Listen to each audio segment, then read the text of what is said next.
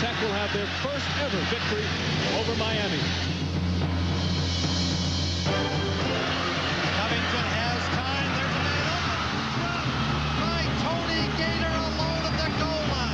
Covington to the end zone. Intercepted. Keon Carpenter. Intercepted. It may be a two-point conversion, all right.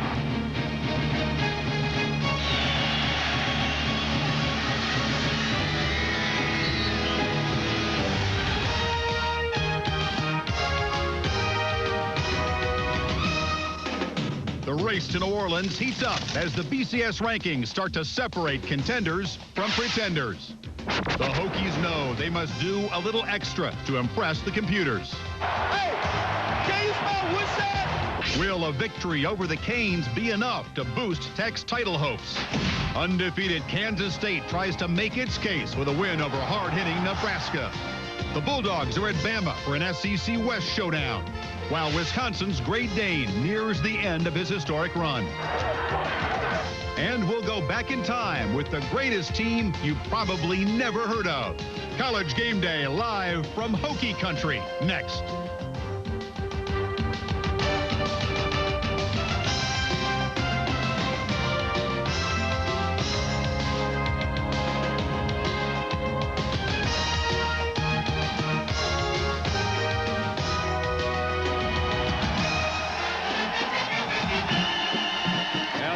Right foot in, right foot out. Welcome to world headquarters for the Hokey Pokey.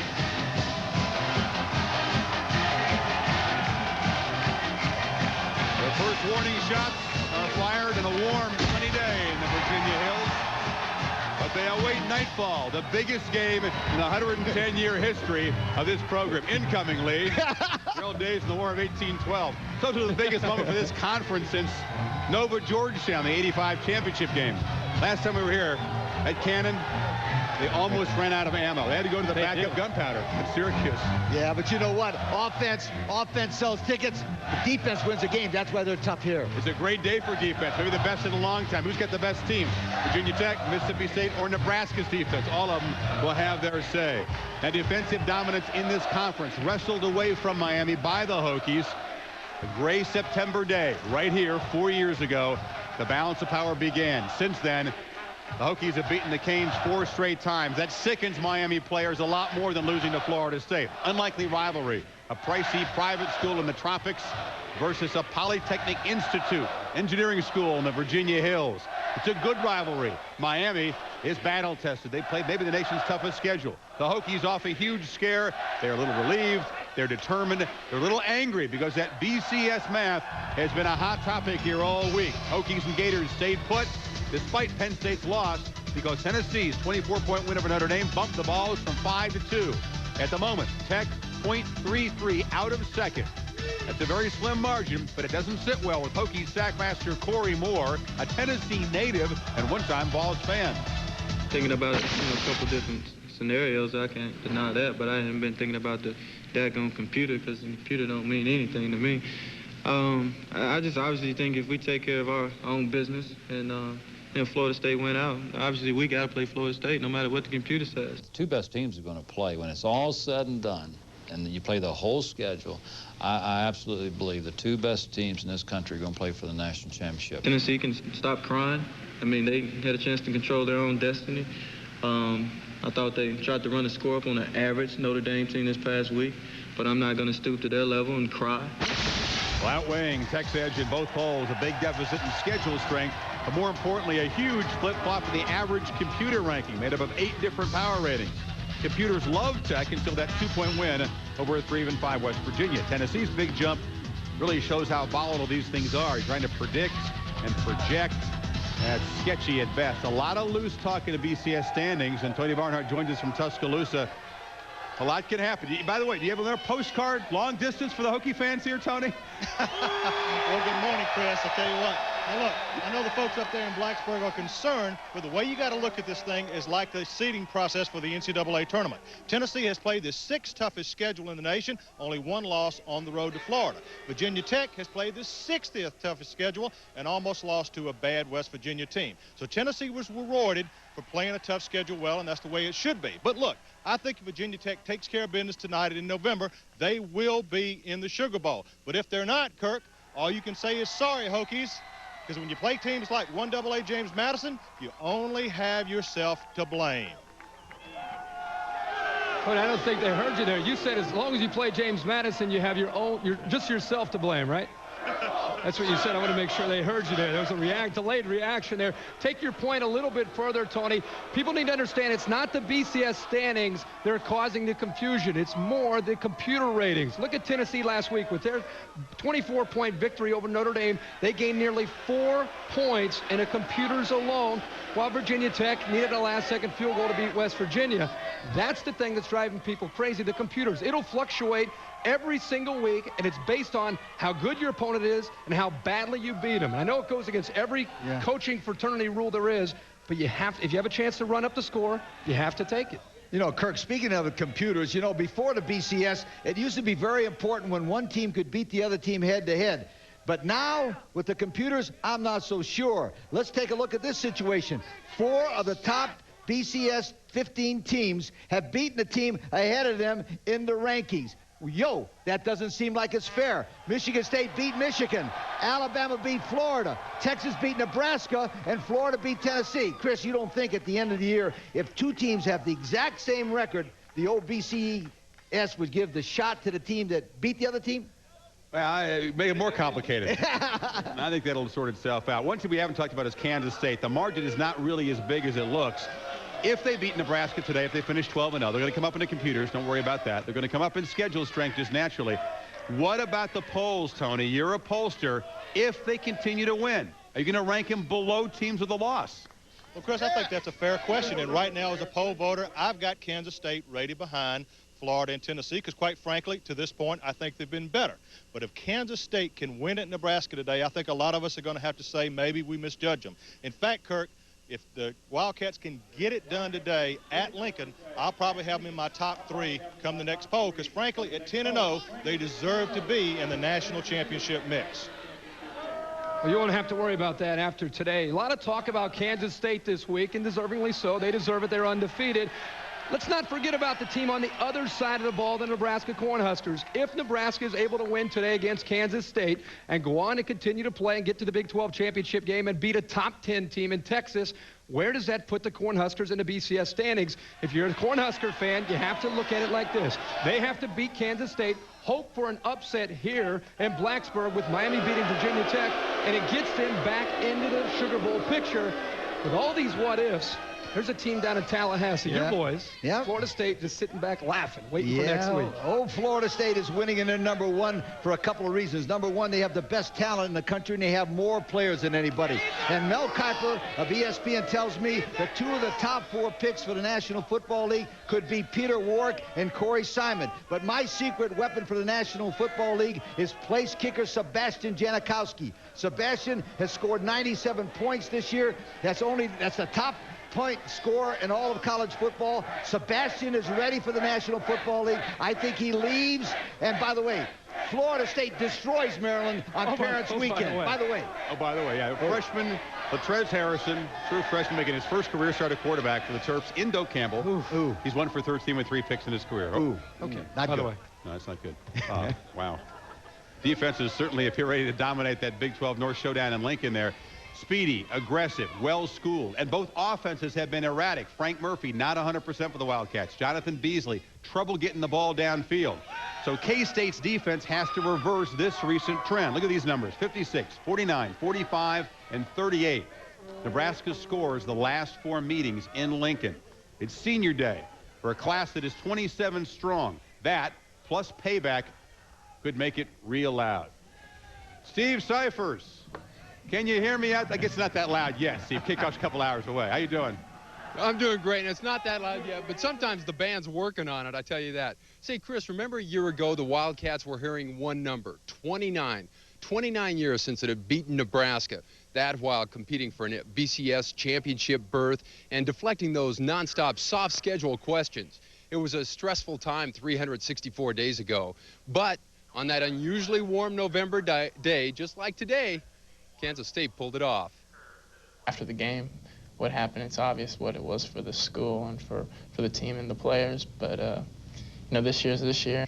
And this year, they're again unbeaten, hoping for a shot at a Sugar Bowl berth, playing a team they haven't beaten in Lincoln since 1968. But this time around, the stress level is down. Insiders say this team is just as focused, but more relaxed than the '98 Cats. I can't tell you that, you know, that we've learned anything that perhaps we didn't know. Maybe some of what we knew at that time didn't sink in as well as perhaps it does at this particular point in time. Last year, you know, I think guys may have got caught off in the polls and things like that. But, you know, this year I think guys are just more focused on Nebraska, you know, and Missouri after that. But, you know, this week, you know, our mind is all on Nebraska. Now, when it comes to the BCS picture, K-State is again outside looking in. But this time there's not much talk about that among the players and coaches, kind of a been there, done that, what's the use in worrying mentality. But, Chris, there is one difference. At the conclusion of last season, Bill Snyder converted. Once opposed to the idea, he now believes there should be a playoff. Well, a lot of coaches change their tune once they think about getting snubbed there.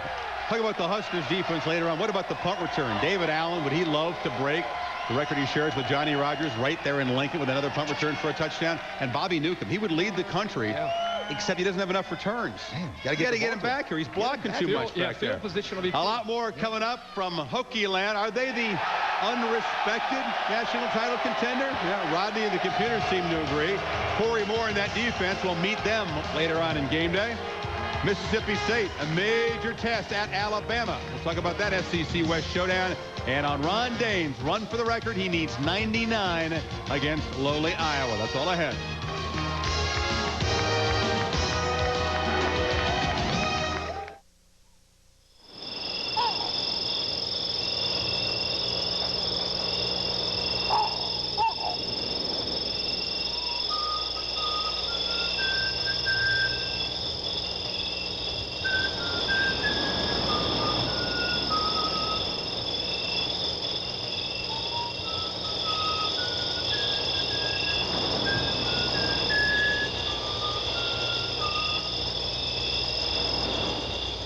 BarnesandNoble.com delivers books and music right to you. But we're always looking for a way to bring people more. You ordered this book yesterday? Yeah. I'm gonna cook every one of these recipes for you. Bam! Right now. Give me the book. You know how to bam? Bam! Come on, chop, chop. Ah, essence. Bam! Bam. Bam! That's some bananas. Bam! Bam! And we're gonna add some onion. Bam! Bam! Bam! Bam! Woo! Bam! Bam! Bam! Bam! BarnesandNoble.com. We bring writers home. Folks, why settle for some teeny-weeny chicken sandwich made by Burger Boys? Take a big old bite of Colonel's new Triple Crunch. Not one, not two, but 3 crunchy white meat strips. Well, you almost need 3 hands to hold it. Try my new Triple Crunch sandwich. Right now, it's just $1.99. $1.99? I could do that. I'm the Colonel. My new Triple Crunch at KFC. It's just one of 5 new sandwiches. Want to win a trip to Super Bowl 34? $1,000 from Visa towards ESPN stuff and free UPS shipping? Enter the ESPN Sunday Night Football Sweepstakes. I'll send everyone I know an ESPN chip clip. Tune in to Sunday's matchup between the Broncos and the Seahawks to find out the halftime score. Then call or log on for your chance to win a trip to the Super Bowl. I haven't won anything since that spelling bee in the 4th grade. I spelled Isthmus. It's the ESPN Sunday Night Football Sweepstakes presented by UPS, the official express delivery sponsor of the NFL and Visa. It's everywhere NFL fans want to be. College Game Day is brought to you by Corona Extra. Change your whole latitude. By BarnesandNoble.com. If we don't have your book, nobody does. And by KFC, home of the new Triple Crunch Sandwich. At KFC, we do chicken right, in the bucket and on a bun. Today, Ron Dane's long run to history is over in what's considered more of a coronation than a football contest. To take away the crown that Ricky Williams has worn for only 50 weeks, Dane needs only 99 yards against the 6th worst rushing defense in America. Iowa. Almost lost in Dane mania, the fact that Wisconsin would like to go back to the Rose Bowl. They'll know at kickoff if Penn State has lost, putting them in the driver's seat for Pasadena. For Dane, it's been just a great week. He had been feeling a lot more pressure than let on, but Tuesday, he was smiling. He brought his daughter Jada to the press conference fresh off her second birthday. The whole family anticipating a happy ending to a career that hasn't always been a fairy tale. As a freshman, Ron Dane exploded into the Big Ten with the impact of a freight train. 1,231 yards in the final 5 games of the season and 246 yards in his first bowl game. The future looked bright. But each season, Dane and the Badgers were manhandled by the Big Ten heavyweights.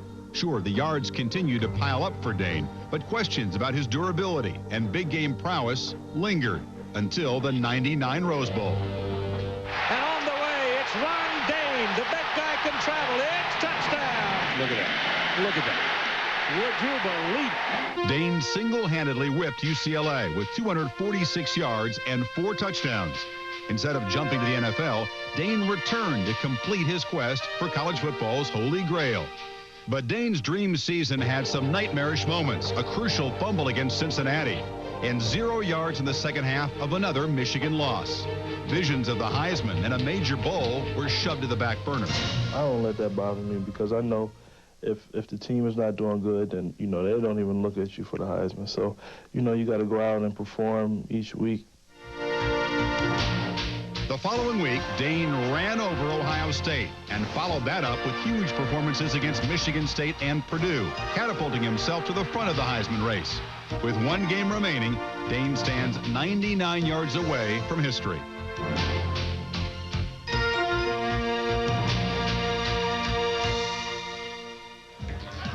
Well, here's the chart. Heisman's already belonged to the others here. Dane will have played 2 fewer games than Williams, but now has 77 more career carries. Average per carry, 5.7 compared to Ricky's 6.2 in the career. Of course, we were talking ironic, after that great freshman year, he considered challenging that NFL draft rule coming out along with Katzenmoyer after just 1 year. And people forget how good a freshman year he had. But I think Ron Dane, this year, he's kind of the Sammy Sosa of the all-time rushing record. Last year with Ricky Williams, all the hoopla surrounding the chase of the record. This year, it's been rather ho-hum for Ron Dane, and probably the way the big fella prefers it with his laid-back style. Thing that I've liked about Dane this year is he has run hard all year, very reminiscent of his freshman years because he's been healthy. He also has performed well in the big games. His team has been 3-1. He's averaged 171 yards against ranked teams with 8 touchdowns. He's gotten it done this year against those good teams. Kirk, one important point, though. After Wisconsin lost to Cincinnati and Michigan, they put Brooks Bollinger in as their quarterback. And with that move, I think Ron Dane won the Heisman. I'll tell you why. Without Brooks in there, the defenses stymied Ron Dane. He only had 1 long run, 34 yards without Brooks. Now, with Brooks in there, as you can see, Brooks can run the football. Dane had 5 runs over 40 yards, including that run against Michigan. Now, here's a PS to it. Since Brooks and Ron have been in the starting backfield, Michigan's won 6 in a row, make it 7 in a row when they beat Iowa. And I think old Ron Dane ought to give old Brooks Bollinger the arm of that Heisman because he's been very important. Well, yeah, but I think you don't give him enough credit. I mean, every running back, like Ricky Williams, should give part of it to Applewhite. It's a team award. The rest record may stand for a while, by the way. Ken Simonton is the underclassman. The best. He needs back-to-back 2,000-yard seasons. No big deal. No problem. That's all he needs. He's going to have that record for a while. We're going to talk about Virginia Tech's defense straight ahead here. The pit boss, John Engelberger and Corey Moore. Good bookends. LeVar Arrington at Penn State. They say they'll bounce back from the heartbreaking loss. I'm the heavyweight champion of the world. I am the heavyweight champion of the world. I am the warrior. Warrior. I am the force to be reckoned with. I am ready. I am ready. I am the champion. Holyfield versus Lewis, Saturday, November 13th, live on Direct Ticket. This is it. Let's do it. The comedy hit you'll want to see again and again is on Direct Ticket. Meet Paul Vitti, a mob boss with a problem. Yeah, I got stressed. You are my shrink. You don't hear the word no very often, do you? I hear it all the time, only it's more like, no, please, no, no. Robert De Niro. In my world, I deal with animals. He's got problems. Well, yeah. Billy Crystal. You know what I do when I'm mad, Paul? I hit a pillow. Feel better? Analyze this. See it on Direct Ticket, only on Direct TV. Tonight on ESPN at 6 Sports Center, at 7 College Game Night, and at 7:30 college football as Miami meets Virginia Tech. On ESPN2, a college football doubleheader as Auburn meets Georgia and Kentucky battles Vanderbilt. And on ESPN Classic at 6 Classics NHL and at 8:30 college basketball classics. Do you have all the ESPN networks? In Happy Valley, kickoff about 40 minutes away on ABC. Off Joe Paterno's first loss on the final play ever. He says forget about his sidetrack quest for a third national title before he hangs it up. He's disappointed for his veterans, but he also believes they will bounce back today against Michigan. They were part of that meltdown 2 years ago, which started with Michigan's last visit to Happy Valley. The margin the last 2 years, 61-8 Wolverines. Total domination up front, and that Michigan offensive line beginning to get healthy. For Penn State, Kirk, we're going to see if that offense can get back to the big plays that just vanished last week against Minnesota. Yeah, only 3 big plays last week offensively. If you look at Penn State's offense throughout this year, they've done a good job of mixing the run with the pass, and it's balanced offenses that have hurt the Wolverine defense this year primarily because of their poor pass defense. Today, they've got to be able to put pressure and put Penn State in obvious passing downs. That means they have to stop the Lions from being able to run the football. Wolverine run defense will have to step up, play well. Expect a lot of 8-man fronts with number 41, Tommy Hendricks, coming up. They'll need the same effort today that they had in the second half against Ron Dane in Wisconsin, where they held him to no yards rushing. On paper, Penn State should win this football game and beat Michigan in their final home game. That's why they play the games in college football. Michigan will upset Penn State today in Happy Valley because the lingering effects and the hangover of last week's disappointing loss to Minnesota. I like Michigan to get it done. A not-so-fast Italian style, my friend.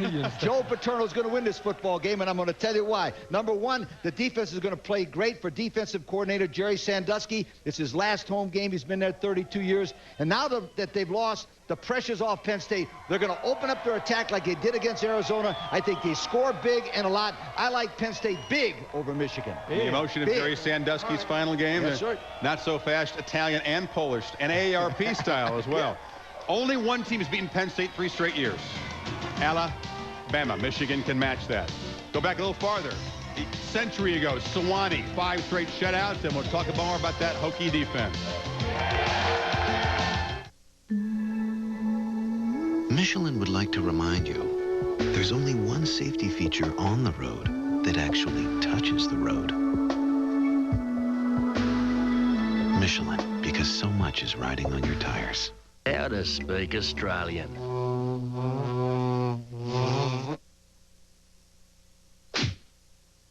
Abstract art. Beer. Foster's, Australian for beer.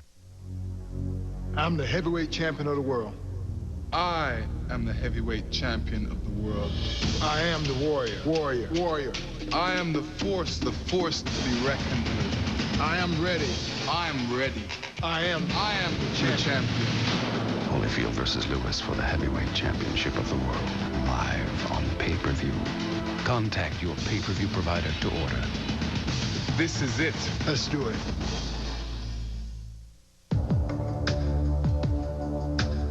Are you an athlete if you only play for bragging rights? What if your team is now your family? Are you an athlete if your toughest competition is yourself? Or if you inherit your uniform? What if you don't play sports at all anymore? Are you an athlete? Always. Russell Athletic for the long run. America Online introduces new version 5.0. The easiest just got easier. Email pictures. All my friends are on AOL. Instant messages. We spent over $1 billion to create the largest high-speed network. They just keep making it better and better. AOL new 5.0. Sign up today. Want to intimidate? Put on your game face. But when you take it off, put on your Remington face with the Remington Microscreen 3 and the power of 3 flexing microscreens to get close, fast. Just try and get closer. Shaves incredibly close or your money back.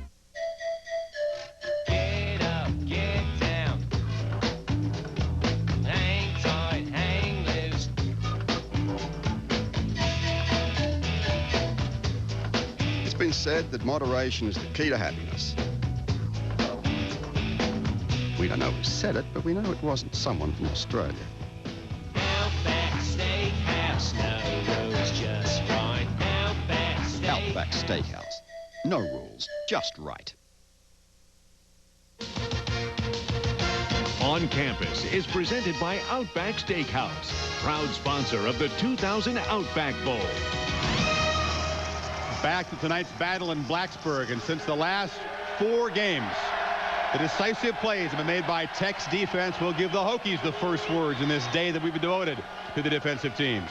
They're a nasty bunch led by lethal bookends, destructive linebackers, and a front 7 featuring 6 seniors, coached by Bud Foster, fueled by the energy of a wild-eyed, motor-mouthed, lightly recruited, undersized, overachieving guy who's closing in the Big East career sack leader. But there's much more than Mr. Moore to this hungry Gobblers defense. Just ask him. Hi, I'm Corey Moore of the Virginia Tech Hokies. I'd like to introduce the rest of my running mates. Corey Bird, Anthony Midget, Ike Charlton, Nick Sorensen, Ben Taylor, Michael Hawks, Jamel Smith, John Engelberger, Chris Cyrus, Carl Bradley, Nathaniel Williams. Moore's bookend, John Engelberger, walked on the team as a 218-pound tight end.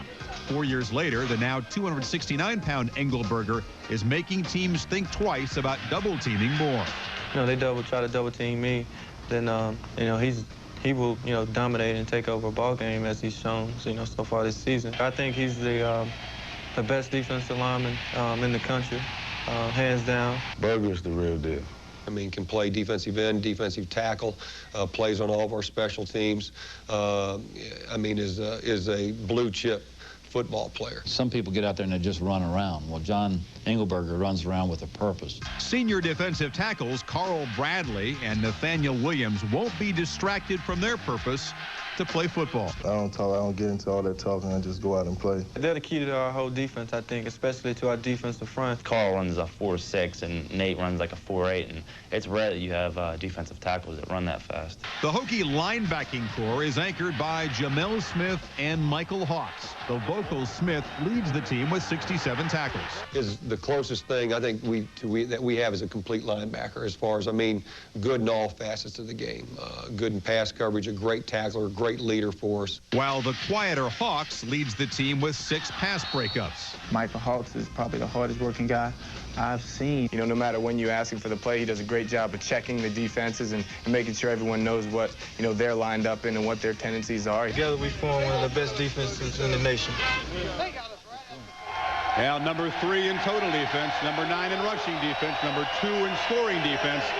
If there's a weakness, number 75 in pass yards allowed. Good point, Chris. You know, I saw in person Virginia Tech's defense against Clemson and Syracuse, and now after watching the tapes, I think Virginia Tech's defense is now playing not to lose, not attacking to win. And if they don't attack these guys from the Hurricanes, they're not going to beat Miami tonight. You got that? Yeah, I'm waiting for them to get that. Forget about it. Well, I think it's a defense that's going to obviously play much better when they come into the Terradome tonight. I think it is a defense built around speed and aggression. The thing that I like is what Bud Foster has done. He's instilled the fundamentals of a sound defense, and his players have as much savvy and instinct as any defense in the country, and when they play here, especially at night, they play at a different level. It could make a difference. You know, Beamer and Foster swear they have not been vanilla, that they have been aggressive. But I know he told his team after practice last night, Beamer said, all the pressure's on Miami. He's trying to spin it, get his team back to playing that. I think you're right, guys. I think it comes down to naked aggression. Who can be tougher, more aggressive tonight? We're going back to Lane Stadium. We're also going to hit the rails in the amazing tale of a team that played 5 big games in 6 days. This incredible journey almost never got started. They had the jerseys and they had the pants, but they forgot the shoes. On Campus is presented by Outback Steakhouse. No rules, just right. Today's Sports Century Classic Moment is brought to you by Burger King. Before their game against top-ranked FSU, number 2 Notre Dame is disrespected. Florida State walks on the field with green baseball hats with a gold FSU and a little shamrock in the back, and I said to my friends, goodbye. You never make Notre Dame mad. Notre Dame wins 31-24. November 13th, 1993. Okay, one more time. Pikachu evolves into Raichu. Charizard has more attack power than Charmeleon. Then I traded Lickitung. Weedle has a poison sting. For Jinx, it finally became a Pokemon Master. Got it? Don't get it?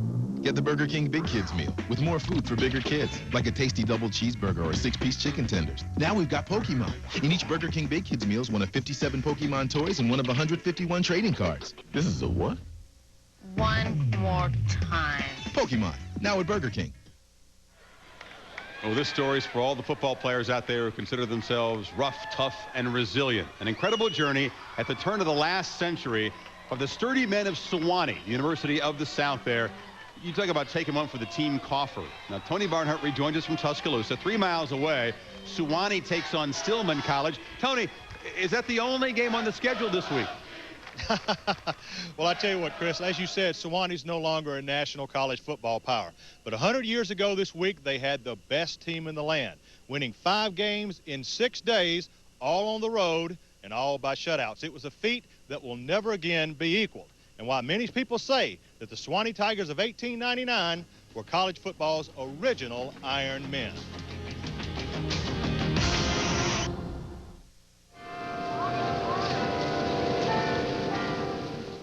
Nestled on a mountaintop and surrounded by 10,000 acres of southeast Tennessee pine, the pastoral Sewanee campus is more than a location on a map. For many, it is a place in the heart. The university itself is designed after Oxford of England, and all the architecture up there, you think you were in an English countryside. It's like something out of Norman Rockwell, I guess, the best I could compare it to. It's just like you would, think it should be. On November 7, 1899, 21 players, a coach, a manager, and a trainer rode the Mountain Goat train down to the valley town of Cowan, where they began the 31-hour trip to Austin. By the time it returned, the Sewanee football team had traveled 2,500 miles and beaten 5 college football powers by a combined score of 91-0. They played their first game against Texas and won that game. Then they traveled on to Houston, where they played Texas A&M. The next day, they played that game and won. Took the train to New Orleans and beat Tulane 23-0. And took a day off, I think, had a little fun in New Orleans. Nothing wrong with that. And then they went to Baton Rouge the next day and beat LSU 34-0. They went to Memphis and played Ole Miss on Monday, and then came home to Sewanee. I think they actually got home Tuesday night. It's incomprehensible to think that you could play 5 games in 6 days, much less win all of them. The entire trip was orchestrated by Luke Lee, the shrewd 20-year-old team manager who would go on to become a United States Senator at the age of 32. Lee was a man truly ahead of his time. Well, apparently the student managers back then were, well, virtually the athletic director. It wasn't just Daddy at Sewanee. It was, I think, pretty all over that they had a say in hiring the coach, in recruiting players, and in making the schedule. He had to be sort of a genius in terms of negotiating. I don't know how anybody could convince 5 big schools to play us in 6 days on a train trip and us get half the receipts to boot. After the final game, a 12-0 win over Ole Miss, Sewanee's Iron Men wearily returned home to a hero's welcome and their place in college football history. The whole mountain showed up, about 400 people, all the students and all the people that lived up there, and greeted them when the train arrived. And they had a big flat car that they put the team on. Instead of using horses to pull the flat car up to the top of the university, the students pulled the whole team up to the quadrangle in the university, and they celebrated for about 2 days. To me, it was the most outstanding accomplishment in football ever. Yeah, talk about your stars of today, but none of them could compete with that. It was a fabulous trip, and it was something that the Iron Man could always be proud of.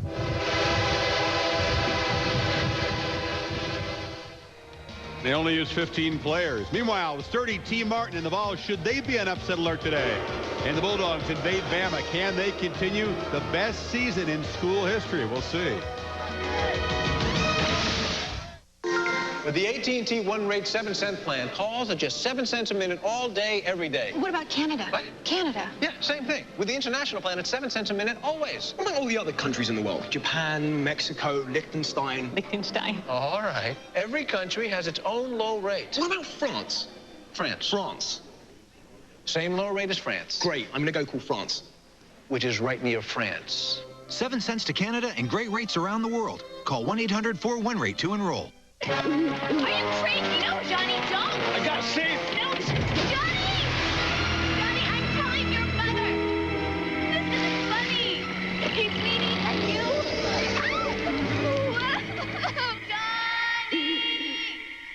Johnny! I got him.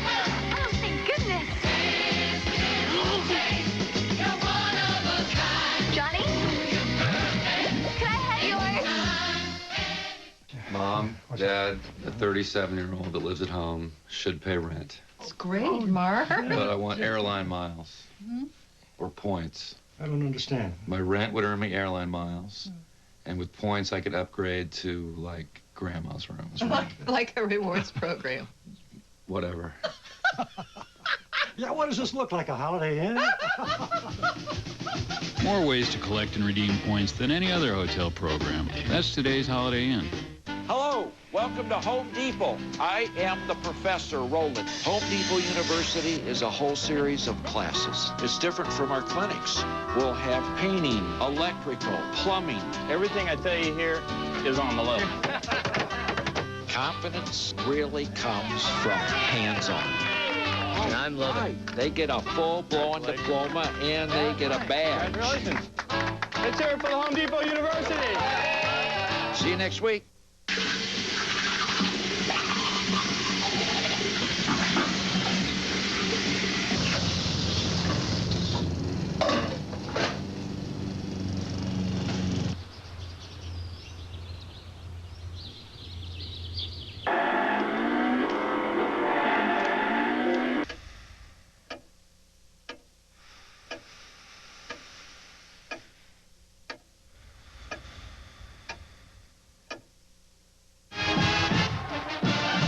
8 hours to kick off, and Blacksburg already off the hook. We do love coming here. Mechanical engineering students putting that degree to creative work right there. Well, today the Cardiac Canines of Mississippi State visit the equally clutch Crimson Tide.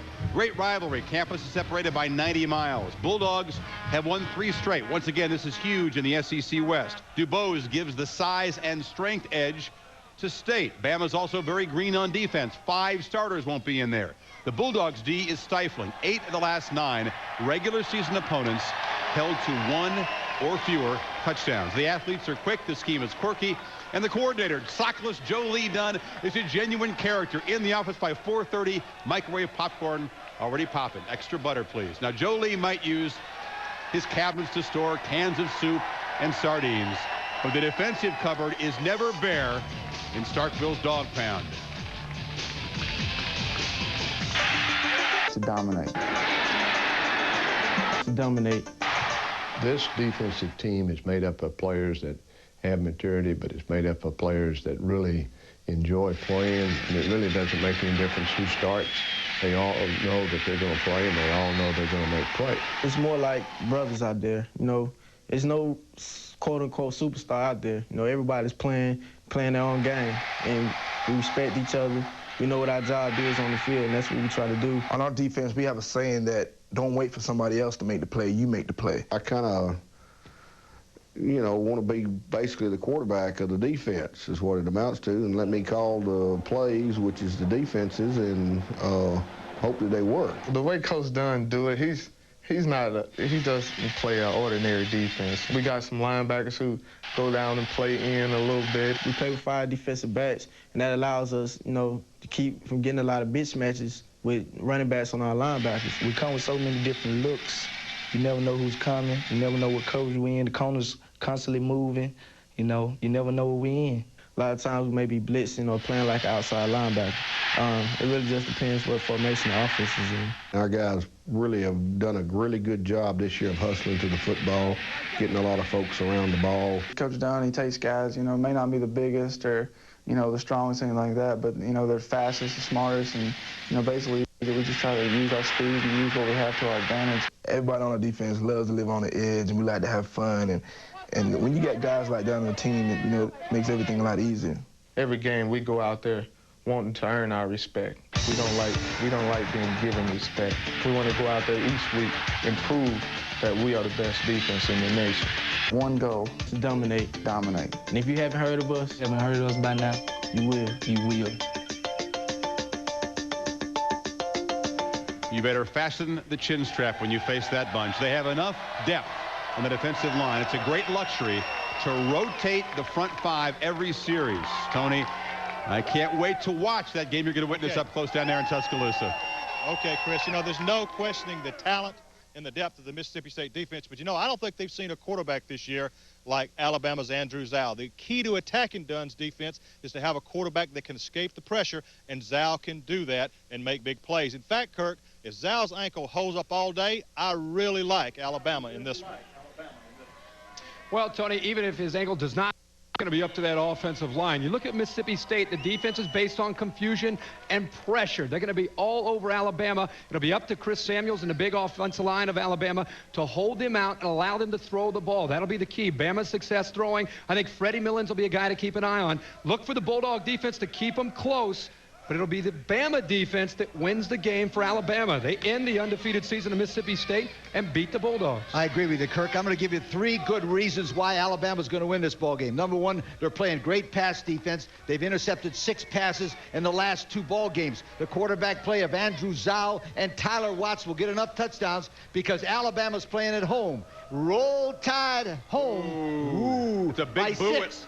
Little Dewey's Barbecue in Starkville, a big boo. You guys might not be invited back for the Egg Bowl. Nothing can be settled in that division today, regardless of who wins that game. Michael Vick, trial by fire last week. He survived his first big test. And back to Nebraska. We'll talk about that defensive war in Lincoln. You know, you can't accept less from life, because then you'll accept less from your work, then you'll accept less from your weekends, and the next thing you know, you'll accept less from your beer. And you just can't accept less from your beer, because then you'll start accepting less from guys who install satellite dishes, and you might lose reception during an important football game. And hey, that's just wrong. Ice brewed so there's never any watered down taste. Ice House. Enjoy.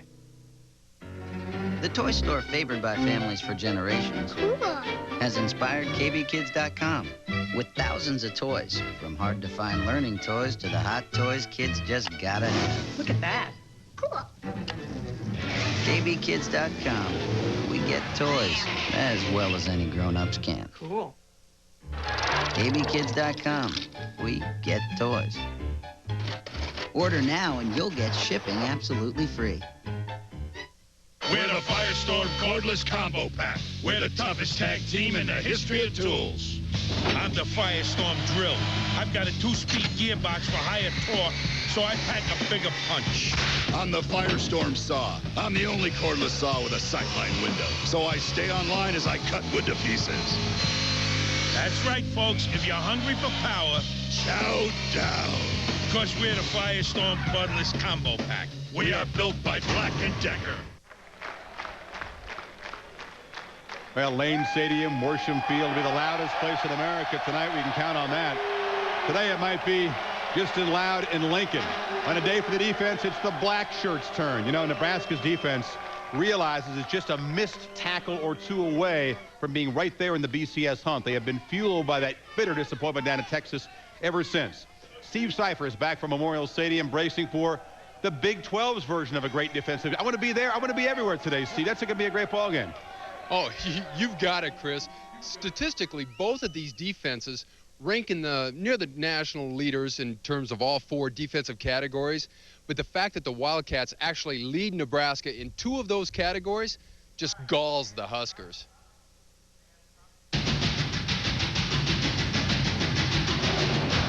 That's something we take personally. I mean, you know, that's a slap in the face to us that a team come in and saying that they're a better defense than us. So this week we're going to go out and prove that we are the best defense in the Big 12 and hopefully the nation. That's what we play for every week, is to say that, you know, we came out there and we conquered and destroyed and said that our defense came and we played today and that we were the best defense on the field. It's been that way from the beginning of the season when Iowa scored its only points, not on the defense, but on a blocked punt. And when Nebraska's offense had trouble scoring early in the year, the defense did not, getting 4 touchdowns and a safety in the first 6 games. 28 times this season, the Blackshirts have given the offense the ball in opponents' territory. The offense was going through some struggles early in the season, and we took it upon ourselves to, really play well so they can get the momentum going and get their timing down. By last week, in a 37-0 pasting of Texas A&M, both sides were in sync, but the defense was breathtaking, holding the Aggies to 2 yards rushing, picking off 4 passes, blocking 2 field goals, getting 8 sacks. Did we play as well as we can? I don't know. That's hard to say. If they didn't play as well as they can, it could mean trouble for K-State, especially on the ground, if Nebraska has its way. The one thing that we'll have to do is to stop the run, because if they're able to run the ball effectively and really run it the way they want to run it, then that kind of opens up the rest of their game. To do that, they'll have to stop a unique trio of tailbacks. Joe Hall. Big, powerful. You have to bring a lot of people to him to bring him down. Frank Murphy. Fast, real fast. It's kind of slasher. David Allen. A water bug, just moving all over the place. Any one of those guys can pretty much function in what they're doing offensively. Nebraska tried to find scout team players who could simulate the different styles this week at practice. But when it comes to Hall, there is no substitute. Unless I get back there and play running back, there's nobody that can get back there and kind of emulate him. He's a big guy. Well, for the record, Warren weighs 302. He's down 20 pounds because of an off-season program, a kickboxing program. Also helped his quickness. He's having his best season by far, Chris. He's one of 27 seniors saying goodbye to Lincoln today. Lee? Steve, against Colorado, Kansas State's defense last week was unbelievable. You're not going to believe this. Colorado had 53 plays, and on 51 plays, they averaged 1.5 per play. That's my yo of the week. That is sensational. 2 keys to State's defense: penetration and pursuit. Now, Kansas State's defense is ranked number 2 in the nation on total defense. Their reckless abandon is what helps them. They've helped force 14 turnovers in the last 4 games. My upset special of the week: Kansas State by a field goal over your Nebraska team. You and I have been waiting for this game all year, almost as bad as we're waiting for the game next week in Gainesville. Kansas State, second in the nation in scoring offense, although they're coming off their worst offensive output of the entire year last week against Colorado. Now it's going to be tough for them to get back on track against the best defense they're going to face all year in Nebraska. Nebraska's playing much better this year because they're stronger up the middle, thanks to Steve Warren, 6'2", 305 pounds, 3 sacks last week. Now has 7 on the year and 11 tackles for a loss. Extremely quick for his size. Very simple. If Kansas State can't run the football, they're done. Nebraska will be dominating today with defense, forcing 3 and outs, creating turnovers, getting their offense the short field to work with. Nebraska stays in the Sugar Bowl hunt with a big win over Kansas State in Lincoln. Big. This one's personal between you two guys. Me and him. I tell you what, 3rd down, both offenses are going to struggle. You see anything longer than 3rd and 3, you're going to see a lot of punts. Coming up, the drive, the scramble, the field goal. The folks in these parts will never forget the emotional rescue of Tech's title host. Next.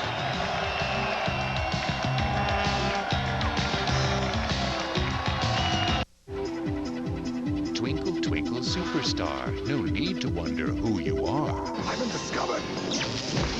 Sorry about that. So sorry.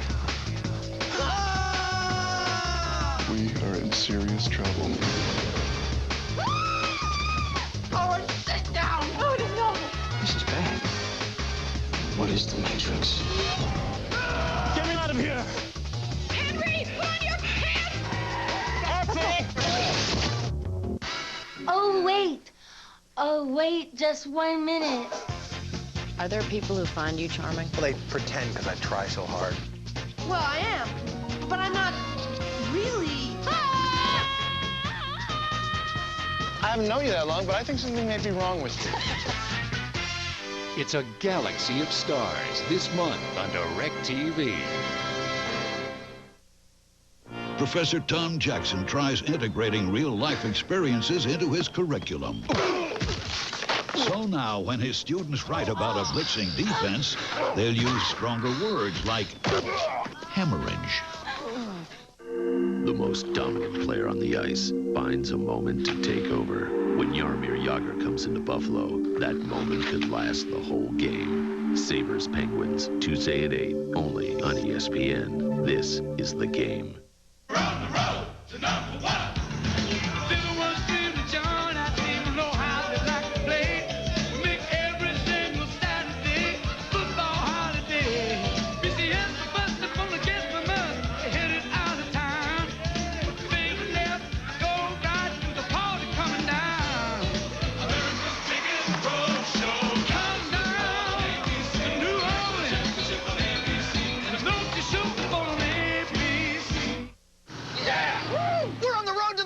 Sugar Bowl! And nothing's gonna stop us! Look out! Now what? There's an easier way to the national championship. Nokia's Road to #1 sweepstakes. Just buy any Nokia model phone in a specially marked box and you can win trips to the Nokia Sugar Bowl or thousands of other great prizes. Looks like you finally found yourself a date for the game. Nokia. Connecting people. College football season goes by so quick. Often it's just a play or two, a blink of an eye that scripts a team's legacy. For Virginia Tech, it came after a near self-destruction at West Virginia. They hadn't trailed in 8 games. Suddenly, they're down. Minute 15 to go on their 15-yard line with no timeouts. And if not for Mike Vick and a monster kick, the Hokies would have thrown away an unexpected gift that arrived just before kickoff in Morgantown. And the kick is up. And the kick is good, and Penn State is absolutely devastated. When we heard Penn State had lost, it was just like, you know, we have to win. We have to win. We have to get to that #2 spot. Now the power I formation on first down. There's the handoff to Stith, and he sprints into the end zone. Touchdown, Tech. Feeling great. The way that game was going. You know, we thought we was home free, and then Chiron has it. Gets belted hard. Loose football. West Virginia has it. A guy hit me. His helmet hit the ball straight up in the air. And right there, I just saw my life go just go gone. I was like, oh, man, I'm about to get killed. It was like, nah, this can't be happening. This can't be happening. We just had to stay focused because, you know, we had another chance on defense to go out there to try and stop him. He looks, he fires, has Ivy. He's in for the end zone. Touchdown! Touchdown, Corey Ivy! West Virginia's taken a 20-19 lead with 1 minute and 15 seconds to play. I was feeling sick. I was so scared. I was like, nah, we can't go out like this. It just don't work too hard.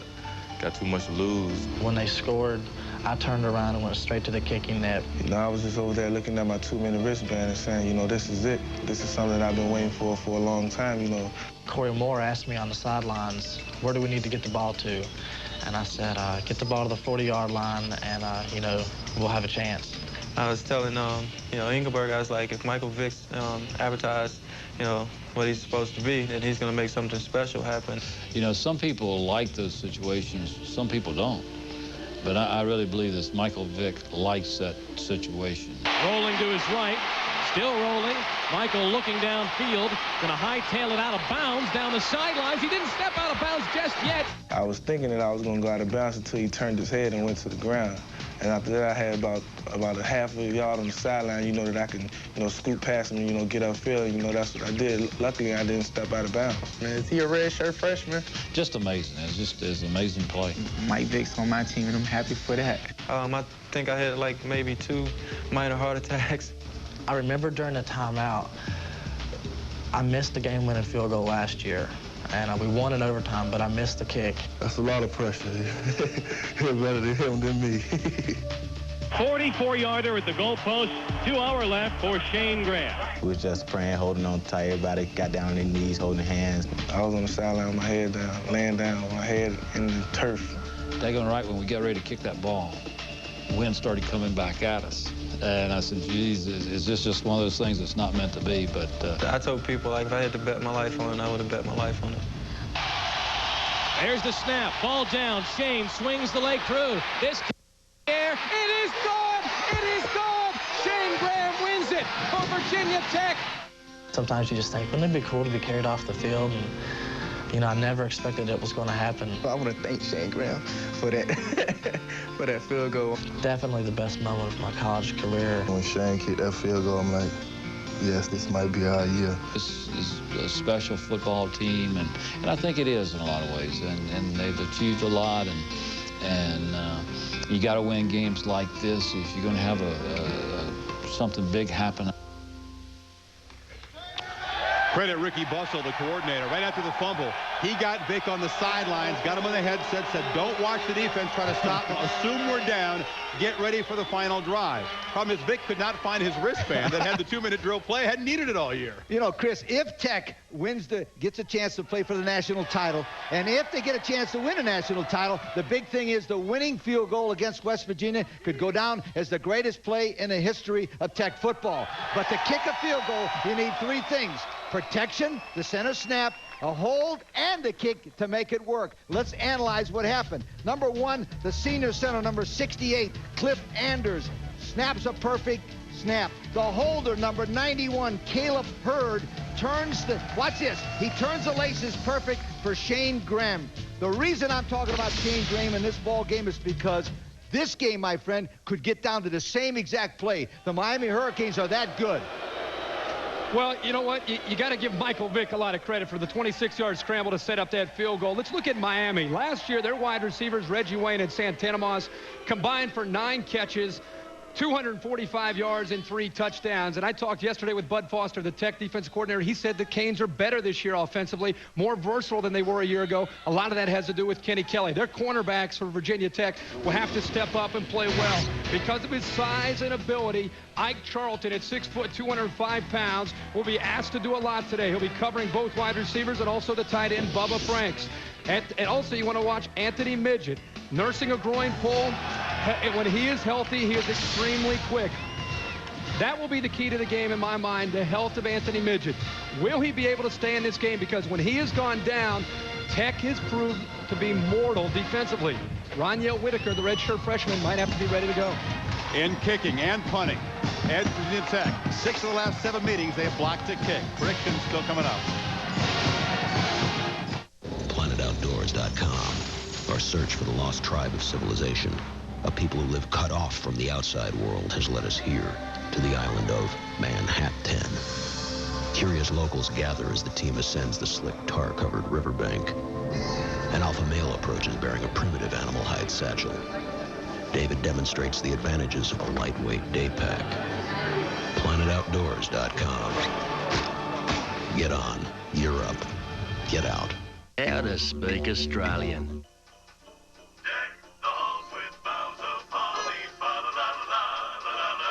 Mistletoe.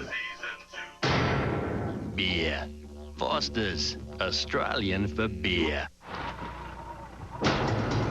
Select road. Validating tires. With BF Goodrich tires, it's any road you choose. BF Goodrich tires. Take control. Used to be, if I want something done right, I called me. It worked. Until I tried to quit smoking. I needed more than me. I got Nicorette. Nicorette helped me 2 ways. I used it on a regular schedule to help prevent my cravings. And for unexpected cravings, I was ready with an extra piece. I used to be a slave to cigarettes. Nicorette helped me hang on, helped me win. Now that I'm nicotine-free, I gotta tell you, it feels good to win. Commit to quit for the Great American Smokeout on November 18th. You can do it. Nicorette can help. The Wolfpack Summer Herb takes on Tasha Pointer of Rutgers.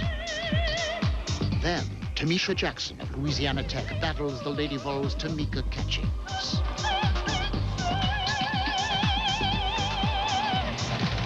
NC State Rutgers at 1 on ESPN2. Louisiana Tech, Tennessee at 3:30 on ESPN. The State Farm Tip-Off Classic, tomorrow.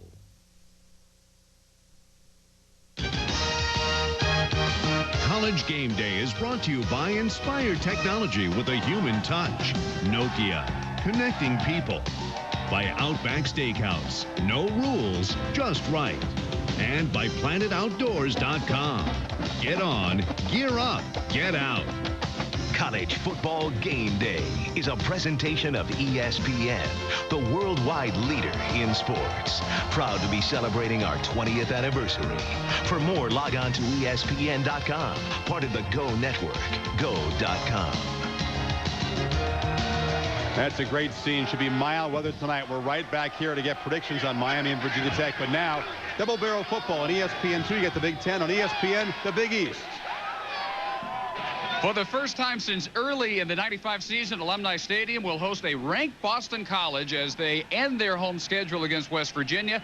Tom O'Brien wrapping up his third season here, having performed one of college football's best reclamation projects over that period of time.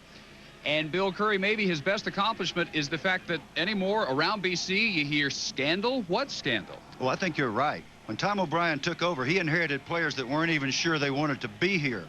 Tim Hasselbeck remembers tears among the freshmen more than once. But for those that stayed and persevered, they've restored the dignity to a proud program, and they got a shot at a bowl game. And that's terrific. But that's not the most important thing. The most important thing is they've learned football's most valuable lesson, which is never give in.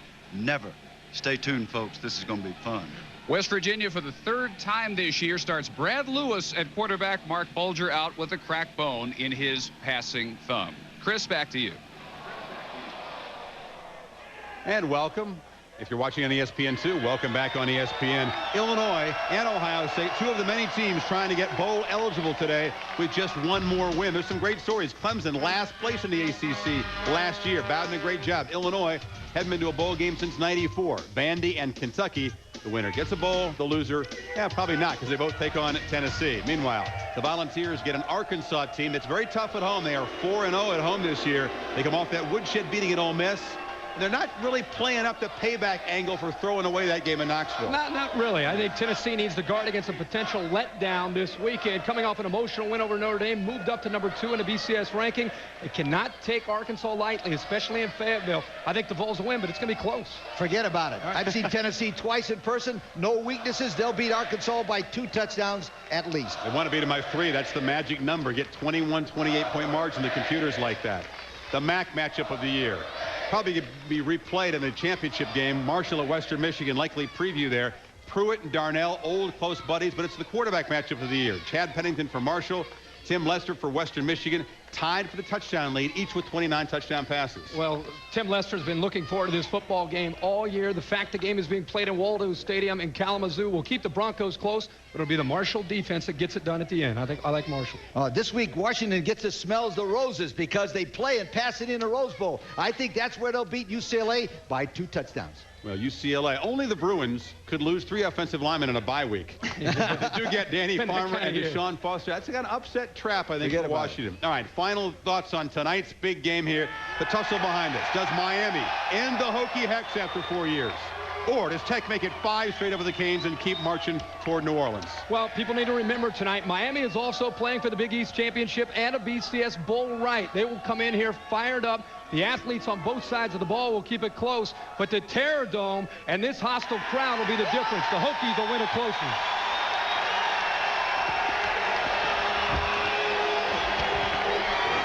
Look out.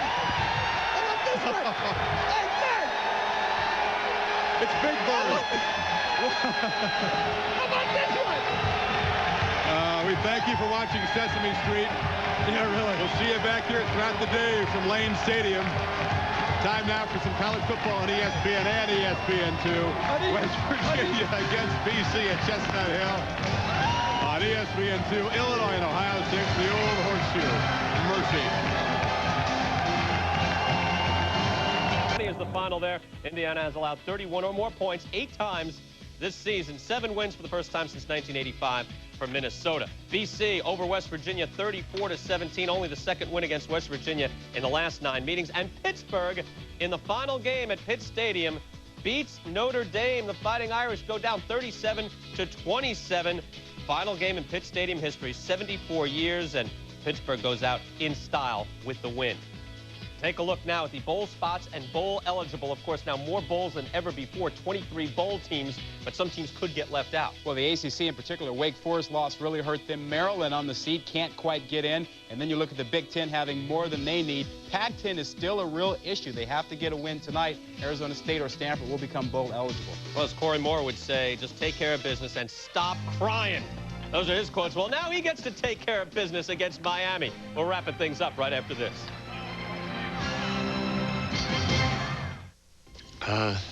So, sir, I think that I could be a real asset to your company.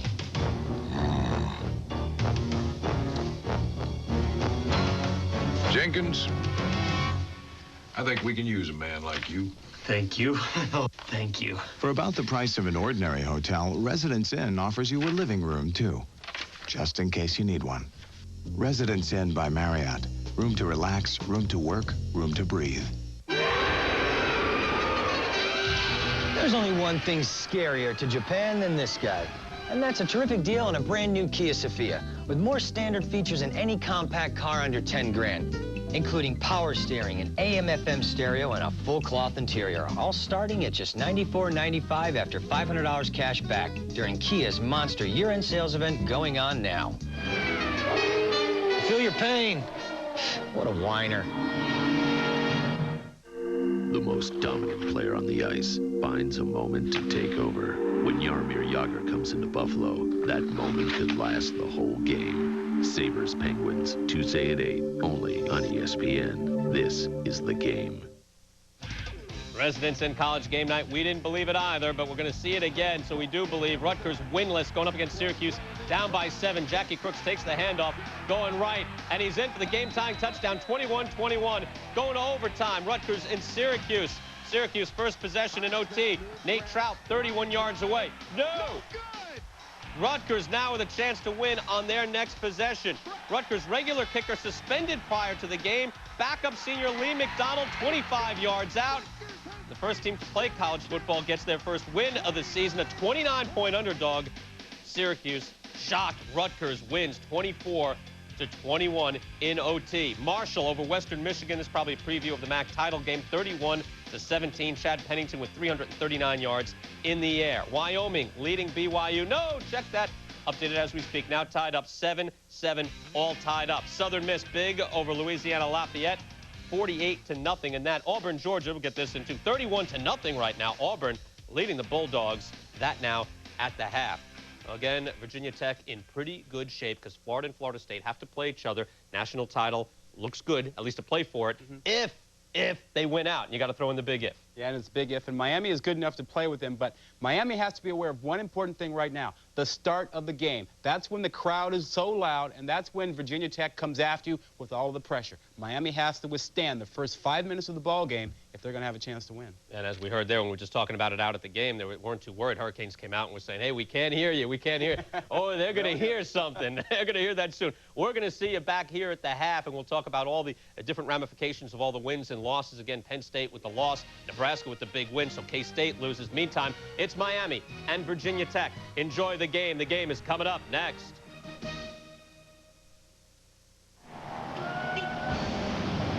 Blacksburg, Virginia. Tonight, the biggest football game this tiny town in the Valley has ever seen.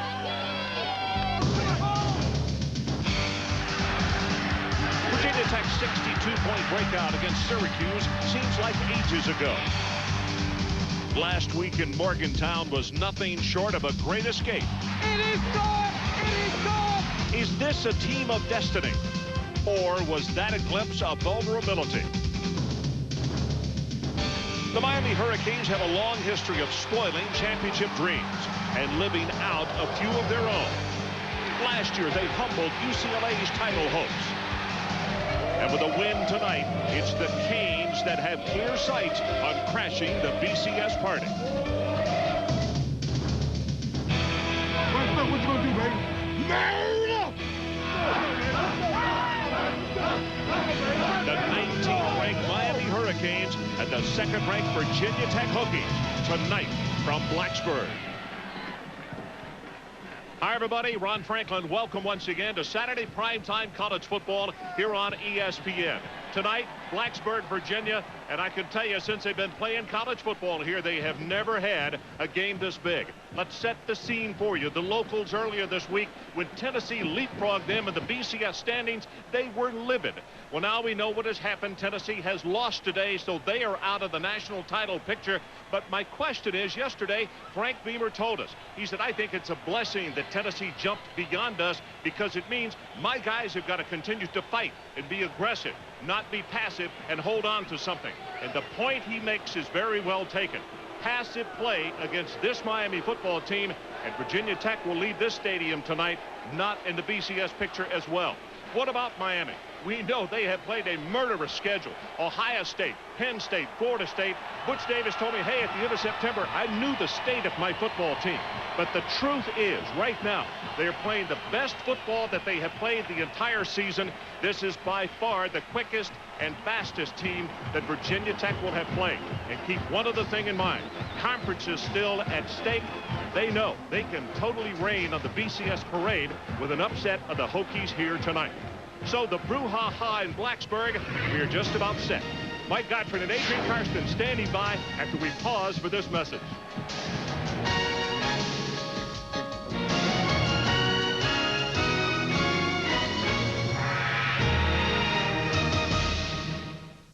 You know how you're supposed to eat Pizza Hut stuffed crust pizza? Bill doesn't get it. Backwards, Bill. The other way.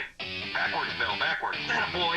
Now bite it. Billy. Bite it, Billy. Jill's not afraid to eat her stuffed crust backwards. Everybody knows how to eat stuffed crust pizza backwards. With a ring of cheese baked right into the crust, it's the most fun you can have with a pizza. A large one topping is $9.99. Jill's made of tougher stuff than Bill. Take a bite, Billy. Backwards, Bill. Keep your chin up, Bill. Stuffed crust, another one of the best pizzas under one roof.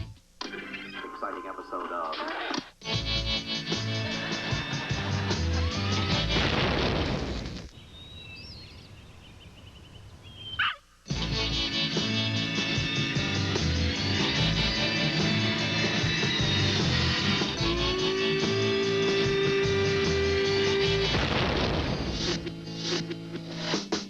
Welcome to the age of Vega. Sony Vega, part of the Sony home entertainment universe. ESPN's presentation of primetime college football is brought to you by Pizza Hut, home of the stuffed crust pizza, another one of the best pizzas under one roof. Lane Stadium packed to capacity. That was a live shot you were watching coming out of the tunnel as the Hokies, #2 ranked, play host to the Hurricanes of Miami. And Mike Gottfried, the young man who has been the miracle worker for Virginia Tech, is this fellow right here, #7, Michael Vick. They redshirted him last year so he could travel and see all the kind of situations as far as the road that he would encounter. And Mike, I tell you, he really has been a miracle worker. He has not been deterred. He has not been bothered by any situation, particularly last week. 255 yards passing against West Virginia, set the field goal up that won the game. But I think, Ron, the key player for Virginia Tech is Chiron Stith, the tailback, because Miami's defense is so fast sideline to sideline. They need an inside punch, and they need to get it early. To me, the most important person on the field for Miami, Kenny Kelly, has to play consistently for them to win this football game. And he'll get a lot of chances to look at a lot of defenses from Bud Foster, and he can't afford to take the hit in his back and fumble the football. He needs to know when it's coverage, and he needs to know when the blitz is coming. And the mismatch that he has outside, Santana Moss, wide receiver. Virginia Tech does not want to get isolated on Santana Moss. They have to double him to be effective. Well, Butch Davis's club won the toss. They have deferred, so that means that Virginia Tech and Michael Vick will be on the field first. You see his numbers in 5 seasons as the head coach. And here is the quiet leader here in Blacksburg. I think a well-kept secret, but this guy just keeps getting it done, and they win a lot of football games every year. Frank Beamer, 13th season, and has some awfully good numbers and one of the best reputations of anybody around as far as being a special teams coach. The weather tonight, it is absolutely marvelous. That thing says comfortable. I'll tell you, it's supposed to drop into the 40s tonight. The wind is not a bother, and it is a situation where We don't have to worry about wind. We don't have to worry about rain. It is up to the players, and that's how it will be decided. Let's check on the sideline while we have a second with Adrian Karsten. Ron, thank you very much. You can feel the electricity down here tonight. All the fans realize that throughout the season, the Hokies have really hung their hat on this anonymous us against the world attitude. That is up until this week. As the Michael Vicks and Corey Moores of this team began to get more face time on television, get more press, there was always one man, John Engelberger, who maintained his silent but violent attitude and approach in preparation for Miami. He continued to shun the media. Well, now, Ron, he is concerned that maybe this team has had too much attention. The point is, Engelberger has always controlled the mentality of this team. He knows it, his teammates know it, and the coaches know it. His actions tonight, Ron, will speak louder than any words possibly could, and the way he plays will have a big impact on the outcome of this game. Well said, Adrian, because as much attention as Moore gets, the most complete defensive player that Virginia Tech has is he himself. Well, we look at the numbers right here, and it's number 38, Chiron Stith, one of the deep men back. Crossland will kick it off. Ron, special teams is so big in this ball game because Miami's good in special teams too, but somebody's going to get an edge in field position, and the early start is important in this ball game. Yeah, I couldn't agree with you more. Whoever comes out of the box. Very high, very long out of the back of the end zone. So they'll take it at the 20, and it gives us an opportunity to look at the Dell computer starting lineups for Virginia Tech. Michael Vick, can he work another miracle tonight? Stith, who Mike thinks is the most important player here tonight. Ferguson is the fullback. The receivers, the big play guy is Andre Davis. And up front with the offensive line, they are now healthy. The last time we were in here, Keith Short was hobbled. DeMassey was starting for him, but everything back intact, and that has been a very solid group for Virginia Tech all year long.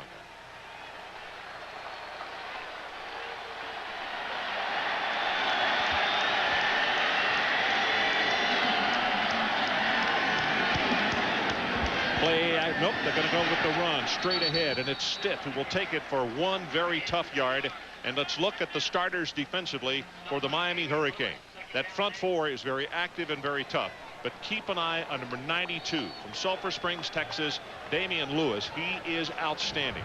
The linebackers, they're the heart and soul of this Miami defensive team. Morgan, Webster, Campbell, they will put a hat on you, and very quickly. And then the secondary, Rump and Myers, excellent corners. Rump, a little bit of a chance taker, and he's going to have to be careful tonight. Here comes the blitz right up the middle. They pick it up nicely. Now Vick under pressure, and he does what he does best. That's run out of problems, out of bounds. Lewis is the man who was in hot pursuit, number 92, the guy we were just talking about. And Ron, you have to anchor down number 92 quick. You got to establish an inside game to really anchor him down. Now, the other thing I see here early is Al Blades, the safety, number 7, dropping down from the safety position to help against Michael Vick in the run. Webster also coming with pressure. So now it's 3rd down and 5. You see Vick averaging 5 yards per rush this year. Pressure from the outside. Vick steps up, and he's going to be sacked, and that's going to be grounding. The worst thing that he could have done. They're going to call his knee down, Ron. Michael Burrow, number 93, with a good hit. So a good defensive series by Miami. Butch Davis down the sideline quickly, and he wanted grounding called on that play. Of course, that is a loss of down. Kibble to punt it away, and he's excellent. Santana Moss is the deep man for Miami. This is a very, very high kick. Moss runs away from it. Now it takes a big Miami bounce and is going to be touched down at around the 35-yard line. 41 yards in the punt, nothing on the return. Kelly will start. He will have a true freshman, Clinton Portis, at tailback tonight. Fulcher, the fullback. The receivers, Moss and Wayne, big play guys, and Bubba Franks, gigantic tight end, and they love to throw to him. Up front with the offensive line, Mercier is the best. Ty Wise playing extremely well this year. The crowd to their feet, trying to get this defense going after him on the very first serve.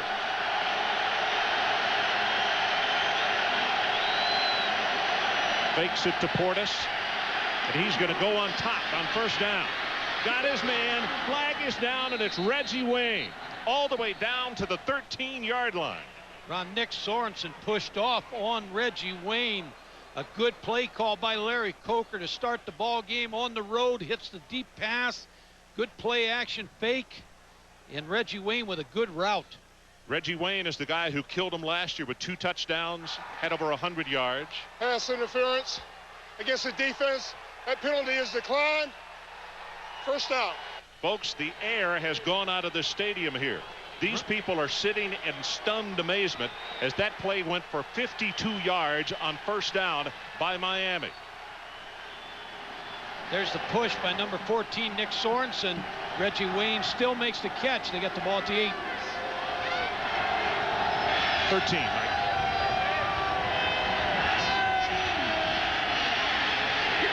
Straight ahead with the run. Hawks makes the tackle on Portis, and now let's quickly check the Tech defense. We did not have an opportunity with that 52-yard pass. Engelberger and Moore, these are the guys that really do an outstanding job against run and pass. The linebackers active group, particularly Michael Hawks, and in the secondary, well, it's a group that's going to be tested tonight, as you've already seen. Charlton and Midget. Midget has been hampered by a groin. We may see him some at safety tonight. Second and 8. They try to run the sweep, and Portis, the freshman, going to be tackled at the 10-yard line. Anthony Midget took his feet out from under him, and now it's a third down situation. And Ron, Kenny Kelly with a nice throw on first down. He's thrown 14 touchdown passes, but he's also ran 2 into the end zone. So he just needs to make good judgments down here against pressure defense by Virginia Tech. That's big Greg LaFair, number 79. You see him as they break the huddle. Kelly confronted with a third down. The line to make is the 3. Virginia Tech shows blitz. Pressure on the outside. Got a man open in the end zone, and he just overthrew Andre King. Oh, buddy, he wish he had that one all over again. And Ron, he didn't have to throw as quick because they did a good job, his offensive unit, of protecting him. Kenny Kelly's going to pressure, is going to come off the corner, and there's the good block, so he had a little bit more time to try to get Andre King. Crossland to attempt the field goal of 27 yards from the near hash mark. 9 to 15 on the year, his longest 47. And he's got it. 28 yards, they will say officially, and will take a timeout. 11:44 left in his opening quarter, and it is Miami who strikes first. 3-0. The Hurricanes go on top. We'll be right back. Which Sports Center do you watch? Mornings, evenings, late nights? Only on ESPN. 3 years ago, my IT guys told me there'd be 2 kinds of businesses. Those with a vision to master the internet, and those without. And we didn't want to be the second kind. Then Dell came to see us. They showed us how to use the internet for direct relationships with our customers, suppliers, everyone who's a part of our business. With Dell's support, there's no limit to where I can take this company. We always knew we needed the internet. We just didn't know how badly. Be direct. Dell. Dell servers use Intel Pentium 3 processors.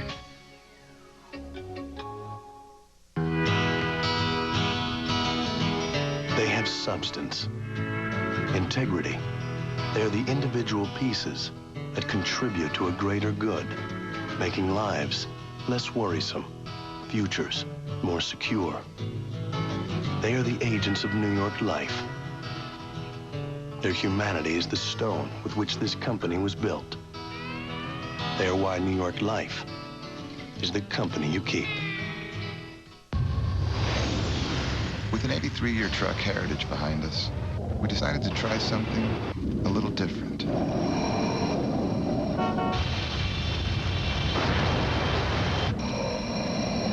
Hey! You left your wallet on the trunk! Introducing the 215 horsepower Rally Sport-inspired Isuzu V-Cross. Theoretically, still a truck.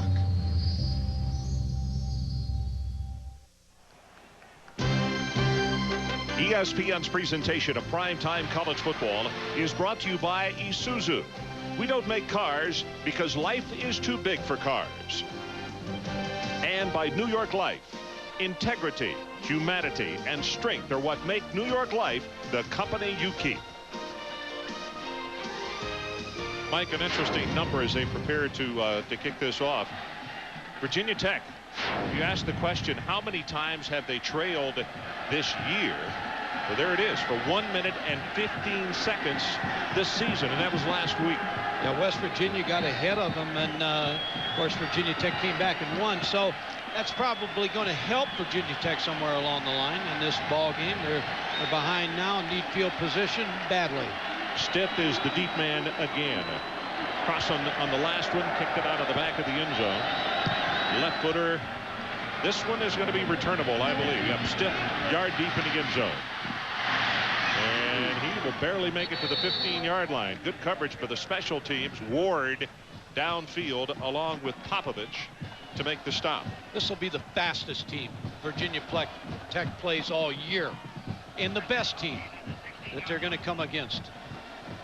Mike, if on the sideline during that timeout, if you're Ricky Battle, what were you saying to the redshirt freshman quarterback to calm him down? Yeah, just settle down. The passes are there. He's trying to move a little too quick, trying to run, not letting his pattern develop. It's Johnson who just moved inside. They throw back to Johnson. Screen 25 rather, out close to the 30-yard line, and that'll be the initial first down. 13 yards. Morgan on the stop. Ron, the other thing Ricky Bussell needs to do, he needs to slow down the speed of Miami, because How do you do that? Yeah. You do just like you did there, a little screen outside, a little draw inside, a little trap inside. Try to make them overreact to some of the things that you're doing. Davis and Johnson at the top of the screen.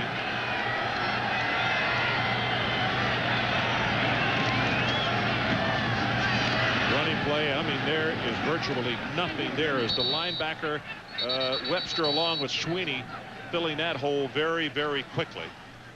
Mike, the other question in this ball game, can Miami do something that other clubs have not been able to do, and that is just rush the down four and cover with 7? Without a doubt, Ron. 92, Damian Lewis is as good a defensive lineman. They've had a lot of great ones when you talk about Jerome Brown and Cortez Kennedy and Russell Maryland.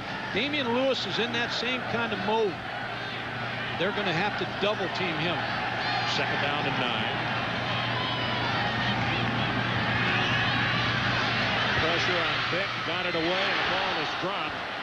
Boy, Virginia Tech was fortunate they didn't have a holding call on that one, because Damian Lewis was having his jersey taken off.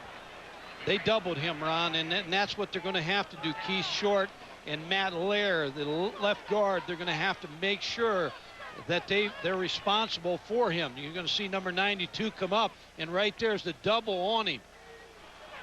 Michael Vick waited till the last second. Good pressure by William Joseph.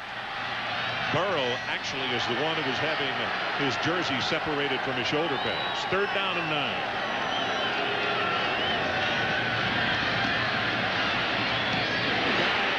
Right over the middle to Hall.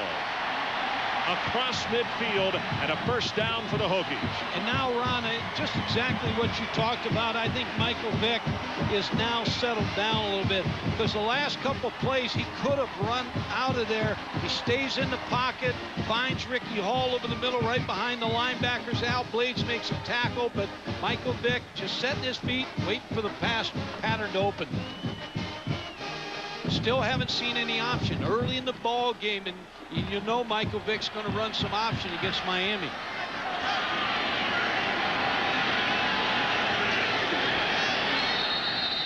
Like, they only got 10 guys in the field, don't they? Miami. Virginia Tech called the timeout. They only have 10. They only right. had 10. They should have stayed with the play. They should have stayed with the play. So we'll take a break. 9:53 remaining opening quarter. It's the Hurricanes on top.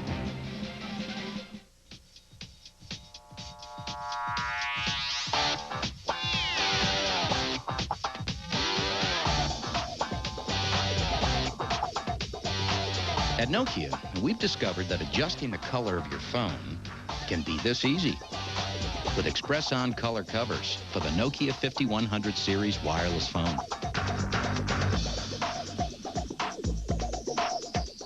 Nokia. connecting people. We're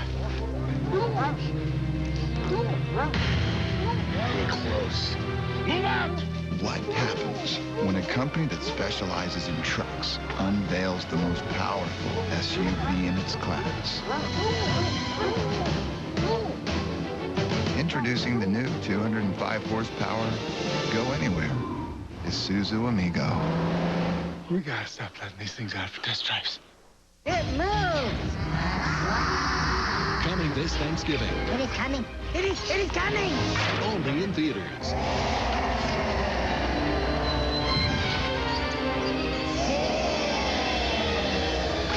Tom Hanks. I'm officially freaked out now. Tim Allen. To infinity and beyond. Toy Story 2. Ride like the wind, bullseye! Rated G. Starts Wednesday, November 24th at a theater near you. Alabama-Auburn, the Iron Bowl. This is as big as it gets in college football. Alabama-Auburn at 7:30 next Saturday on ESPN. We are back, just under 10 minutes to play in his opening quarter. It is Miami 3-0 off the strength of a 28-yard field goal by Crosby. And right now, for the first time, Virginia Tech across midfield into Miami territory. Here comes the blitz from the outside. Vick is going to run it up into the pocket, and he picks up big yardage. In fact, it is enough for the first down, a gain of 11, and that's where he kills you. As a defensive coordinator, you say, I've got it just exactly where I want it, and then all of a sudden he breaks for 11, as there is a flag also thrown deep downfield.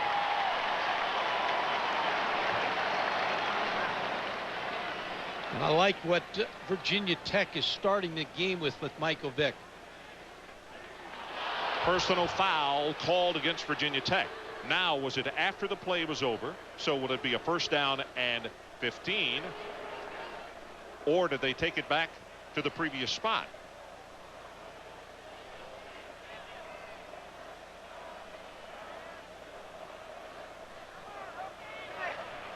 After the first down was obtained, we have a dead ball, personal foul against the offense, 15 yards from the end of the play, 1st and 10. Ron, what I said I liked is the fact that Michael Vick is in the shotgun. You see now it opened up, and he just gets a nice draw play there where he gets a fake to Stith and then works up inside. But I like what Ricky Bussel's doing, putting him in the shotgun to get him a look at the rush. Early in the game, they were putting pressure on him. Now they got him in the shotgun. 4 wide receivers for Virginia Tech. Here comes the blitz off the corner. They fake the run, and they throw it back to the near side to Parham. And he will have a short gain as they try to confuse this Miami defense a bit, and it didn't go for much. And Virginia Tech bench wanted a piling on. Fitzgerald over here making the tackle. Gain of 1. It will be 2nd down and 9. And if you have just joined us, 3-0 Miami took the opening drive, and on the strength of a 52-yard pass to Reggie Wayne, then they could not push it into the end zone, and they kicked the field goal.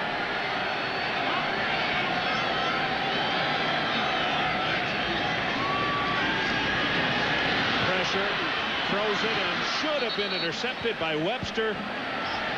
And now that was a very freshman play by Vick. He has a habit of jumping when pressure is on him, and when he jumped, he got the boom lord on him by Lewis. Ron, he ran into a stunt here, a twist in the defensive line. Damian Lewis is going to come to the outside. He leaves his protection again too early. A freshman mistake and gets hit by Lewis. Ball should have been intercepted by Nate Webster. It's right in his hands. He intercepted 2 last week. So it's 3rd down. The line to make is the 41 of Miami. Vick got away with 1 there. Bussell will talk with him about that. Blitz comes, they pick it up, and he throws the ball well away from the receiver Carter. And it's going to be a 4th down situation. And right now in the chess match, just slightly, Miami is ahead as far as outguessing and confusing the offense of Virginia Tech. And they're getting pressure on Michael Vick with just a 3- and 4-man rush. That's not good for Virginia Tech. Jimmy Kibble, he was not pleased with his first punt, but good heavens, it was high. not returnable. It did not take his kind of bounce. Another great high coverage kick. The spiral will not turn over. And it's going to come out of bounds a little bit short. And let's see where they spot it. He is walking now across the 20 to the 23, still walking. And he will say at the 25-yard line is where Miami will take it over. So only a 25-yard punt. We'll be right back.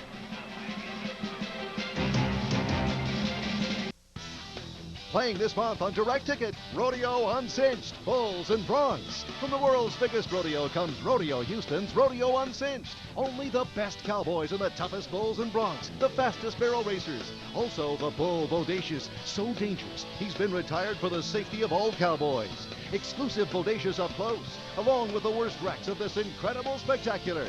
Rodeo Uncinched, Bulls and Broncs. Playing this month on Direct Ticket, only on Direct TV. This month on Stars.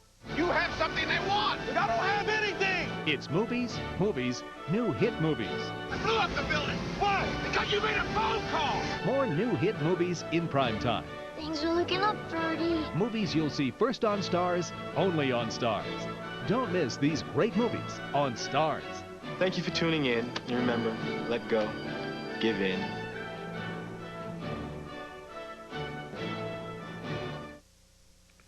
Grandma, I quit my job. What? Done. What about that rent you promised, Mark? Internet. Yeah? The idea is giant, and I can work out of the house. This house? Yeah. Oh, I need a few things. Data ports, meeting rooms, 24-hour business services, and catering. What does this look like, a Holiday Inn? Find out why more business travelers choose us over anyone else. Today's Holiday Inn. 3-0, Miami leads it. Mike, what keys do we look for tonight? Well, playing against Virginia Tech's defense, number one, you got to get big plays, and they got one to Reggie Wayne early in the ballgame. Make yards on first down. Don't get behind the sticks, especially on this defense, because they can put 8 on the line of scrimmage. Minimize lost yardage plays, because that brings the crowd into the ballgame. No turnovers. Miami had 5 turnovers against Virginia Tech last year. Do not lay the ball on the ground. And you got a shot to control this defense. Good look at Reggie Wayne. He's the one who had the 52-yard reception earlier. He got single coverage against Sorensen on that one. Portis. Not much there against this very tough run defense. Moore, the first man to get to him. And let's check in with Adrian Karsten. Adrian? The heart and soul of the Virginia Tech defense. John Engelberger, who I talked about before the kickoff, got kicked in the ankle. Very serious, not serious, but painful injury in the first defensive series. He came out of the game. They took his shoe off, retaped his ankle. He had some ice on it. Quickly, he got his shoe back on. Remember what I said about him controlling the mentality of this game, even though he's not in there now.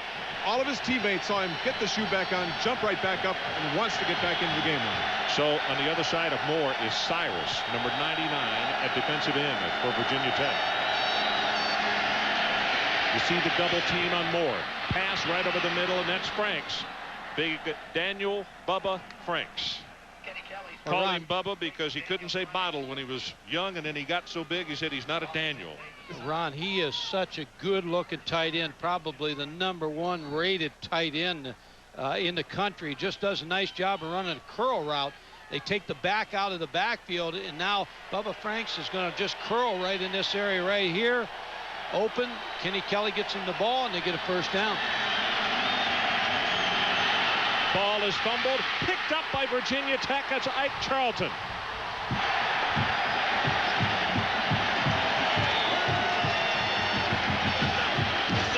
Just what you said they couldn't allow to happen. Ron, 5 turnovers last year, and they got beaten in the football game, and that's a concern.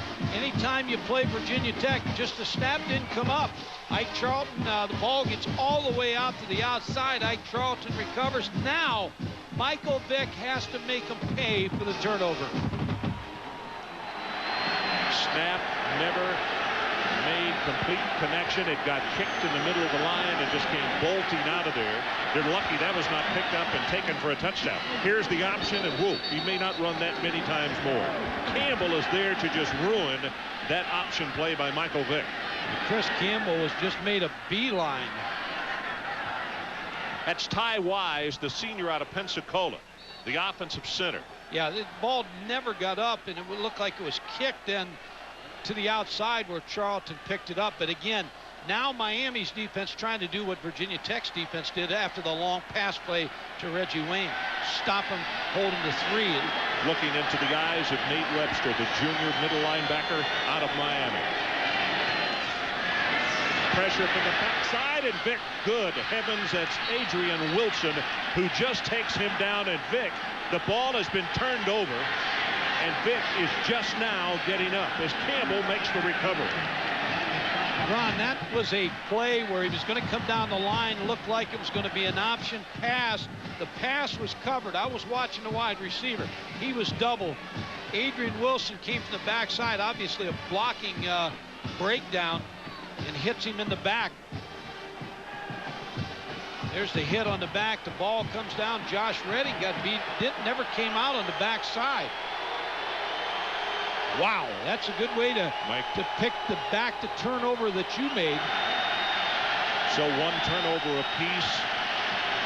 Quick drop, got the pass out in the flat, and that's Moss. And of course, what they like to do with Santana is to get him the ball quickly and then have you overcommit, and all of a sudden a 2-yard pass goes for 20 or 30 or a touchdown. Ron, if Peter Warwick wasn't playing at Florida State, he'd be the #1 receiver in college football in Florida. Santana Moss came to Miami on a track scholarship. He's got some wheels. He can fly. We are about to go under 6 minutes left in this opening quarter, and Miami so far has showed dominance defensively to cause the Hokies a lot of problems. Kelly with an audible.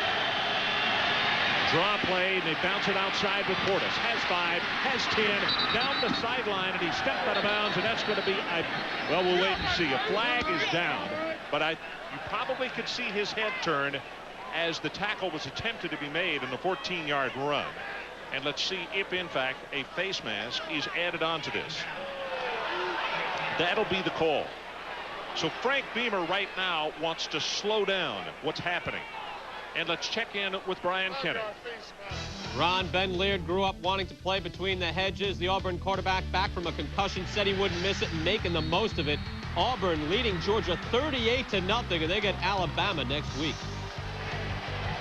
Well, it was good, Mike. We got the Iron Bowl next week. That thing is shaping up as some kind of good ball game. And Auburn, with a win, could get to a bowl game. And if they win tonight, it looks like they're going to. And then next week, they're in a bowl game. McPartland, number 35, comes in at fullback. It's Franks in motion. Throws the screen, and there's McPartland. Gets the block at the 15, at the 10, and he will go down at around the 6-yard line. Jamal Smith saved the touchdown, and boy, did they catch Virginia Tech at exactly the right call. Ron, that was set up perfect. Again, give Larry Coker, the offensive coordinator, credit. Richard Mercier and Ty Wise, both linemen, when they got out in space, did a nice job blocking. Watch number 62 and 64 right here. Now it's something to be out there, but block somebody. Look at them. Both get good blocks and get McPartland down the field. Tell you, if the ball doesn't get a hand on his foot, he is in the end zone for the touchdown. 1st and goal, Miami. Portis right up the middle. There is nothing. Going to be gang tackle. Michael Hawks is the first man to get to him. It'll be 2nd and goal. Virginia Tech looks to me like they're playing with the weight of the world on their shoulders. They're playing tight. They haven't been able to loosen up in this ball game. Miami's put the pressure on them from the first time they had the football, and not playing like the Virginia Tech we've seen play before, cutting it loose. Engelberger back in the ball game for Virginia Tech, lining up at that right defensive end spot. Moss in motion. Kelly throws it right over the middle. Touchdown, Miami. And he got number 84, Andre King, for the 6-pointer.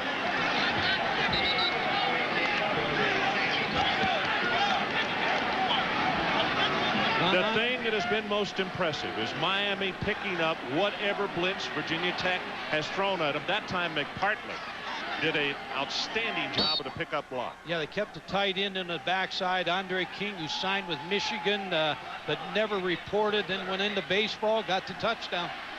Crossland to attempt the extra point. 4:35 remaining, opening quarter, and a shocker going on here at Blacksburg, but not to Butch Davis and his staff. A lot of football left to play, but they are in front of the #2 team in the nation by a count of 10-0. And Corey Moore and company know that they are in for a heavyweight tussle tonight. Ron, on this route, what happens is Santana Moss clears out, and King will come inside right behind him, and you can see the blocking, and there's nobody going to get to the quarterback, Kenny Kelly. He hits King, perfectly thrown touchdown pass, but you're right, no pressure. Nick Sorensen, he's got all day to throw this football, and he just waits for King to come open. Kenny Kelly, talked about it in the open. He had to have a big ball game. He's off to a good start. And that's one of the things that Frank Beamer said yesterday. He said, Ron, he's hot and cold, but when he's hot, they are as good a football team as we have seen, and maybe as good a team as there is around. Yeah, you could tell talking to the coaches at Virginia Tech yesterday, they knew the speed that Miami has in the wide receivers. They know, they respect Kelly. They said he's been a little hot and cold, but when he's hot, now he can deliver. The question on this drive right here, and we'll find out a lot about #7 for Virginia Tech, because following that 5-play 49-yard touchdown drive, after Vick got treated the way he did on that last series, does he speed up things a little bit? As this kick goes 5 yards deep in the end zone, do you have to calm him down even more? I think you do again. Well, coming up tomorrow, Week 10 of ESPN Sunday Night Football at 8:15 Eastern, the Denver Broncos head to Seattle. Then on ABC's Monday Night Football, Curtis Martin leads the Jets against Drew Bledsoe and the Patriots at an AFC East battle. ESPN and ABC, your exclusive home for prime time NFL football.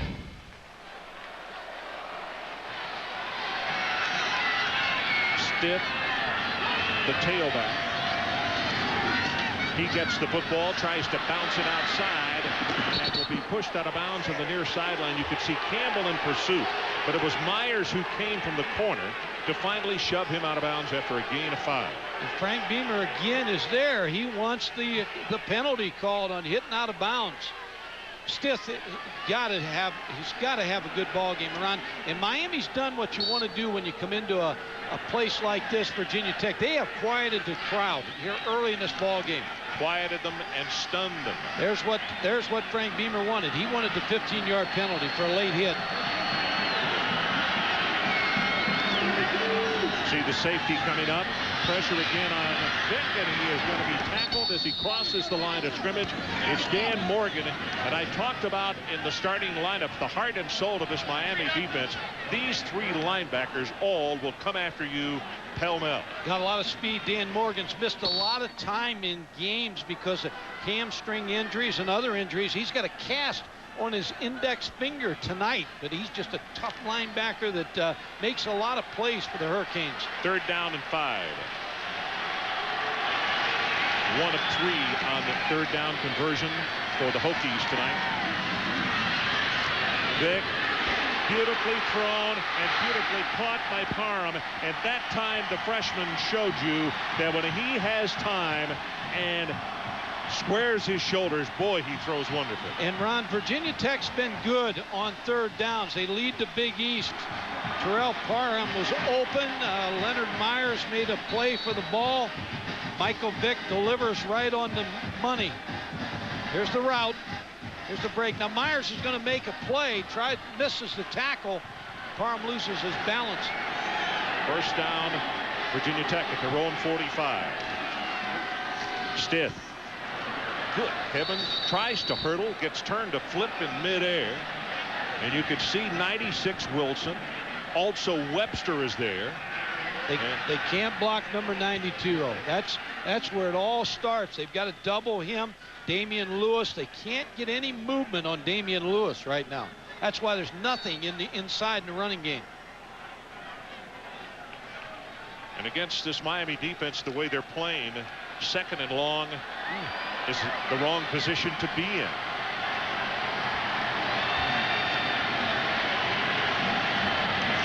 Safety creeping up, short drop, and they get it out in the flat and incomplete. Contact on the play as Rump came up and made the hit. Mike Rump had the pass play thrown against him at Penn State, but after the game he said, I either can stick my head in the sand or learn from it. And he has been an outstanding corner all year. Here he is against Andre Davis, and I believe he arrived there a little too soon, but no call. Third down. They need to take it to the Miami 45-yard line. Here comes the blitz right up the middle. Vick is being sacked and the ball is loose, but they say that he is down, or they call it incomplete pass. That was Popovich. He was caught by the ankle and then also hit high. Hey, Ron, they've got Michael Vick confused a little bit. They come with some linebackers here. They get pressure up inside, and you can see how they're getting to the quarterback. Number 20, late Edward Reed in on the play. Line drive kick. This one is returnable. Moss from the 23 and is hit out of bounds at the 30. Adrian Carson, let's go to the sideline and hear from you. Sup, I just heard from Andre Davis, who came out of the huddle 2 plays earlier in their rotation receivers run. Quote, Mike's getting rattled. He's getting rattled in the huddle. This goes to Coach Beamer and the men who are standing around him. Mike, you just said it perfectly. They're getting to him, and I think that's led to some confusion in the huddle, and obviously that leads to confusion with his receivers. He's getting beat. Adrian, what's happening is their offensive line's getting ripped up inside. You can see the pressure there. It's very difficult to throw when you got all those people in your face.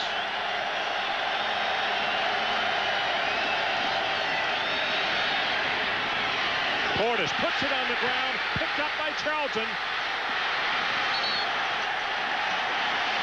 Kelly has to make the tackle.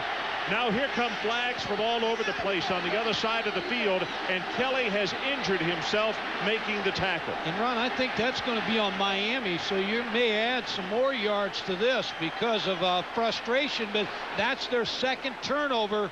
Clinton Portis, the freshman from Gainesville, Florida.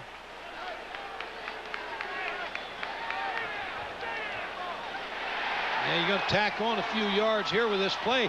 And most important is right there, Kenny Kelly's down.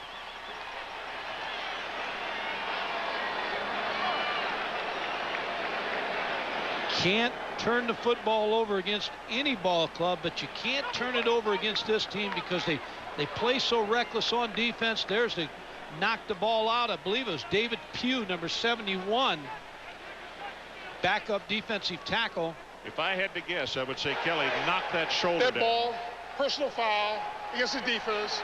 The penalty is assessed half the distance to the goal, first down.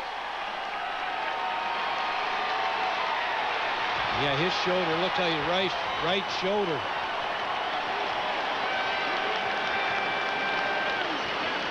Kelly is up and walking off under his own power. But it did not look like he had any contact to the head. But if it's his right shoulder, he's done for the night. It looks like he's okay, Ron. Like his neck, or 2 turnovers for Miami.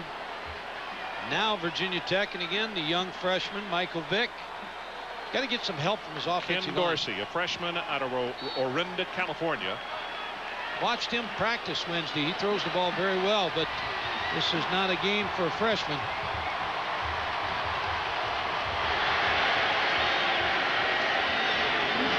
The option. Kendrick. Out of bounds at the 1. No signal given, and they're going to say he was out of bounds just before he got to the pylon as Morgan made the tackle. Ron, that's the way you run a speed option. You get the ball out. Michael Vick knew he had to kick it out, and then Cullen Hawkins, number 42. Watch this play. You tell him to get on a rail. Now watch his block, and Kendricks is going to foul that block and get right to the pylon. Edward Reed again with a nice hit. A nice block by Hawkins. First and goal, Virginia Tech trying to get back in this one. They're down 10-0. Stopped at the 1. Campbell is down at the bottom of the stack as Stith unable to get it into the end zone. And Kelly on the sideline. Looks as though, Mike, they're sending him to the locker room. Well, he got a bad spot there. I thought that ball was down to the 1-yard line. You're right, Kelly's going in.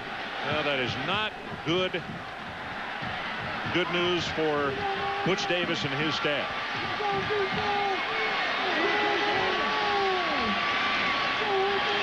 Stith, nothing. Okay, Ron. Chiron Stith's only 5'8", 209. The pros like him. Redshirt junior. Some of the pro scouts who were in here, they weren't looking at him on film because he's only a junior, but they talked about how hard he runs the ball up inside for his size. You can see him. Watch this push and watch him just go airborne. Well, what a good hit from Miami. Campbell. Morgan, Webster, Campbell, the linebacker. Burrow. So it is 3rd down. You can see how close they are inside the 1-yard line.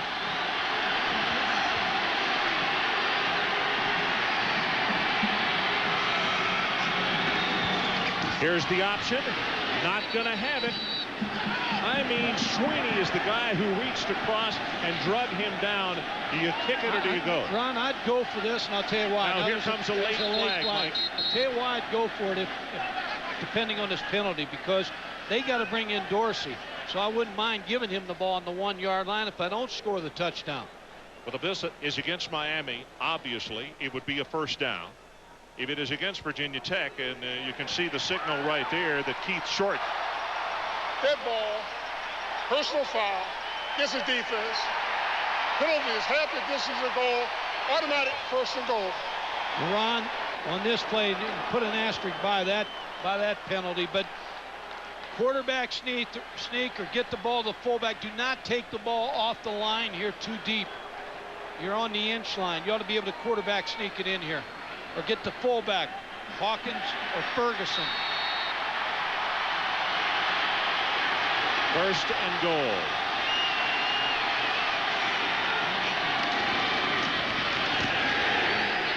Touchdown, Virginia Tech. Stith. And now they are going after it. Here comes another flag. Another flag.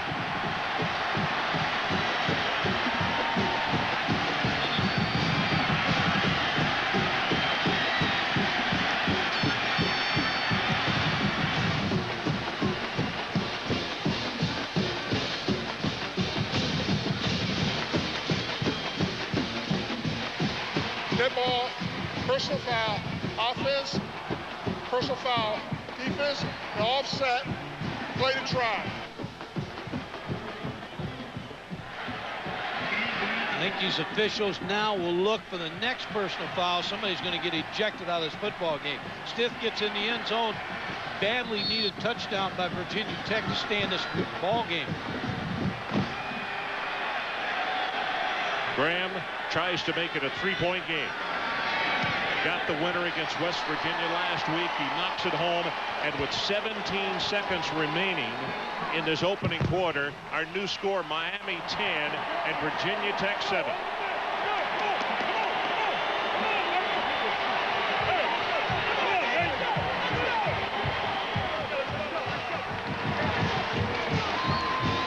Turnovers will kill you. Well, what happens here that as you look at the scoring drive, 5 plays, 12 yards, a minute 52, what kills you? Not only the second turnover, but you lose your starting quarterback.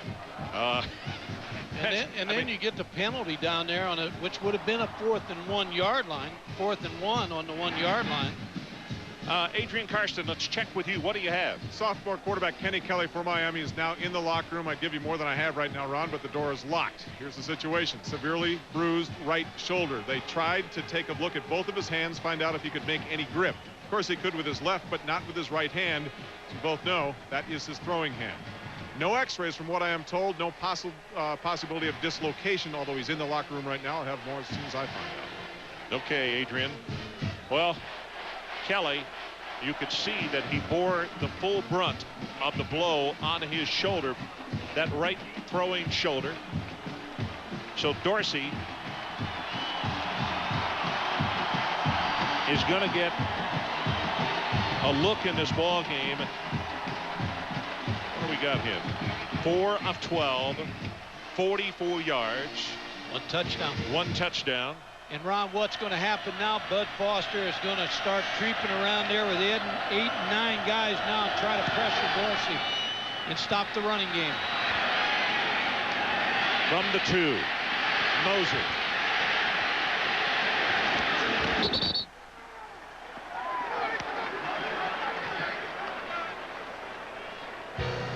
NCAA basketball continues Tuesday with preseason NIT, 8:30 Eastern time. Notre Dame takes on Scooney Penn and the Ohio State Buckeyes, and it's followed by K-State and Arizona. Then on Wednesday on ESPN, Penn against Kentucky Wildcats, 9 o'clock Eastern time. Ron, you can see how that turnover. He's back. Yeah, just brought this crowd back in the ball game and gave life to the defensive football team of Virginia Tech.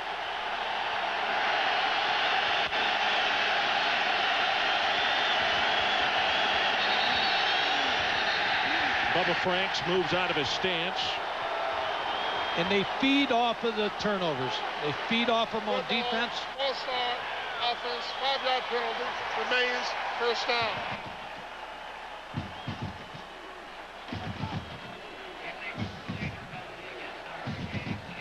And here comes Kelly back in the ball game. So that grimace has turned into a situation where he's back out and says, I want to play. But you can bet that Virginia Tech will be crowding the line of scrimmage thinking he's not going to do anything but run the ball for a while anyway.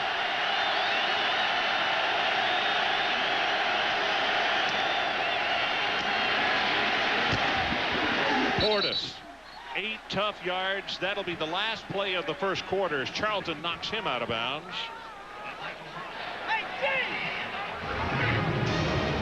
That's the end of the opening quarter with our score, Miami 10 and Virginia Tech 7. Back with more from Blacksburg, Virginia, after we pause for this.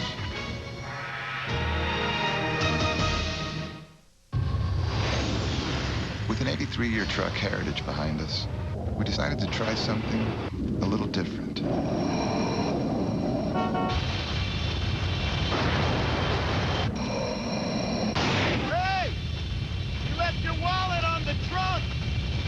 Introducing the 215 horsepower Rally Sport inspired Isuzu Via-Cross. Theoretically, still a truck.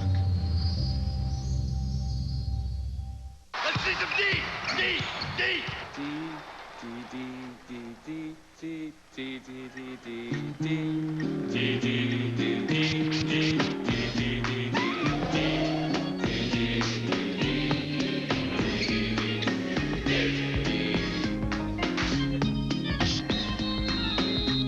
Log on to dsports.com, the ultimate online sporting goods store. dsports.com. Seize the D.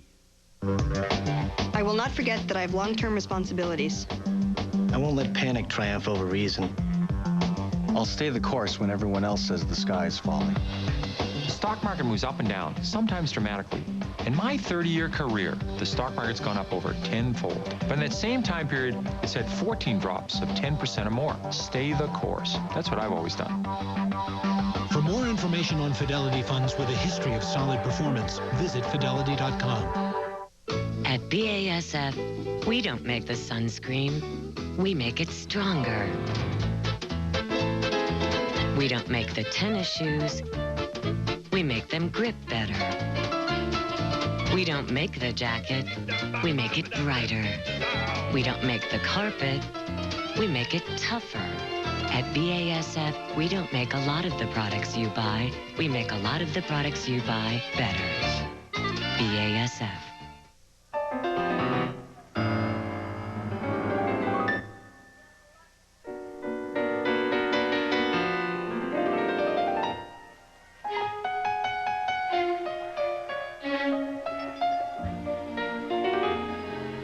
$90,000 United employees are doing what they can to make air travel better. Rising is performance.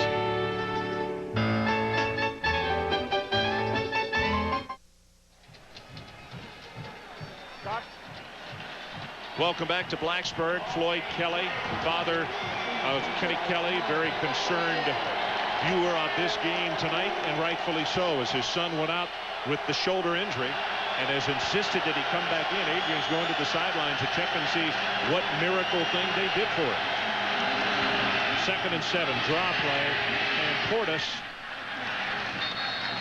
out to the 28. It's going to be a 3rd down, and they'll have about 3 yards as Taylor is hanging on to him. Well, Ron, watching Kenny Kelly come out of the huddle, he's always working his arm, so he's trying to get it loose. Now, Bud Foster and Frank Beamer and the defensive staff have to try to figure out whether they're going to crowd the line of scrimmage, come after him, and whether he can throw or not. That's the question you got to ask on defense. That's Corey Moore, who just came limping out of this ball game for Virginia Tech. They got Corey Moore and Engelberger out, both their leaders on defense.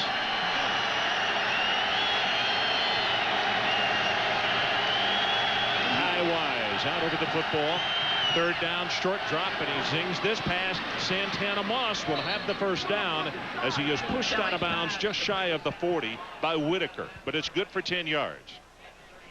And let's check in with Adrian Karstad. Adrian? All right, Ron, the claim by Scott McConigal, the head trainer for the Miami Hurricanes, is there was no medication of any kind administered, either orally or by injection, to Kenny Kelly. It was just a doctor's examination inside the locker room. They brought him back out. Okay, well, that's one of those things, I guess, where you get a bit of a stinger, and it's not quite as bad after some time has passed by. And he threw the ball well in the last play. As they look over, Moore on the sideline. Corey limped off on the last play. Draw play. Portis. Got a defense right now that's wounded for Virginia Tech. Both their leaders, John Engelberger, a redshirt senior, came here as a walk-on. He's a vocal leader. And then Corey Moore, the All-American on the other side, he's on the sideline. So you got backups at their spot in a defense that's a little bit wounded right now.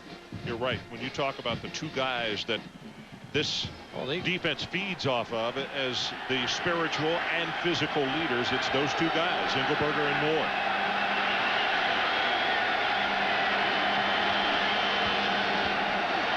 Portis, see the blocker in front. Mercier with a very nice block, and Portis falls down. Mercier showing how versatile he is, and the pro scouts like his ability, and you could see why on that play. Ron, he started the 3rd game as a true freshman. He's been an outstanding player for Miami for a long time. Seems like he's been there 7 years. John Engelberger and Corey Moore's their contribution that they lose when they're not on the field. How about 57 sacks, career sacks, tackles for losses? 3rd down and very short. When he slipped and went down, he missed it by a half a yard, and they go with the quarterback sneak. Beasley will make the stop, but that will move the chains for Miami. Adrian, and let's get an update from you on this side of the field on the 2 defensive ends. Corey Moore just back onto the field now, Ron. If you look closely at his right knee, you'll see in a sleeve, a very tight sleeve that fits around a right knee that has a mild sprain that he has suffered to that. Update on Engelberger, number 96. He has had a hard plastic brace, almost a small cast applied to his left ankle. That was on there for about 3 minutes. He didn't like the way it felt. He took it off, but there's no way he can play without it, I'm told by the medical staff. Okay, Adrian, great job going from side to side. Here's the reverse, and it's Moss. And he spins down at the 44-yard line, and that was a very nice job by number 2 Whitaker, because he refused to be blocked. If he gets blocked on the play, Mike, he might have been down the sideline for 6. Well, Ron, first mistake by Virginia Tech is Ben Taylor's in good shape right here. You're sitting right down here. You're deepest at deepest. You don't let anybody outside you. He does let Santana Moss outside. Now you're right. If Whitaker doesn't make that play, it's a big gainer.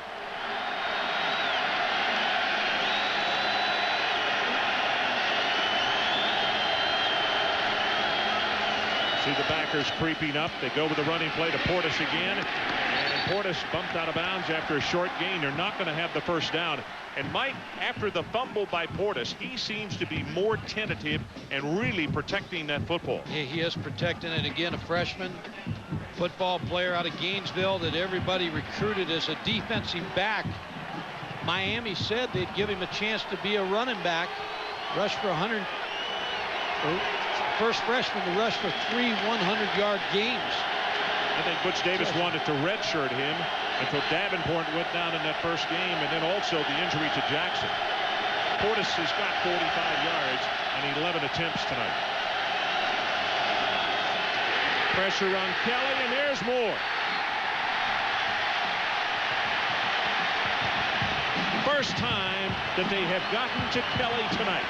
Ron, lost yardage plays. That brings this crowd right into the ball game.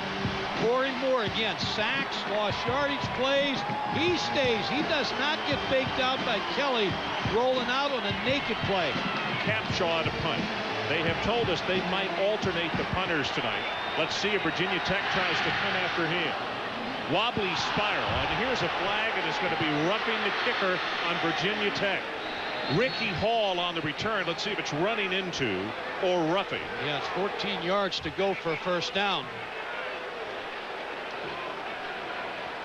This is something that man absolutely has his doctorate in, and that's special teams play. Frank Beamer. Ron, the way you practice it, that's what he's saying, 5 yards. But the way you practice that is you look at the tape, you see the opposing punter, you see where he gets rid of the ball. If it's 8.5, 9 yards. Run into the kicker. Defense. The 5-yard penalty has been declined. First and 10. I don't blame Butch Davis. Yeah. I wouldn't want to go against that special team block unit again either. And Ron, what you do is you put a towel down where the kicker usually kicks, and you work all week at going to that point. So Frank Beamer's not going to be happy with the player that ran into the punter. So there's a timeout. 11:44 remaining until halftime, and we got a good one brewing here in Blacksburg. Miami 10-7. Sports Century Book, a great holiday gift in bookstores now. If you want more choices with more taste, wear your buds. Where else but Sonic can you get an extra long coney? Fun has never tasted so good. You get that extra kick of chili on top, all that melted cheddar cheese. We'll even toss in those tots you love to pop. That's one very tasty meal at one very tasty price. Sonic America's, try it. This month, don't miss our new apple pie shake. It's thick, creamy, and tastes so much like homemade apple pie. It even has bits of pie crust mixed in. There are moments in our lives we treasure. Moments unlike any other. Incredible moments when it seems anything we want could be ours. Not this moment. These moments. Visa Magic Moments. Every day in November and December, there are Visa Magic Moments. Those moments when your purchase is absolutely free. So keep using your Visa card because every moment counts. Some more than others. Visa Magic Moments, they're everywhere you want to be. When we re-engineered the all-new 2000 LeSabre, we gave it more standard safety features for you and your family than any other car in its class. Plus, the best gas mileage in its class. Come in during Buick's Countdown to 2000 event and see why Buick LeSabre has been America's best-selling full-size sedan for 8 years running. The all-new 2000 LeSabre. Drive one at your Buick dealer now.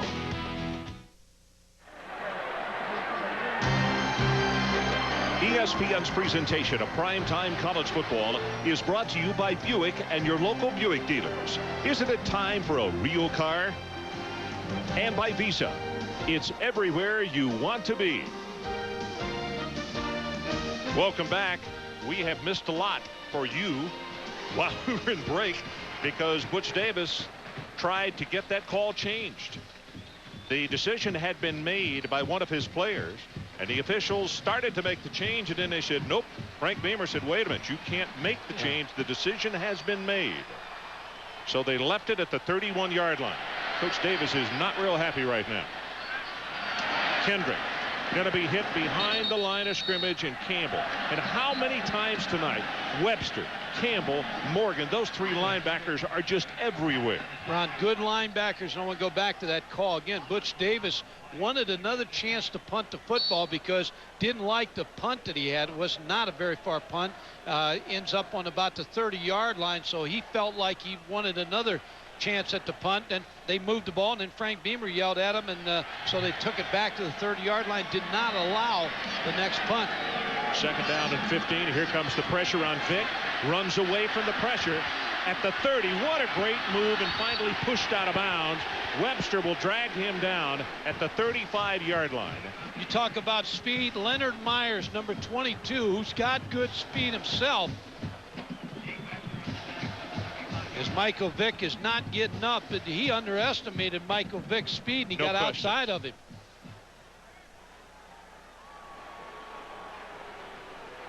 Been a lot of hits tonight right around that sideline.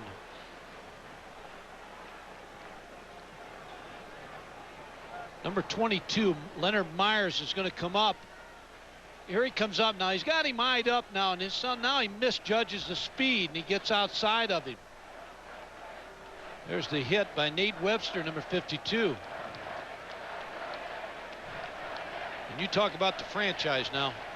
There's the franchise, number 7, Michael Vick. Dave Myers, the backup, starting to work a little bit. Get some snaps on the sideline for Keith Short.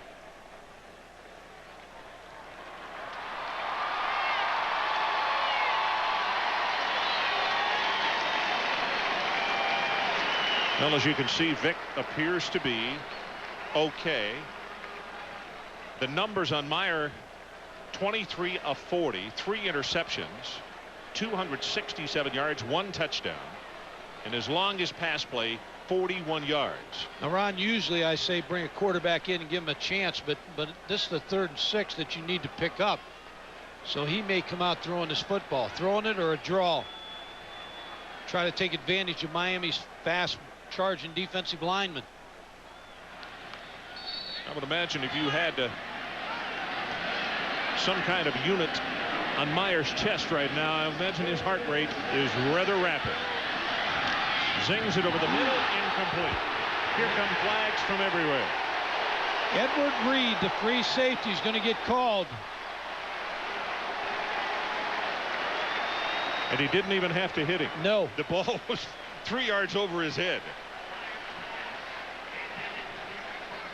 Interesting thing about Edward Reed, Ron, in the Big East meet, he set a new school record throwing the javelin. He didn't even warm up, never threw it. And just the first time he ever threw it, threw a new Miami record. Derek Carter was a tight end, 85. So a mistake by the secondary Miami.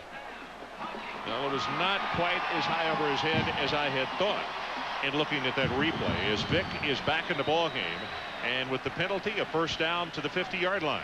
And I like the confidence in Dave Meyer. You had to have that 3rd and 6. You needed to move those chains, so they took a shot and he delivered.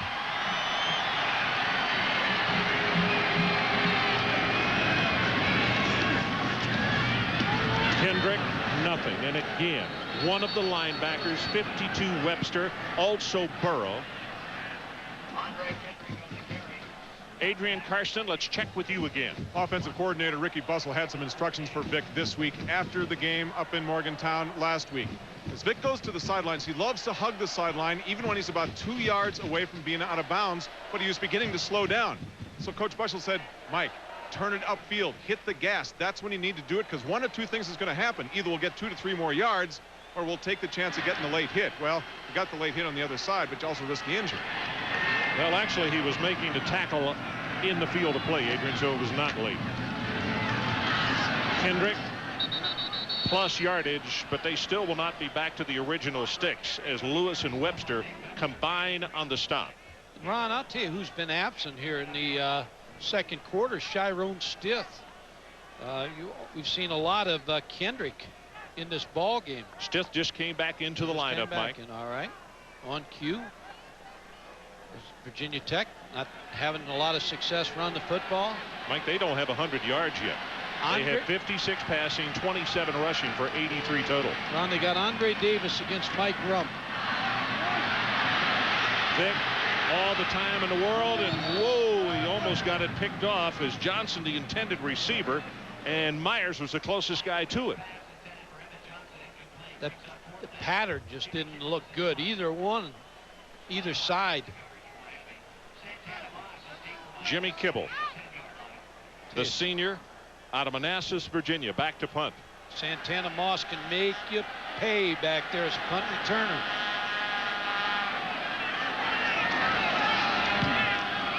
good high coverage kick. Spiral's not going to turn over, but it's very high.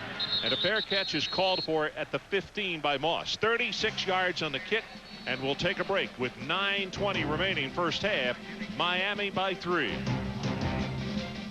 Friday. There is no horseman. Never was a horseman. Never will be a horseman. Heads will roll. Sleepy Hollow. Rated R. This Friday. When we re-engineered the all-new 2000 LeSabre, we gave it more standard safety features for you and your family than any other car in its class. Plus, the best gas mileage in its class. Come in during Buick's Countdown to 2000 event and see why Buick LeSabre has been America's best-selling full-size sedan for 8 years running. The all-new 2000 LeSabre. Drive one at your Buick dealer now. I'm Buzz, and I'm Shirley Mussolini. And that's Shirley. We're people. We switched the autos to State Farm because I was tired of punching numbers. We dial a 1-800 number, hit an asterisk, hit a pound sign, and never did know who we were talking to. They don't have to hit a pound sign to talk to me. When I need to call my agent at State Farm, he knows who I am and I know who he is. I can talk to Gary like a friend. I even insure their golf cart. Like a good neighbor, State Farm is there. How to speak Australian.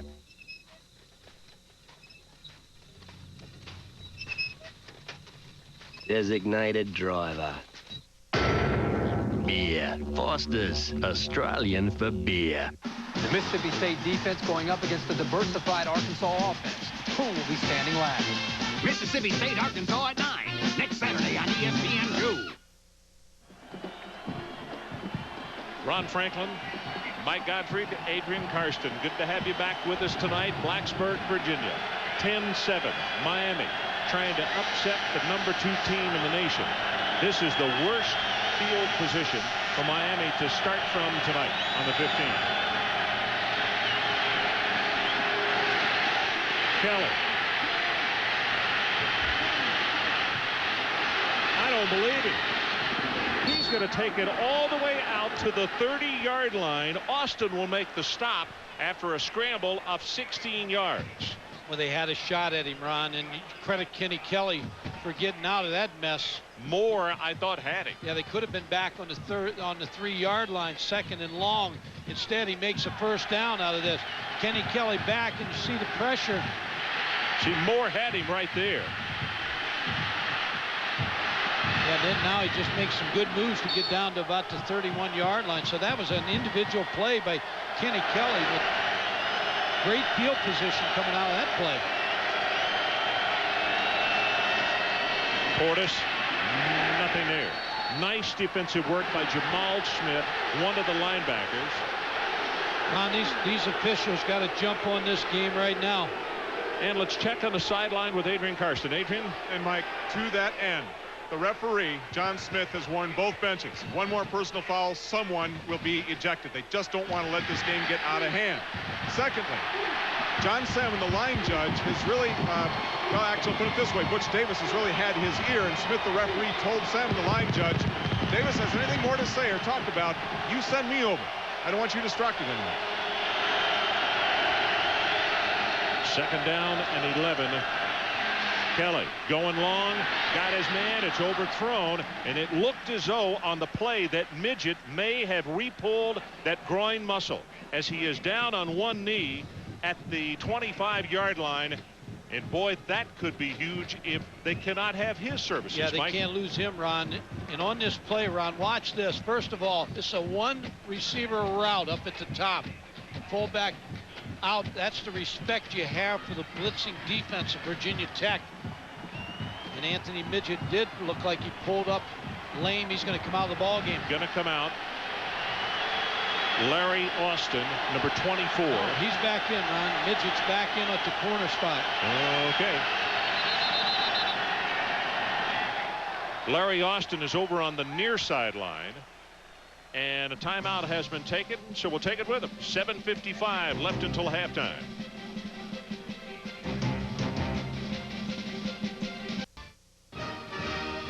Their rivalry dates back over 100 years. Now, get ready for the last showdown of the millennium. Harvard versus Yale. a time-honored Ivy League football tradition that you can see free on DirecTV. Don't miss this hard-hitting football classic. Saturday, November 20th at 12:30 p.m. Eastern Time. Free to all DirecTV subscribers on Channel 611. Harvard versus Yale, the game on DirecTV. If I had one of those TV rating boxes on my television, the #1 show in the country would be 11 p.m. Sports Center. I never miss it. In my opinion, it's the best thing going. Okay, maybe it won't hit '1, but it'll definitely give Dharma and Greg a run for their money. A very underrated defense. Daryl Gardner forces an incompletion, knocks Drew Bledsoe to the ground. Face it, America. Situation comedy, it's a dead genre. Not gonna like this either. 25 yards. Michael Vick on the sideline. It has been a very difficult first half for him. 4 of 10, 56 yards.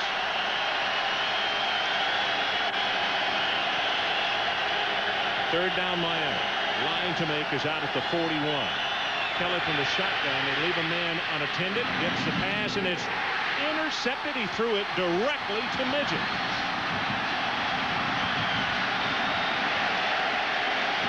Ron, they brought Corey Moore off the corner, Corey Bird off the corner, number 16. He missed Kenny Kelly. He spun around, and Kenny Kelly lost the vision down the field, threw the ball right to Anthony Midget. Third turnover. Watch number 16 coming from the outside.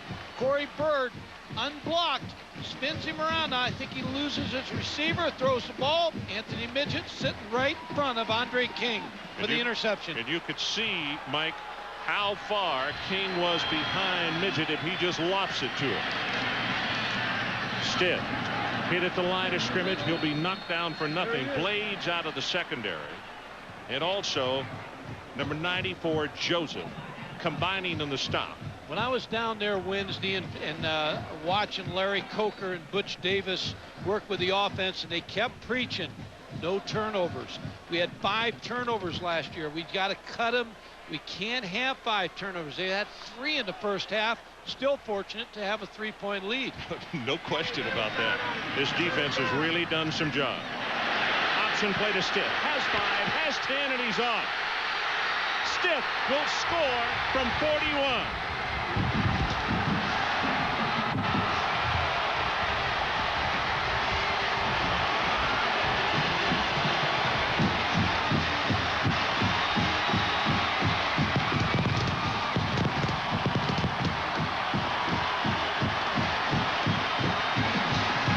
Here comes a late flag. Ron, 2 great backs or great blocks on that play. Ferguson was one, I know that. Ferguson, Andre Davis the other.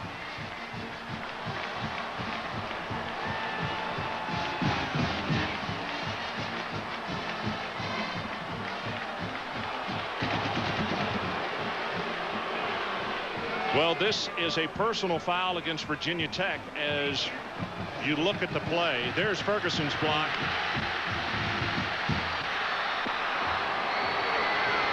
Just a nice job running the option, kicking the ball outside of all the pressure inside.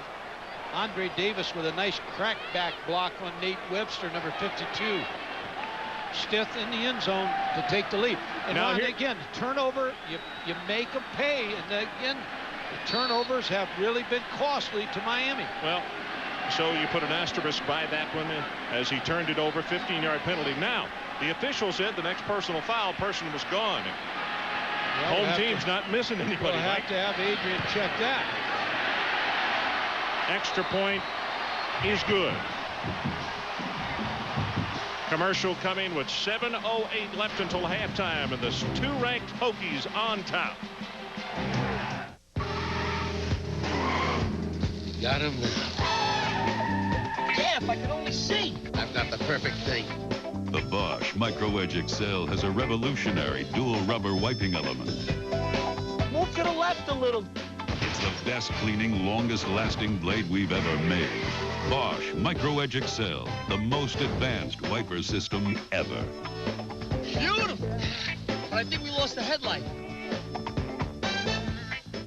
Even with 70,000 fans, you can't miss old Sammy here. Hey, after a game, I call all my buddies everywhere to see if they spotted me on TV. That's why I told Sammy about 10-10-220. Oh, yeah. Doug said when I dial 10-10-220 first, all my calls up to 20 minutes are just 99 cents. And it's 9 cents a minute after that. He was right. I wouldn't let a fan down. No, not you, Big D. Now I get all my calls for under $1. I'm a fan of that. Do your friends know about 10-10-220? Hey, they will next game. Check it out. Can't miss that. 10-10-220. Finally, a polished brass finish that holds up under siege.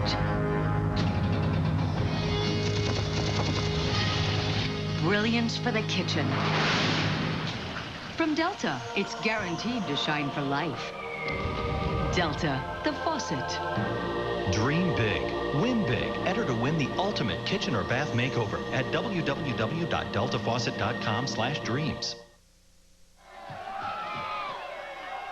Virginia Tech on top 14-10. Mike, take us through the touchdown. Ron, this is set up perfectly, and you start the option. Michael Vick's going to come down the line. Now watch this. This block by the wide receiver. He's going to belt the linebacker. That's number one. Then the fullback, Ferguson, he gets a good block. Then Slowakowski, number 87, just gets into the way of Edward Reed. So 3 nice blocks that you saw outside for the touchdown for Stith. Kibble with the kickoff, and this one is returnable. Moser. Short of the 20-yard line. Outstanding special teams coverage by Virginia Tech. And I think it's Shane Beamer who made the stop, son of the head coach. Well, coming up on Tuesday night, Outside the Lines, the Native American sports experience. Bob Lee will examine the debate over Native American team names and mascots, teachings used by the NBA's Phil Jackson, plus other provocative issues surrounding this often overlooked topic. That's Outside the Lines, 7:30 Eastern on Tuesday.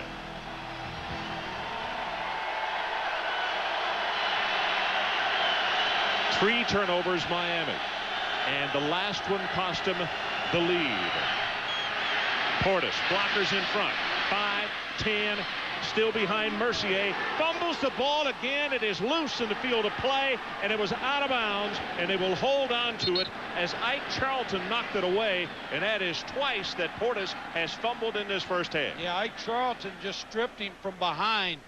Portis didn't see him and coughed up the ball. Lucky for Portis, that ball went out of bounds. You'll see Ike Charlton and number 3 just strip him right here. And the ball just kicked out of bounds. Good gain for Miami. Ron, since Kenny Kelly's injury, he has not been the same. Through the interception, got the one play for a scramble, and I believe he's only completed 1 pass since he took that hit. Yeah.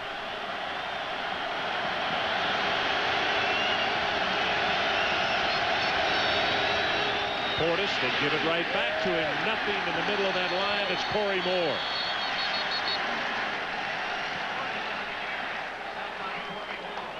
Well, Mike, in last year's meeting, turnovers certainly contributed to the ultimate undoing to the Hurricanes.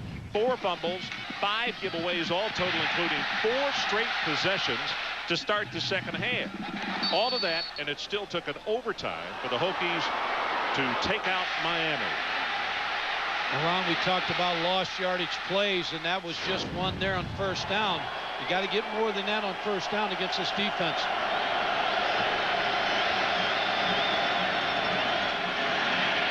Kelly, Bubba Franks over the middle, and something that Miami does not do that much, and that is throw to the big tight end downfield. Boy, he looks good catching the football. Bubba Franks. Pete Garcia, an assistant in Miami, went out to Midland, Texas to recruit David Leverton, the punter who ended up at Tennessee. And the coach, high school coach, told him, he said, there's a big guy over at Big Springs, Texas. You ought to drive over there and look at him. And Bubba Franks was that guy. Miami very fortunate to get him there. Well, he is a giant, and what a great athlete. Last 4 games, they have really utilized his talents. Kelly, deep over the middle, got a man overthrown, Santana Moss. And you could see immediately Midget going down on one knee as that groin is really, really giving him problems. Ron, Corey Bird was in coverage, and then Midget over the top. So that's why he's now a safety. But look where he goes right away. He knows where Santana Moss is. So you got two guys. You got Bird playing him outside who gets beat, and then you got Midget trying to come over the top to help him. Nick Sorensen replaces Midget at the free safety spot. Backside pressure, hit and sacked by Corey Moore. Second time, both sacks by Moore. Ron, you remember the last sack that he had was on a big third down play. 3rd and 2, and he sacked him for about a 10-yard loss. And see, just what he's doing there brings the crowd into the ball game. He just beat number 79, Greg LaFleur, on the snap. So quick out of Brownsville, Tennessee. Not big, 6'2", 225, but very quick, explodes off the ball. 3rd down. Miami has to take it all the way to the 26-yard line.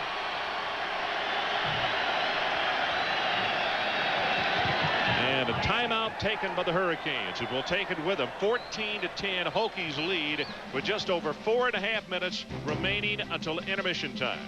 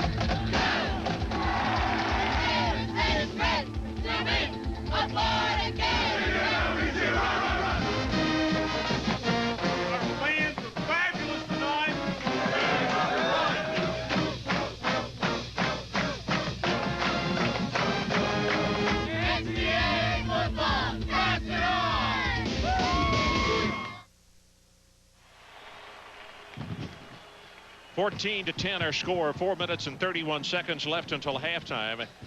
Stith with that 41-yard run just a moment ago, and until then Miami had held them, Mike, to under 100 yards total offense in the first half. But that has been the breaker, and now all of a sudden this crowd is right back in it. Yeah, without a doubt, Corey Moore has made 2 big plays on Kenny Kelly.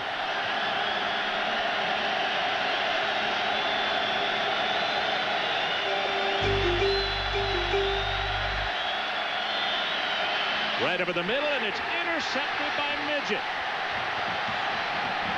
4 turnovers.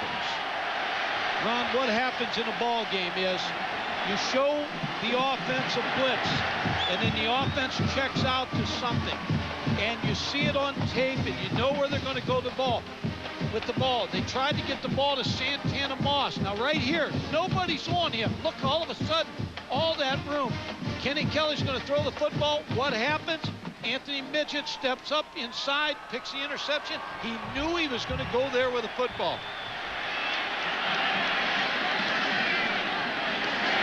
Vick almost picked off, knocked down by Webster.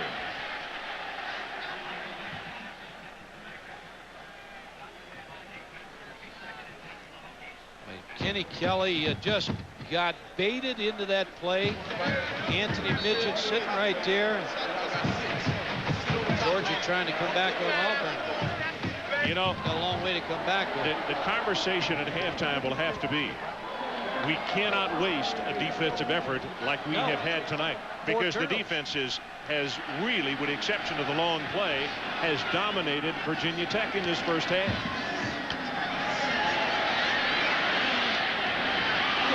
Tipped, and a nice play by Blades, and if he doesn't tip it, I have a feeling that Carter is going to be running for a while. Without a doubt. Ron, just go back to the 4 turnovers and then the 2 big plays by Corey Moore where he sacks Kenny Kelly. Those, you talk about 6 big plays in this ball game, and you're still only down 14-10. So your defense, point you just made, your defense has kept you in this football game. Well, you're holding the number 2 team in the nation to 125 total yards. One of the plays is 41, so it shows you how well the Hurricane defense has played tonight. Vick got him right over the middle. Carter, the tight end, and tackled inside the 40-yard line.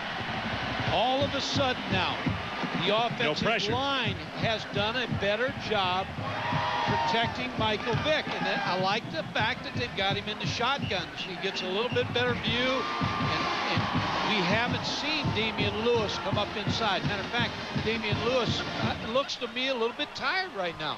They've chased Michael Vick this entire first half, but they're not getting any pressure now. Well, that was only a 3-man rush on that last play, I believe, Mike. This time he got 4 down linemen back in the ballgame. No pressure. Almost complete as Myers is on Davis, and Myers kind of went to sleep. Almost let him catch it for a touchdown. And Ron, I like the way Michael Vick throws the deep ball. The game against Syracuse, we saw him, and the tape that we watched. Andre Davis, that ball was right on the money. You're exactly right. Myers kind of gave up a little bit, stopped a little short. See the protection again. He's got all day to throw the football. Puts the ball right on the outside, exactly where you want the football. Burrow just went limping off the field. The senior out of North Miami Beach, the big right defensive end. Straight ahead with the running play, breaks the tackle, Stith, and he's into the secondary again, inside the 20, and is going to be stopped at the 19-yard line as Morgan tripped him up. Ron, he's the key in this offense. I believe Michael Vick is the All-American. They got Andre Davis out on outside, Ricky Hall with good speed, but Chiron Stith makes this offense go because he runs up inside. He makes you anchor down inside. He breaks tackles. He's into the secondary. He is an outstanding back.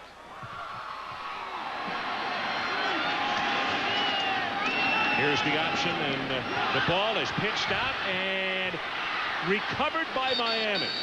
Michael Vick with a very, very rookie mistake. He is down and still tried to throw the ball out. Now here comes a late flag in. No signal has been made that it's Miami's football. There is the signal. Yeah, it looked like Miami had the football. Reed made the recovery. It almost looked like Michael Vick was down when he pitched the ball out there. And then a personal foul added on against Virginia Tech. No, I think that he changed, Ron. It's going to go against Miami. Okay. But direction means nothing. Yeah, no, not right now. Spin around. Let's watch this play because this is an interesting play. Michael Vick with a big mistake. Well, he's down. Yeah, but that ball was kicked out. Take another look at it. Yeah. Yeah, he's down. Hips is the man who was holding on. And then you see the recovery by Reed. The penalty stepped off. See the knees down. Ball should have been blown dead, but not. Miami has the football. Well, you remember he grounded when he was down on the very first series. And he's called that down. Yeah, they call that one down. But he also has thrown 2 passes when he is wrapped up by people. Those are mistakes he's got to stop making. Well, you hit the nail on the head. Redshirt freshman, he's going to make some mistakes. Even though he's a great player, you got to get used to playing. Portis bounces it outside into the secondary, and as you can see, all the way out to the 30-yard line before Whitaker tripped him up. And an indication of why Portis has got 3 games of 100+ yards as a freshman. Boy, they get everything sealed inside. Mondrell Fulcher, the fullback, number 18, made a good block on the outside to open up Clinton Portis. Miami's run the ball very well against this Virginia Tech defense. Under 3 minutes to play until halftime. You had rushing yardage. 88 yards for Miami, 132 passing for a total of 220. He's going to have to hurry. Yep, just got it off. Right over the middle. Boy, that one in and out of the hands of King, and he knows he dropped a football he could have done a lot of damage with. A lot of room to run. Yes. After he would have caught that football. First draft pick of the Atlanta Braves. He was the 66th player taken in the baseball draft. And that's what Miami's had to do, Ron, with the restrictions and scholarships. They've had to borrow from track, borrow from baseball to get their back to where their numbers are.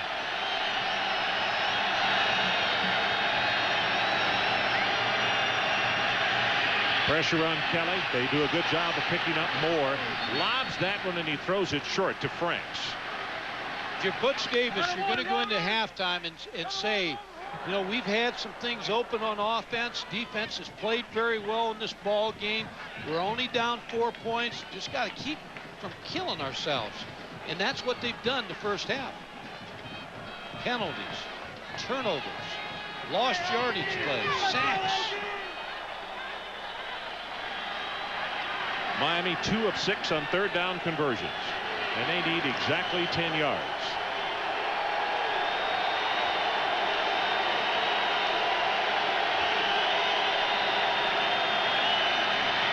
Kelly is sacked.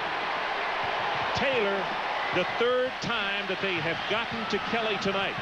Now the important thing about that right there, timeouts left. The Hokies have 2. The clock is running, and they stand to get extremely good field position out of this. And Ron, they're going to go after this punt.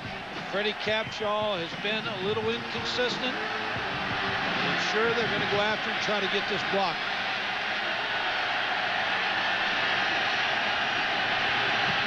Off the side of his foot. Not a good kick. Inside the 40 and is taken at the 40-yard line. And let's check in with Brian Kenny. Ron, coming up on the Buick halftime report, we'll go through all the top games. Arkansas beating the Vols in the top 25.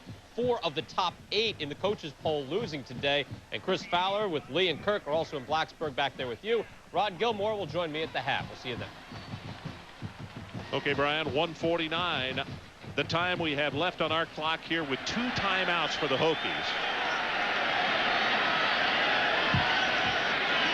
And again, Miami is going with that 3-man rush. And they bring a linebacker on Vick, throws the ball complete at the 46-yard line and tackled immediately.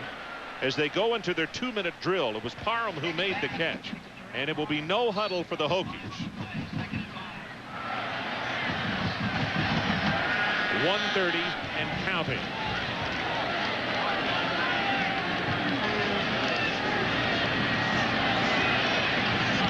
Deep over the middle, caught at the 38-yard line. Ricky Hall, and is being wrestled down there.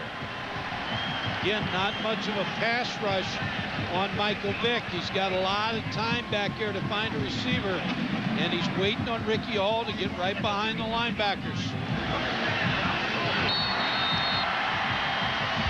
17 yards in the pass play. Clock 1:10, now 1:09. Drills this one. Get it out of the hands of the intended receiver, Parham, and it was tipped, I believe, a little bit by Popovich. Yeah, Jeff Popovich got his hands on that football. Good defensive play.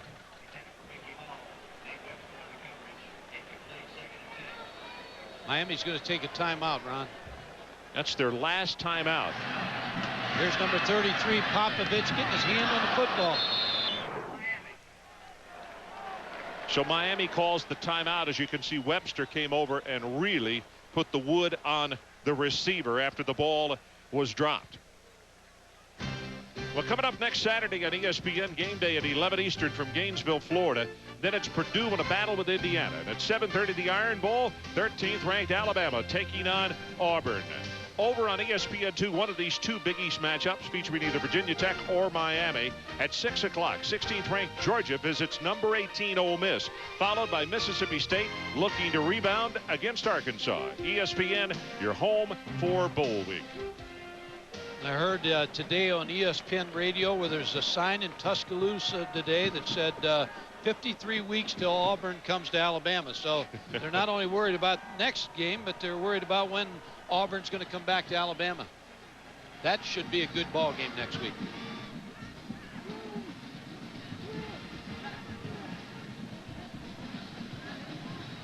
Jarrett Payton on the sideline and, of course, is dressed.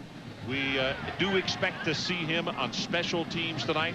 and he's wearing number 34 in honor of his dad. His number has been number 32, but in honor of his dad, who passed away week before last, they have given him that number to wear for the remainder of the year.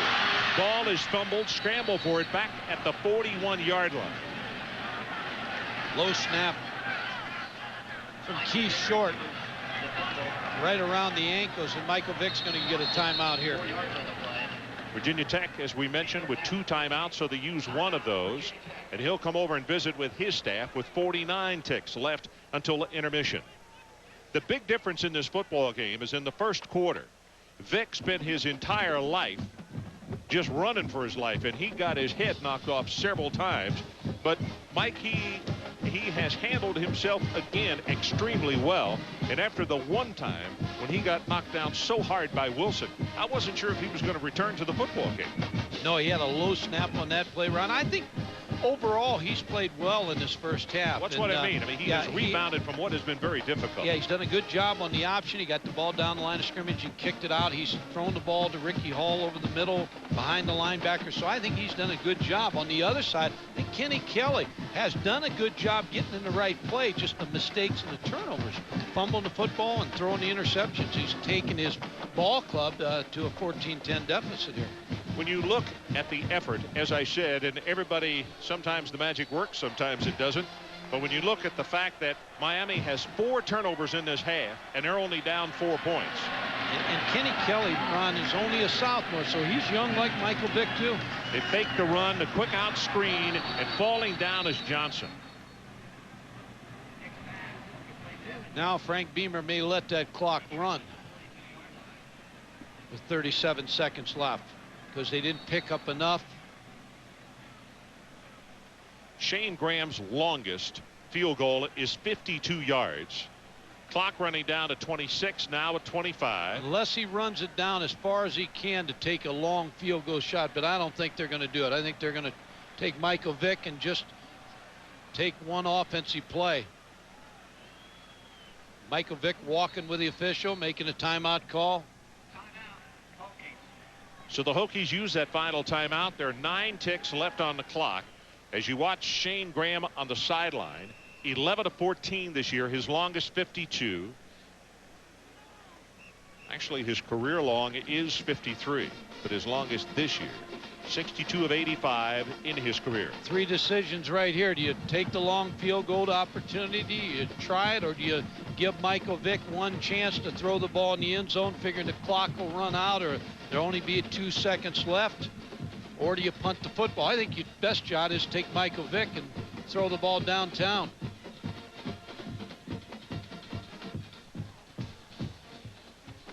Well, last week against West Virginia, this was the play by Michael Vick that put the Hokies in position to save their undefeated season.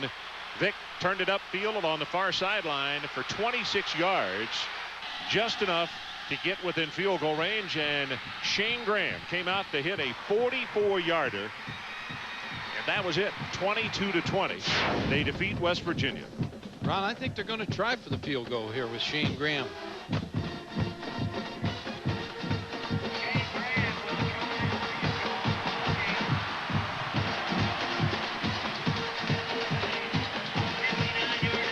A 59-yard attempt.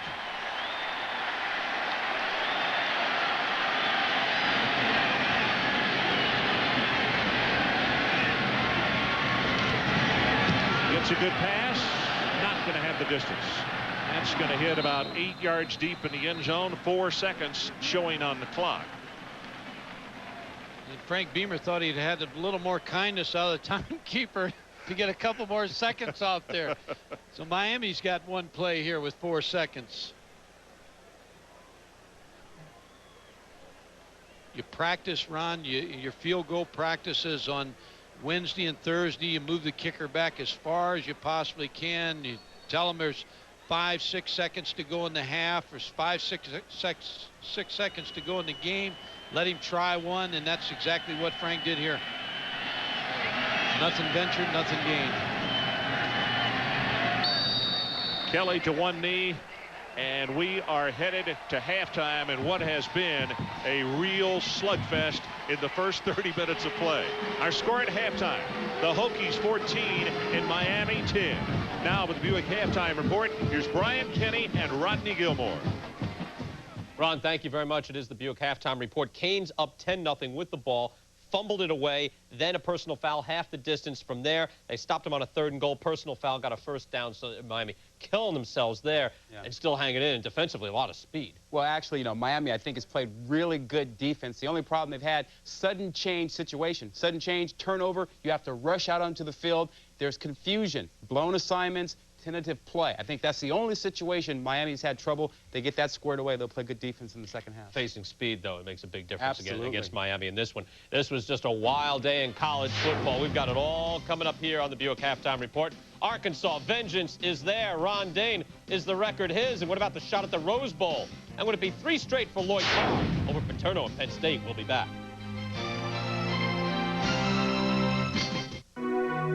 When we re-engineered the all-new 2000 LeSabre, we gave it more standard safety features for you and your family than any other car in its class. Plus, the best gas mileage in its class. Come in during Buick's Countdown to 2000 event and see why Buick LeSabre has been America's best-selling full-size sedan for 8 years running. The all-new 2000 LeSabre.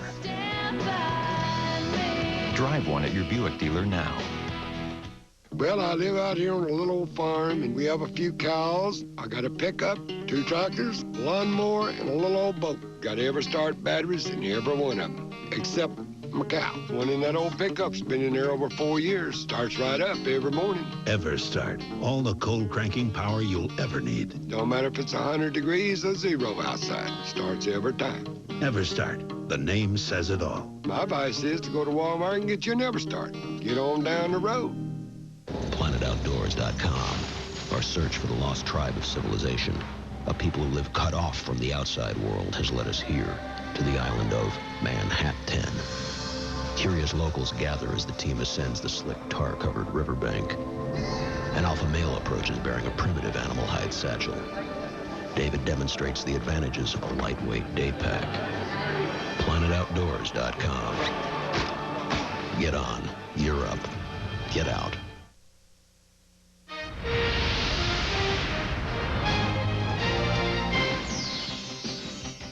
This halftime report is presented by the all-new 2000 LeSabre by Buick. Re-engineered to be safer than ever. A lot of surprises today. We're going to start off with Tennessee and Arkansas. The Vols, of course, up to number 2 in the Bowl Championship Series rankings. Facing a team they escaped last year to stay unbeaten and then went on to win the national title. Remember the Clint Sterner fumble for Arkansas with 1:43 left. Enabled Tennessee to stay unbeaten. Clint Sterner is back. Houston Nutt is back.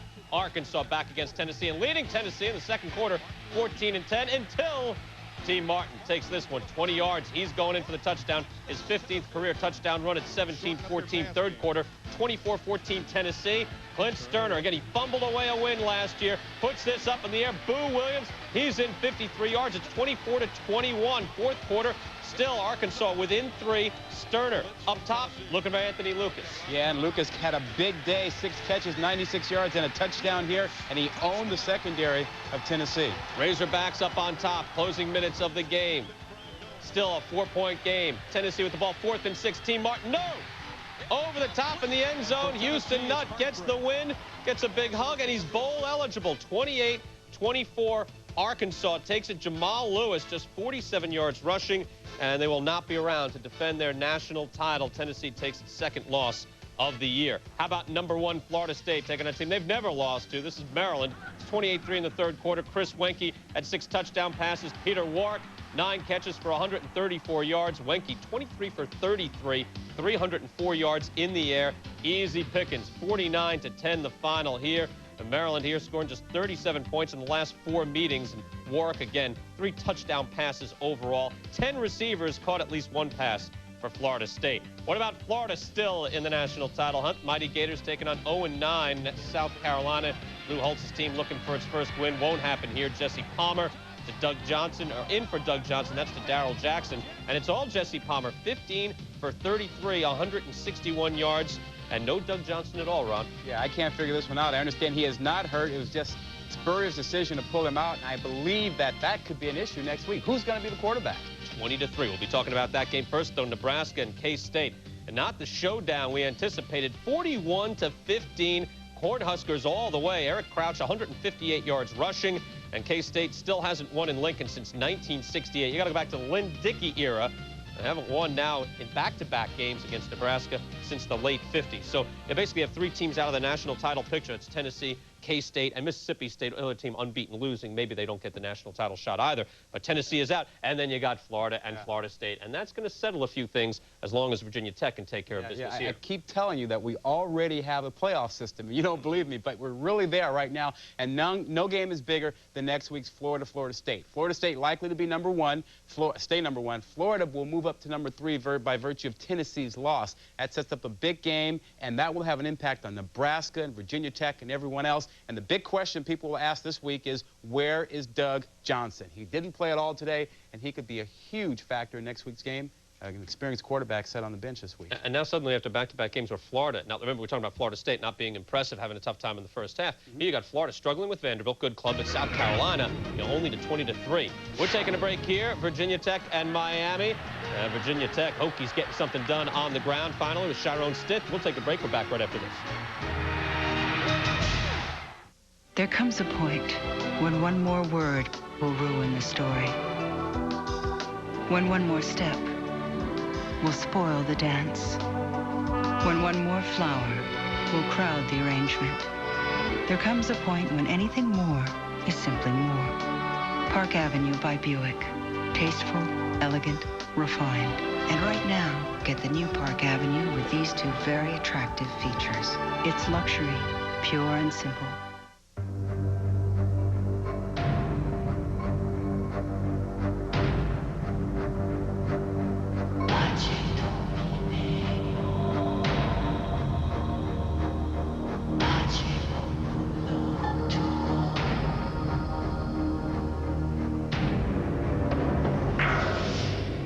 Is there an insurance company that believes the most important thing they cover is the risk you didn't think of? Without question, the St. Paul. Hey guys, what you ordering? Same as last week. 3 extra long chili cheese conies, add jalapenos, hold the chili with ketchup and onions. Whoa, she's good. I know what my customers like. One-of-a-kind stuff like our extra long coney, topped with chili and lots of cheddar cheese. Get one now with Sonic's famous tater tots for a special low price. Sonic America's driving. Try our new apple pie shake. Tastes just like homemade apple pie. Pro football tomorrow. You can start off your day with Chris Berman and the crew, 11 a.m. Eastern time with Countdown. And then NFL Primetime, Tom Jackson and Chris Berman, 7:30 Eastern, the full wrap-up, getting ready for the Broncos and the Seahawks on Sunday Night Football here on ESPN. All right, let's go through the top 25. I'm going to start off with the record breaker. Ron Dane get it done. Needs 99 yards against Iowa second quarter. Needs 23 yards to break the all-time NCAA rushing record. He's getting that and a little bit more. 31 yards here to go past the record. 216 yards on the day for Ron Dane. 41-3 the final. Ron Dane up and over the top of everyone in college football, including Ricky Williams, Tony Dorsett, Charles White, the all-time leaders there. Ron Dane breaks the record, and with the win, they could go to the Rose Bowl if Penn State would lose. We go to that right now, Penn State and Michigan.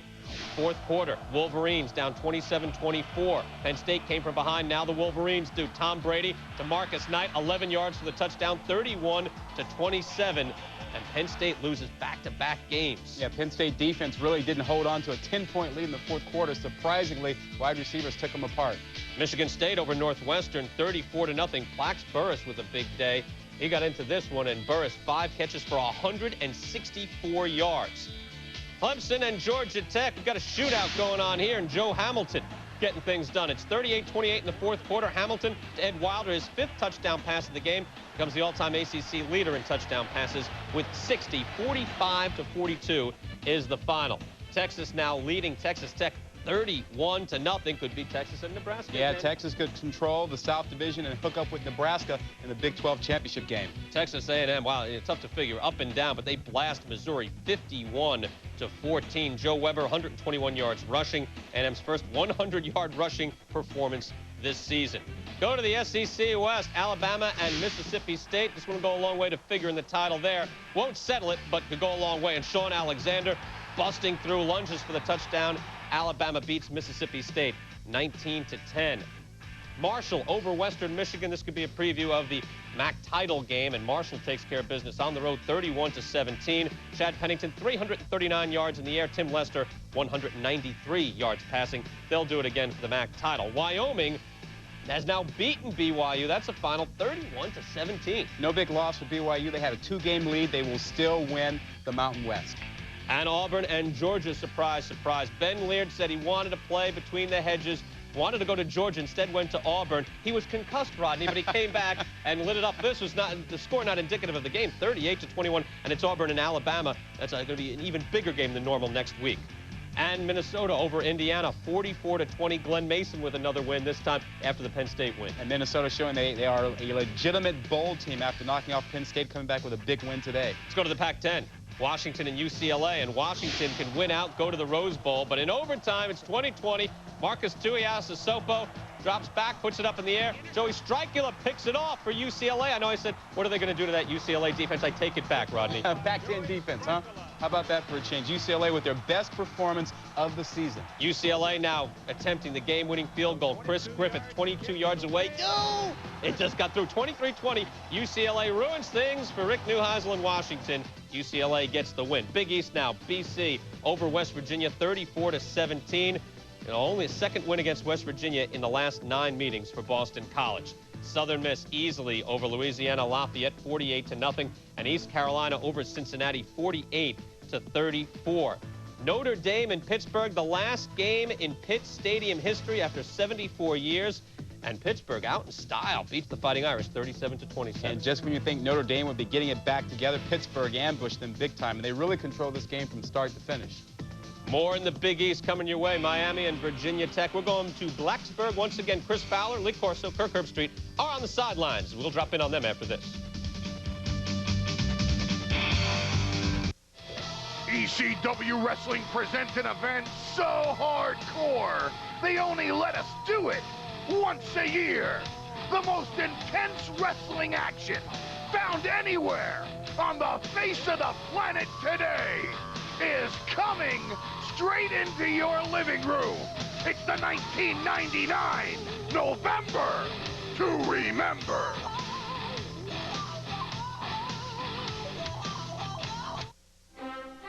The Golf Channel asked you to select your favorite golf moments from this century, and now the top 18 will be unveiled on 2 very special nights of Viewers Forum.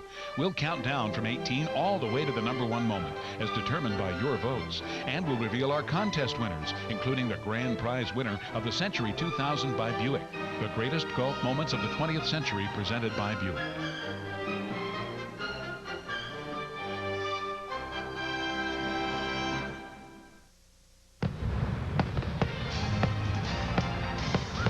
Welcome back to Fireworks. Halftime at Hokie Land. Virginia Tech spotting Miami, a 10-0 lead, but they storm back. It is 14-10 Hokies at the break. Well, a wild first half, fellas. Total of 7 turnovers, a whole bunch of penalties. Guys getting hurt, coming back in the ball game. Thought a key moment in that first half. Engelberger and Moore, the bookends, both out for Virginia Tech. Miami driving with momentum. Off the bench comes Corey Moore.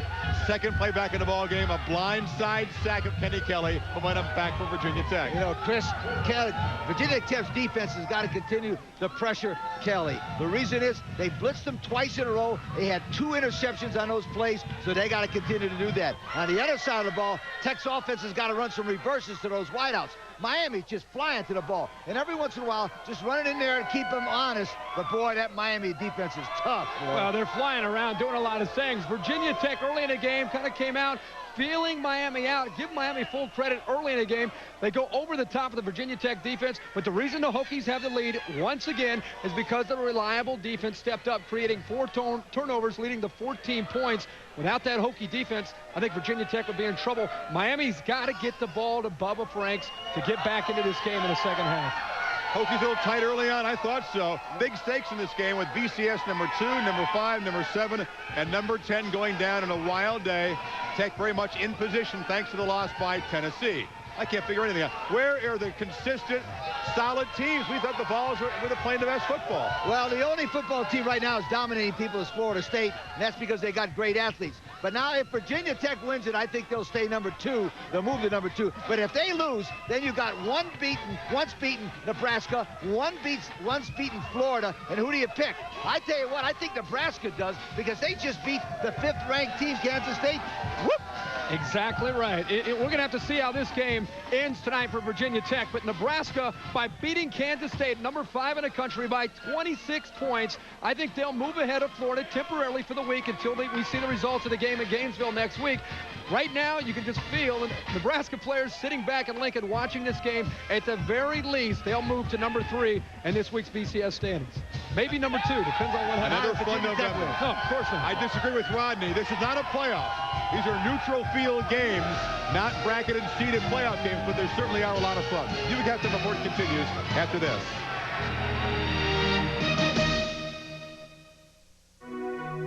When we re-engineered the all-new 2000 LeSabre, we gave it more standard safety features for you and your family than any other car in its class. Plus, the best gas mileage in its class. Come in during Buick's Countdown to 2000 event and see why Buick LeSabre has been America's best-selling full-size sedan for 8 years running. The all-new 2000 LeSabre. Drive one at your Buick dealer now. You know, Patty, I'm convinced men prefer blondes. And what type of man would this be, Daisy? The same type that prefer Miller Lite because it's so smooth. Oh, those? Well, the ones with great taste love Miller Lite because it tastes great. And by the way, prefer brunettes. Oh, if they prefer brunettes, why do they drink a beer that's smooth and blonde? Because it's a natural blonde. Miller Lite. Taste the true Pilsner. Yeah, like men care. Where you choose to go to college is an important decision. And the University of Miami has some distinct advantages.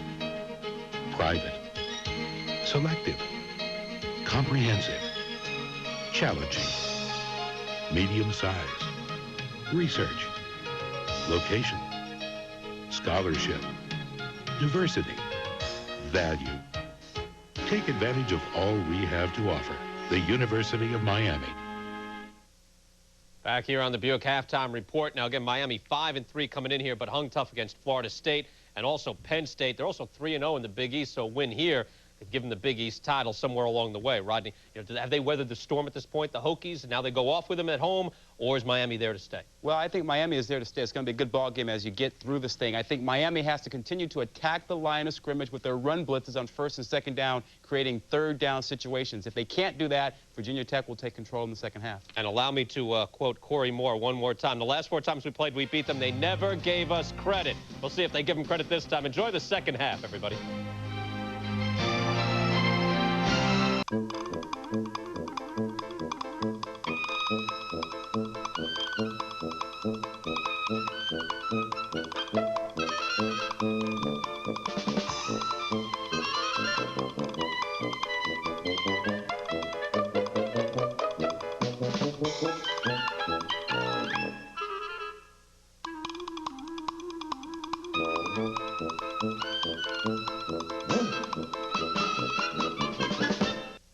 Say you're going to miss your favorite TV show because you have to go out of town. Unexpectedly.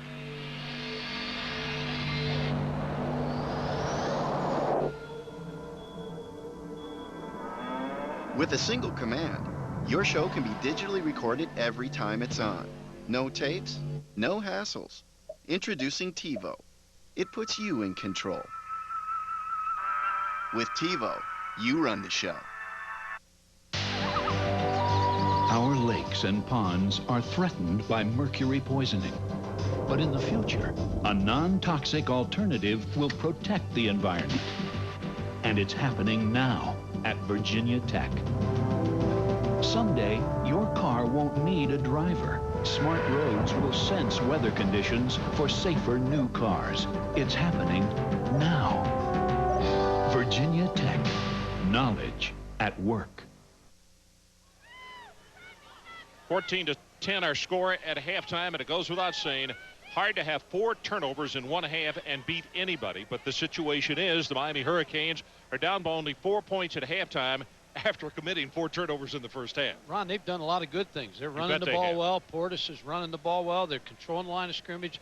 Franks has made a couple big catches. They have to find a way to get the ball to Santana Moss. But the keys to beating Virginia Tech's defense is simple. You can't turn the football over.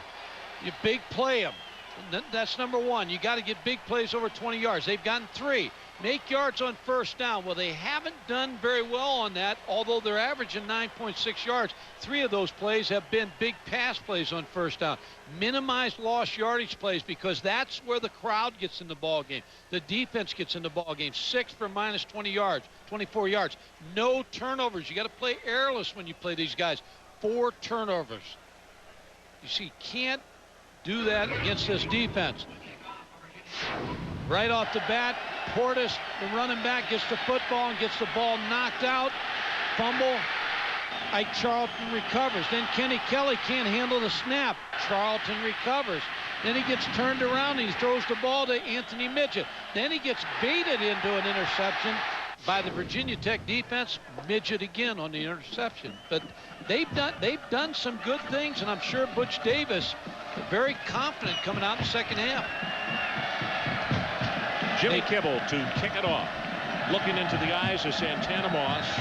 He is back along with Moser. 4 yards deep, he'll take a knee. Adrian Karsten, let's check with you down on the sideline. Well, Ron, you and Mike are absolutely right, as if you were in the locker room, because Davis and the Hurricanes do come out with some confidence here in the second half, because they're confident they can get Santana Moss more involved in the second half. They're going to use Clinton Portis to set him up. He likes to pick his holes as he goes outside. Because Anthony Midget has aggravated that groin pull, they figure if they can get Moss one-on-one with Midget, then Moss's speed can beat him. Watch him on a checkoff on a quick slant pattern. Kelly, whose arm is strong enough to throw the long balls, looking for Moss underneath the coverage. Play action and a pick on Midget immediately. That's thrown to Santana Moss. I guess the other thing, Adrian, I know that you have moved away, but I know you're listening to me. The other thing, as we look at the stats, I'd love to know what Kelly's situation is. Is he limited? Can he throw the long ball in the second half? He claims that he can. I actually spoke with his father on the sidelines and got the best information out of him. The doctor re-examined it. They have taped his shoulder underneath his shoulder pad, so it's a little bit stiff, and they taped it right to his skin, but that's what he wanted, Ron. He feels more confident with it taped tightly like that. Okay, you see his numbers, 8 of 15 in the first half. Bouncing to the outside is Portis, and the young freshman is going to have the first down plus about 6 yards. Sorensen in the secondary on the tackle. Ron, they've done some nice things. I've said this all along. Miami's got a nice game plan. Larry Coker, the offensive coordinator. The one thing early in the ball game they did, they threw a screen, and very successful against this defense. They got to be able to screen Corey Moore, because they got to help the offensive tackle slow him down a little bit. Portis is now 93 yards on 16 carries.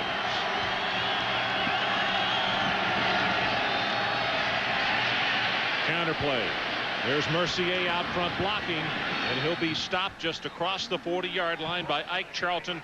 And I'll tell you, that's fun to watch when you see an offensive lineman that is as accomplished as Mercier, and he just kind of glides along. He is a fine-looking interior lineman. All-American lineman. Yep. He does a nice job pulling out. You see him come outside. He now looks for who he's going to block. Blocks contained, blocks the linebacker, Jamal Smith, and gets a good gain on that play. In fact, this is the way also that you get after Virginia Tech's defense, playing second and short rather than second and long. They keep the ball on the ground, turns it up. He's going to have the first down, but he came into the knee of Bubba Franks. And Bubba got up and headed back to the huddle, and it may be Portis who was worse after the collision there. Ron, we've seen Daniel Franks, Bubba Franks, make some good pass receptions, but watch him here block. you know, he gets on the linebacker right here. Comes off the line of scrimmage. He's going to pick up the linebacker, seal him inside, and that's why Portis has so much area to run in. That also was Fulcher. Fulcher with a good block to fullback. The nice block to lead him. Pressure from the outside, and the pass thrown behind Fulcher. They were just trying to delay him, and Kelly took a pretty good shot. As you can see, they sent 2 people on the right side, and the blocker couldn't make up his mind which one to pick up. Ron, you got to screen him. You got to screen or draw this rush a little bit to slow him down. They're just relentless coming after the quarterback. We're going to see Dorsey again. Kenny Kelly has taken a lot of hits in this ball game. Bringing the outside backer. Get him around the ankle on this play.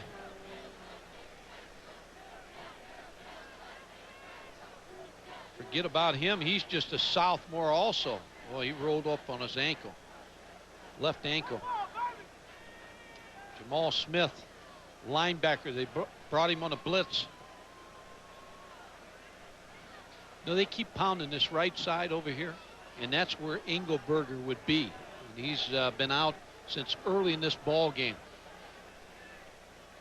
Dorsey, we saw him briefly in the first half. He played for 1 play, and then Kelly came back in. We didn't really even play a play because they had a penalty on that play, right. and he came off the sideline. Kenny Kelly came right back in the game. Miami team, Ron, is vastly improved since we saw him last year. Edgerrin James had a big ball game against UCLA when we did that game down in Miami. They get better and better. The recruiting's better. Got some quality players on this team. You see the pained expression on his head coach's face, and it's not that he doesn't have confidence in Dorsey, but you're number 1 for a reason. And the second time tonight that Kelly has been helped off the field. We didn't think he'd come back the first time. And Ron, here's what he's been hit with: 3 sacks for 27 yards. They've hit him 6 times, and they've been hard hits those 6 times. Virginia Tech's going to come after Dorsey now. They're going to figure it's going to be a run, and they're going to load up on the line of scrimmage here.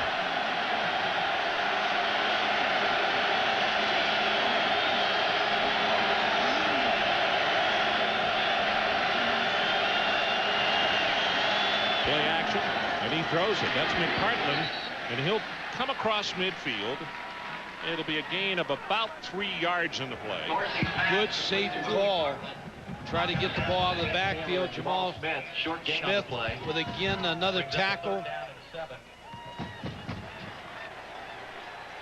Big 3rd down play here from Miami. Kelly headed to the locker room for the 2nd time tonight. 3rd downs, 2 out of 7. 2 out of 7, and they've missed their last 4. The line to make the 41 of Virginia Tech.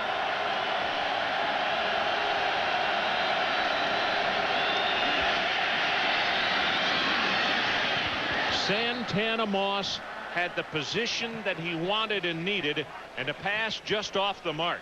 Midget was trying to cover, but he was there. And Ron, when you have a young quarterback against this defense, the way you keep them from getting to the quarterback is 1 receiver route. Now they're going to keep everybody in except a fullback's going to filter out here in the flat, and then you got Santana Moss, so they're going to make sure they block Virginia Tech and throw the 1 receiver route, but they're not able to get the ball downfield. Crossland punted this time, the left footer, and he kicks this one all the way into the end zone.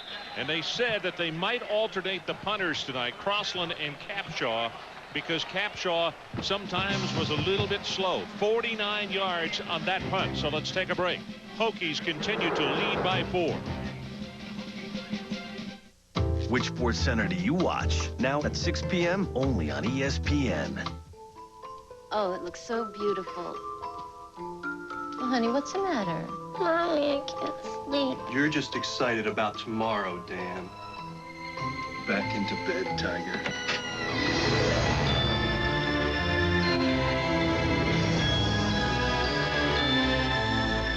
Come to Lowe's for a great selection of trees and trimmings at prices so low, you won't know when to stop decorating.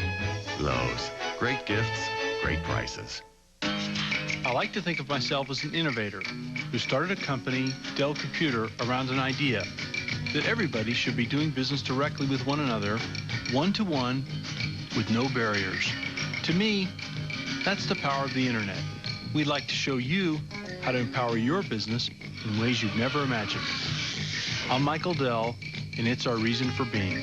Be direct. Dell. Dell servers use Intel Pentium 3 processors.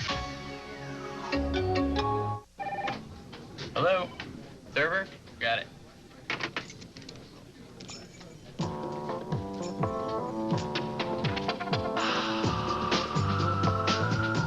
Total participation, and this means everyone, all working to make sure you get the absolute best experience possible. Mr. Thurber, you're all set. Introducing 5-Star, a new approach to selling and servicing cars and trucks. It's better. We'll prove it. Only where you see these signs.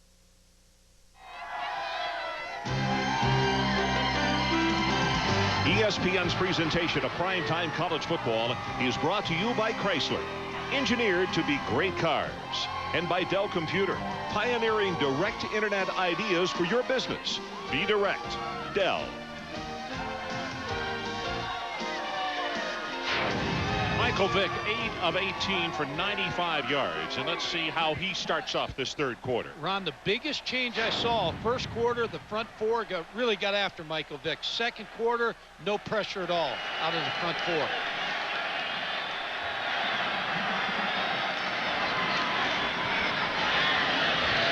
Gonna go long. Got a man there, and just too far as Davis, who did not have a catch in the first half.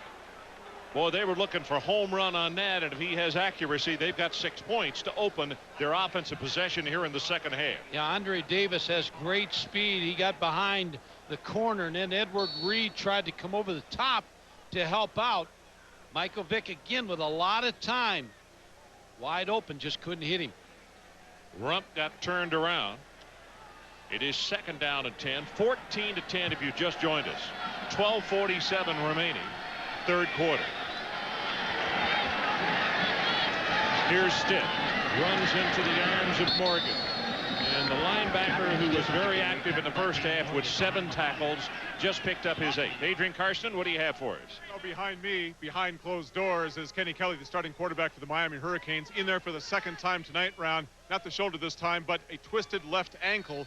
Aggravation of an injury that goes back 3 weeks to the last offensive drive against Boston College, when he claimed on a dirty play his ankle was twisted at the bottom of the pile. He came in tonight with a brace on his left ankle in the locker room now, actually going through x-rays, I'm told.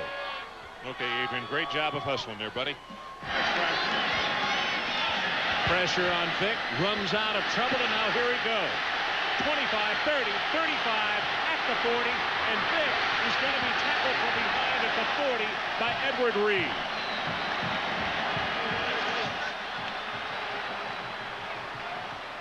"45 yards, and Campbell really pressuring the quarterback, and now Vick is down.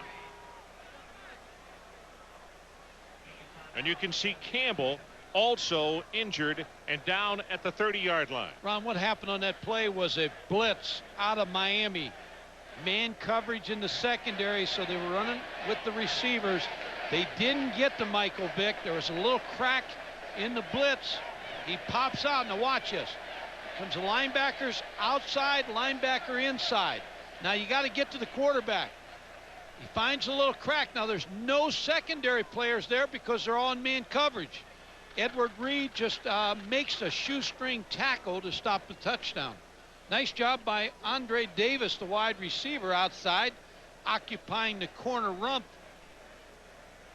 And Michael Vick showing you the speed.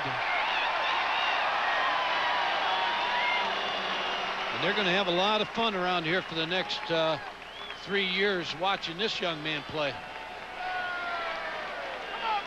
95 yards passing, 56 yards rushing for Vick already tonight. Dave Meyer, a junior out of Ramsey, New Jersey, comes into the lineup. Both quarterbacks have been belted here in this ball game. Good hard-hitting football game. I think you'll see Chiron Stith get the football here.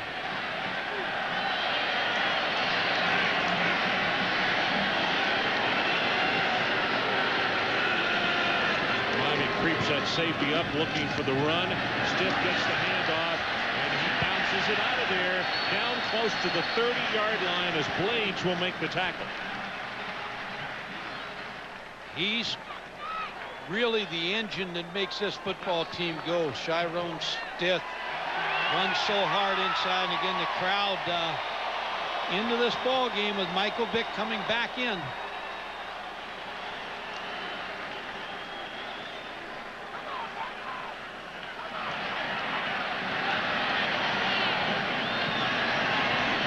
You see the blitz.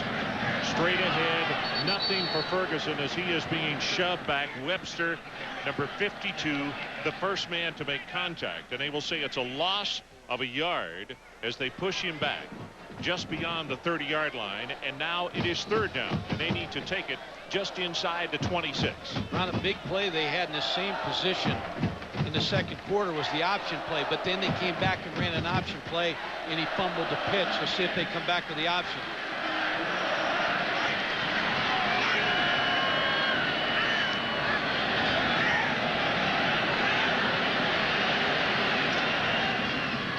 Almost missed the handoff, and Stith running extremely tough. Webster makes the tackle on him.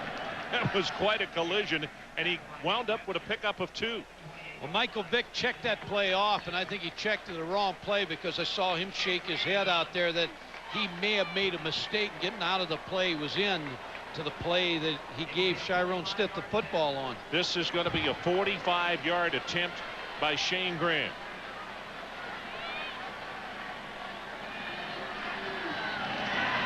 High pass, and he yanked this one left. No good. So the Miami coaching staff applauding and jumping up and down on the far sideline because that is a victory for them. 9:46 left in the third quarter. Hokies continue to lead by 4. The thing about sailboat racing, everybody gets the same wind, the same waves, the same everything. Yet somebody loses and somebody wins. Robert Braglia, AXA Advisors. It's the same with your financial life. It's often hard to pick the right way to go. AXA Advisors, part of a global company helping 40 million people. My job is to look at the big picture, help you make choices. Just like sailing. The right moves can put you way ahead. AXA Advisors, building futures.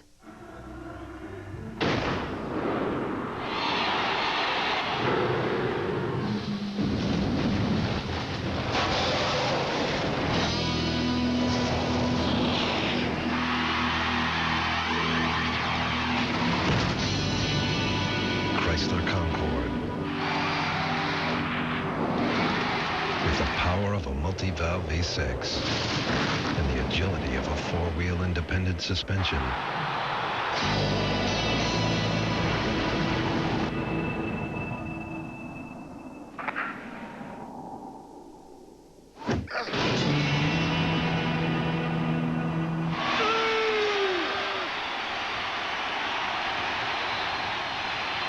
I didn't know Davis could move like that. I told him to think of himself as something powerful and agile. Wonder what he was thinking.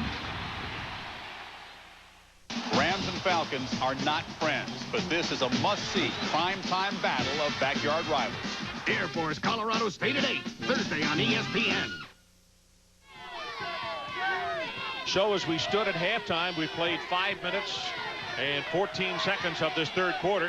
Stalemate. Opportunity for Virginia Tech, and they miss on the 45-yard field goal attempt. Portis tripped up, and I mean literally tripped up by Jamal Smith. He leg whipped him.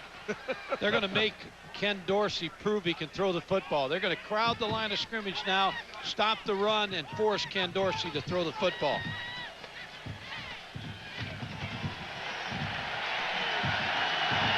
Second down and long. This is the situation that Miami didn't have much of in the first half. But this is how you get beat against Virginia Tech. Playing second and long and becoming predictable.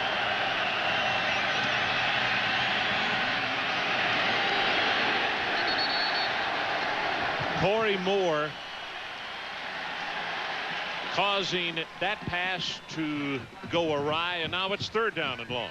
Ron, this is where if you're Bud Foster, the defensive coordinator, you're thinking turnover all the way on Ken Dorsey. You pressure him or you double cover Santana Moss here. Here's Corey Moore making the play, getting off the block of Fulcher. But the quarterback really allows this to happen because it's just too slow getting rid of the ball. 2 of 8 on 3rd down conversions. They now have missed their last 5 as you look at Kelly running out of the locker room. Zings the pass and thrown too hard and behind Bubba Franks, and Bubba kicks it on down the field in disgust. Yeah, they're frustrated right now. Bubba Franks was open. Ken Dorsey couldn't get him the football.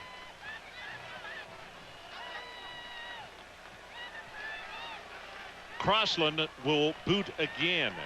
He had a 49-yard kick just a moment ago. He's a left footer.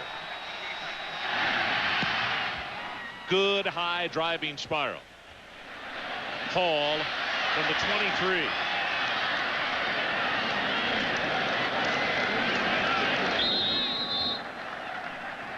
Dangerfield on the special teams. That's a 52-yard punt and 12 on the return. But coming up on Thursday on ESPN, the Air Force Falcons descend upon Fort Collins to take on Colorado State. Last time the Rams appeared on ESPN, speedster Dallas Davis returned 2 punts for touchdowns in their win over Utah. Coverage begins 7:30 Eastern with Thursday game night right here on ESPN. Your home for Bowl Week. Hawkins breaks it inside the 40 and finally pushed out of bounds. They're going to say at the 47-yard line. You have to be impressed with the wide receivers at Virginia Tech because they do a nice job of blocking downfield. When Hawkins or Stith or Ferguson or Kendrick get in the secondary, they can count on Andre Davis and Ricky Hall and the receivers blocking downfield. They do a nice job. Gain of 18 yards.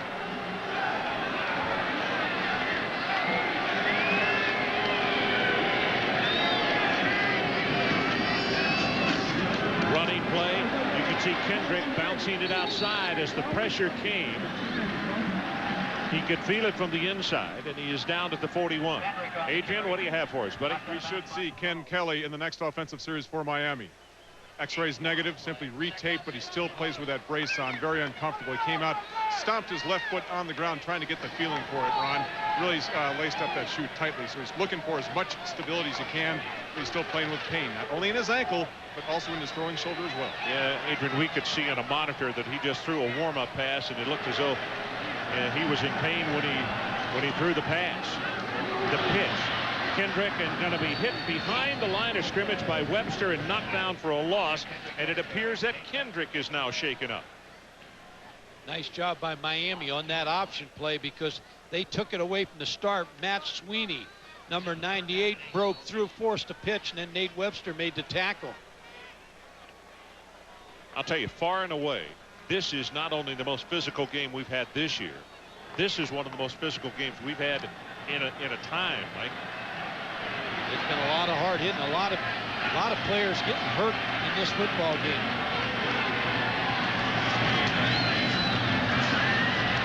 Vick going to be hit, loses the football, picks it up again, and throws it complete to win. Hey, you can't draw that play up.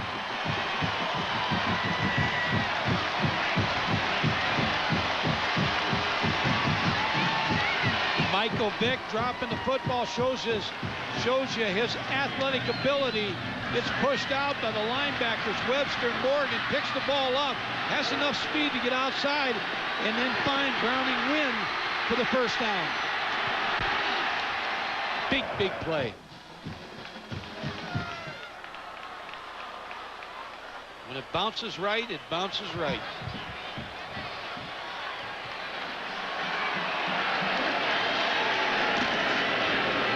The 31, Stith, and he gets punished by Webster. This might be the best set of linebackers we've seen all year. Morgan, Webster, and Campbell. Like I said, when I did the lineups, they bring a hat after you in a hurry.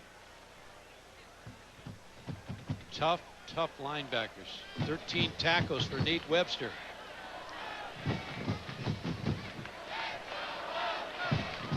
(14-10). You can see the clock about to go under 6 minutes to play in the third quarter. And Vick is going to go down behind the line of scrimmage. Joseph all over him. Well, they put an end to the option play. The last 2 times the Miami defensive line, Sweeney the play before, William Joseph on that play, they just stop it right from the start. This Miami defense has played lights out tonight.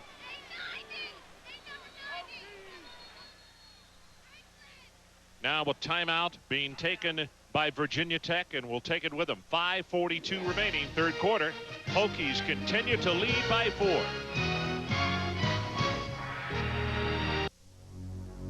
I'm the heavyweight champion of the world. I am the heavyweight champion of the world. I am the warrior. Warrior. I am the force to be reckoned with. I am ready. I am ready. I am the champion. Holyfield versus Lewis, Saturday, November 13th, live on Direct Ticket. This is it. Let's do it. Look, I know they can't hear me when I'm watching from here, but how can you get this close and not feel like you're right out there on the ice with them? Call 1-800-GET-SPORTS and score with NHL Center Ice. Oh, nice! Stick save, Arctic! You'll see up to 30 out-of-market games every week, and you'll pay just $139. Yes! Reserve the hottest seats in the house for the coolest game on earth. NHL Center Ice on DirecTV. Now that's how you do a backhand.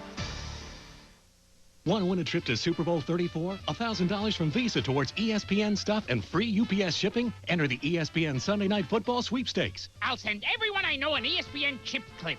Tune in to Sunday's matchup between the Broncos and the Seahawks to find out the halftime score. Then call or log on for your chance to win a trip to the Super Bowl. I haven't won anything since that spelling bee in the 4th grade. I spelled Isthmus. It's the ESPN Sunday Night Football Sweepstakes presented by UPS, the official express delivery sponsor of the NFL and Visa. It's everywhere NFL fans want to be. So welcome back. 14-10. The Hokies on top at a situation of third down. 13, and they need to take it to the Miami 21-yard line. Here's the shovel pass. Stith breaks a tackle, running hard, and he is inside the 25-yard line. Popovich on the stop. Can't get outside on the option. The shovel draw, go inside. Stith picks up good yardage to set up another Shane Graham field goal attempt. This is going to be an attempt of 42 yards. You see his misses tonight, 59 and 45.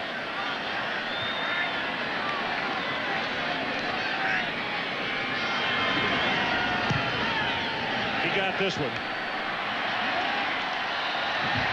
Shane Graham, 42 yards. So the scoring ice in this second half is broken by Virginia Tech, and they take it out to a 7-point margin, 17-10.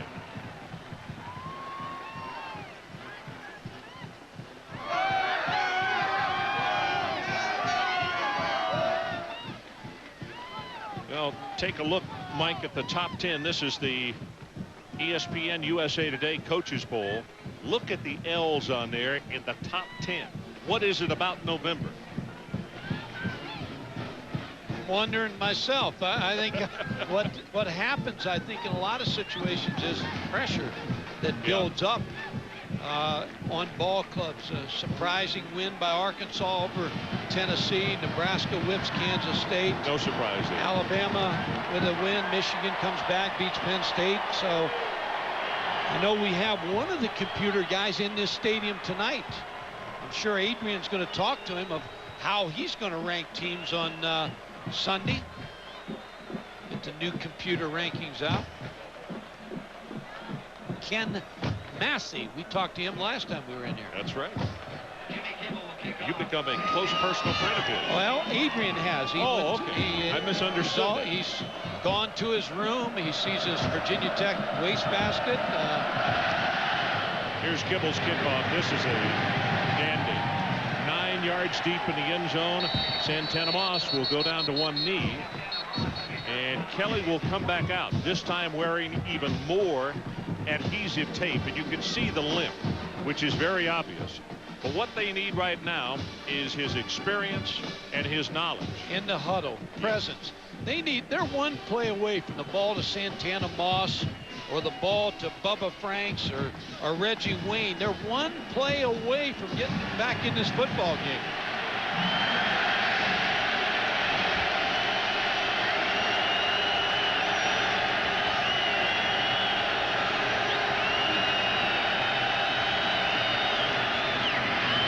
Straight up the middle, Bolger. 5, has 10.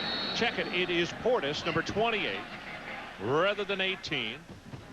And that gain of 13 will give him a total yardage on the night. He was already over 100 yards. That's his 4th 100-yard game as a true freshman in Miami. But he lost one fumble tonight that cost him a touchdown.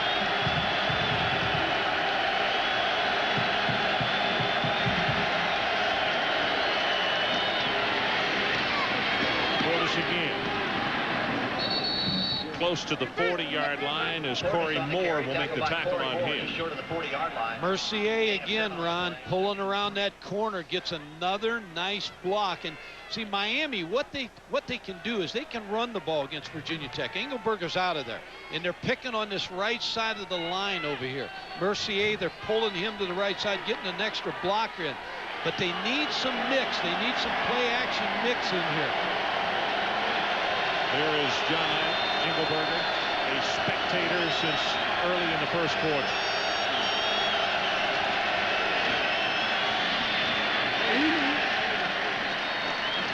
Portis did not have the first down. Beasley on the tackle, and Adrian, let's check with you again. So early in the first quarter, Ron, it was early in the very first defensive series, and when he came out, he only went in for 2 other plays that I have seen. One on one punt coverage, and he had limped down the field, and then one on a PAT attempted block, and he couldn't even move then. There was a time, truth be known, Ron, for the next series or two when this defense wondered how well they could play without him. When you consider Midget playing hurt with that bad groin and what Corey Moore has done tonight, someone had to replace the other half of the quiet riot when Tech has done so. Well, that's right. 3rd down. You hear the crowd getting into this one. The blocker fell down, and Portis on a second effort. Let's see if he got it. Nope, not going to have the first down. He didn't make it, Ron, and good play by the secondary. Corey Bird came up, made a hit. Ike Charlton again. His fullback fell down in front of him, which Ron, slows him. What a gutsy performance by Midget, number 9. Adrian's talking about he's playing hurt out there, playing on special teams. He's playing corner safety. What a great effort by that young man tonight. Crossland to punt again. They're coming after him, and a kick off the side of his foot. Bounces, now a Virginia Tech bounce, and that thing is going to wind up being about a 4-yard punt. That's the threat of blocking a punt, what that does for you. Sometimes you don't need to block a punt. Just your rush will cause the shank. And that was a worry of Butch Davis when I was down there Wednesday. He talked about his punters not being real consistent. Sometimes they'll hit a 50-yarder. Sometimes it'll go off the side of their foot, and that's exactly what happened on that play. Well, Mike, what you have to do, you have to mark that down. They have 4 turnovers. That's the same as having another turnover. Ron, I'd go for a bomb right here. I'm going to keep it inside. Stith being corralled by Morgan and then being shoved back. This is a chance in the ball game to really put a stake in Miami right here at Virginia Tech. You get a 4-yard punt. Now the pressure's on the defense here. Now here's where I think you got to really go after the juggler. Try to make a big play here by Virginia Tech. Big, long pass play.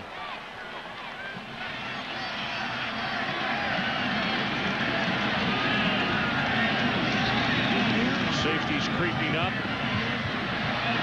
Got a man wide open. After within a blown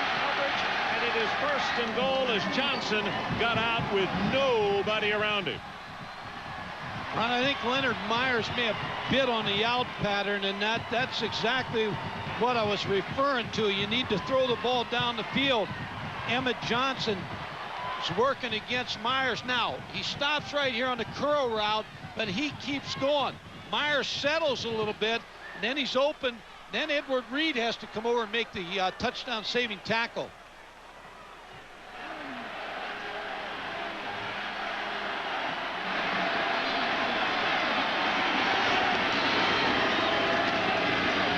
Stith hit behind the line of scrimmage, and that is an outstanding open field tackle by Reed as he brought the big guy down about the only way you can, and that's hitting him around the ankles. The biggest difference in this third quarter has been field position. Virginia Tech's had great field position. Miami's not been able to get the ball out past the 50-yard line. Bad punt. You say throw that up as a turnover because that's a 4-yard play, and you give them the ball on the 40-yard line. So that hurts this Miami football team. Second down, here comes the option. They don't make Vick commit, but they string him out, and he will go out of bounds. The official put a foot down at the 12. Mack was pursuing him. Way the Virginia Tech defense is playing right here, you want to make sure Michael Vick has an open receiver here if he's going to throw the football, because you want to come away with 3 exactly here. Midget, you know, trying to stay warm. Can't tell you how much he's meant to this football team tonight, playing hurt.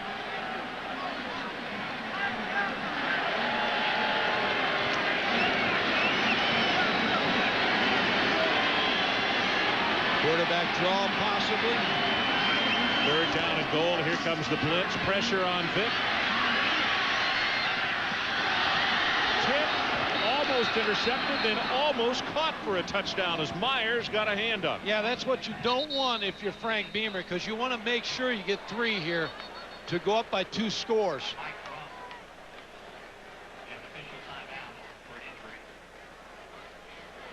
That looks like Leonard Myers, who is down.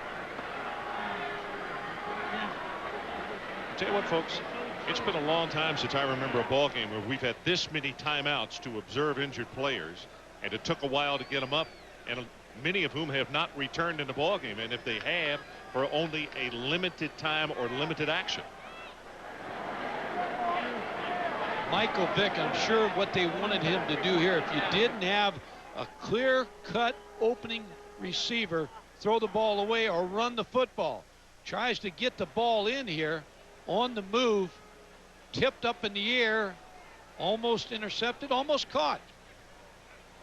See right there, he almost got the pick off and almost knocked it away into Parham's hands. Parham was the intended receiver.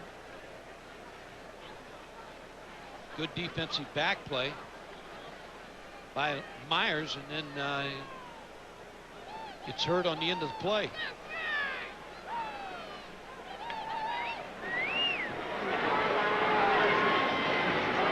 .28 seconds remaining, third quarter. They continue to look at Leonard Myers, who was down, and now they're going to get him up. Meanwhile, the field goal team has come on.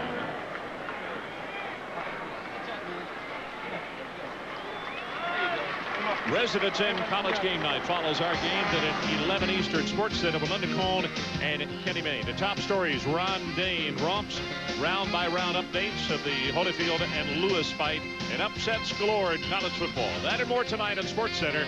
For 20 years, your source of sports news and highlights.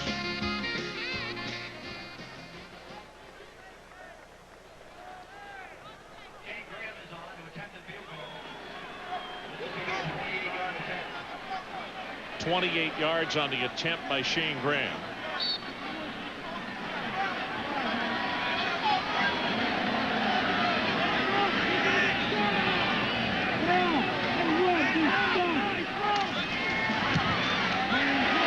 Nails another one. With 24 seconds left in this third quarter, now the Hokies with a 10-point lead. They have scored 20 unanswered points as Miami had jumped on top 10-0. And with defense and turnovers and grinding offense, they have scored the 20 points after being down 10-0.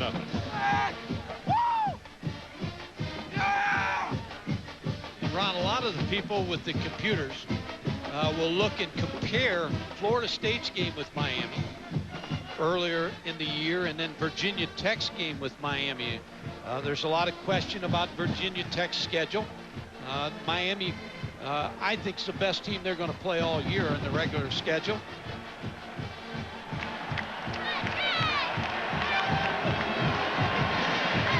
.24 seconds left in this third quarter as you look at Kelly over on the far side.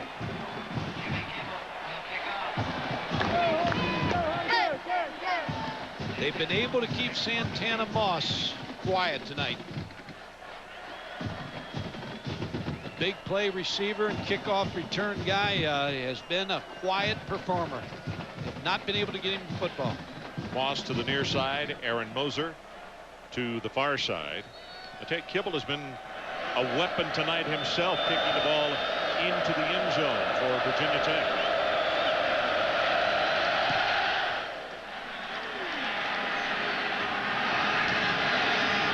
Moss will return this one. Ran into his own man and then slips down at the 26-yard line.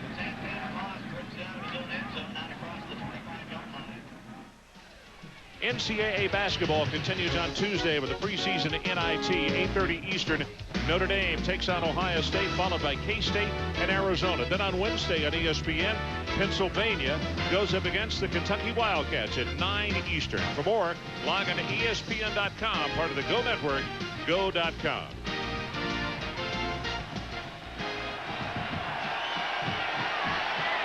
Santana Moss hobbling over on the Miami sideline.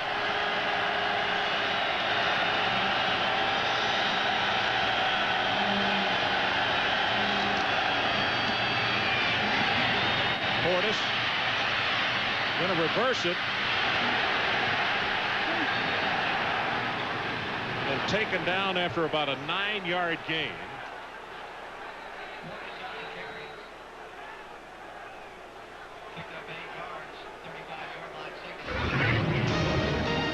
That is the end of the third quarter. And as we head to the final 15, it's the Hokies, the number 2 ranked team in the nation, 20, and Butch Davis's Miami Hurricanes, 10.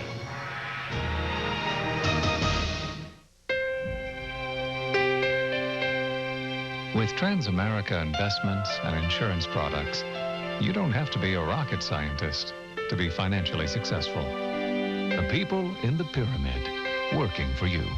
On the road to number 1. Everyone's dream to join our team, we know how they like to play.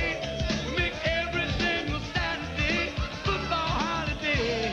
BCS the bus up on the get my must, headed out of town. Big left, go right, the party coming down. America's biggest road show. Come down to New Orleans. And don't you shoot for an ABC. Yeah! Woo! We're on the road to the Nokia Sugar Bowl! And nothing's gonna stop us!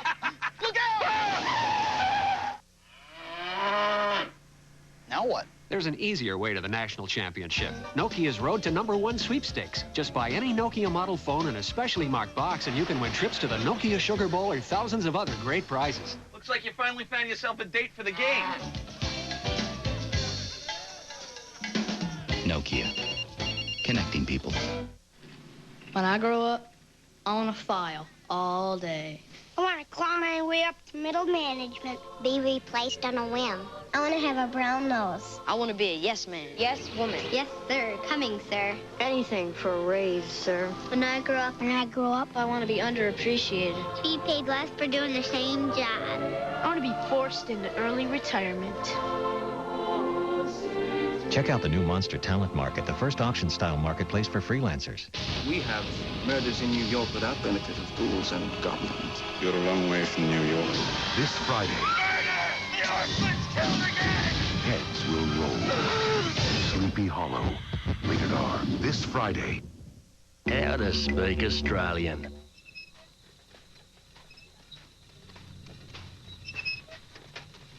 designated driver. Beer. Foster's, Australian for beer. At Transamerica, we have insurance products and investments for retirement that'll help you plan for your next career. The people in the pyramid, working for you. So we're set for the final 15 minutes of play. Miami with a second down at about 1.5 yards for the first.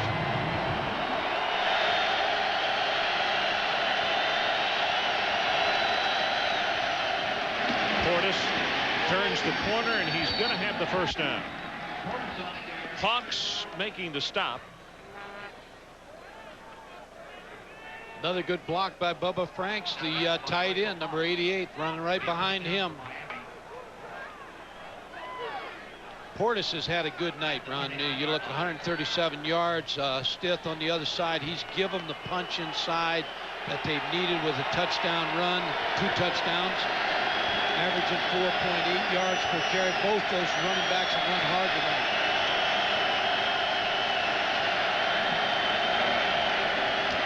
Kelly, fade route. I'm not sure either the defensive back or Wayne even saw the ball, did they? He threw it too early, and Reggie Wayne was working up the football field, and the ball was thrown way behind him. Whitaker, redshirt freshman, on the coverage, number 2. When they moved Midget to free safety, they put Roniel Whitaker in, the redshirt freshman. He's got his hands full tonight, but did a pretty good job with Reggie Wayne.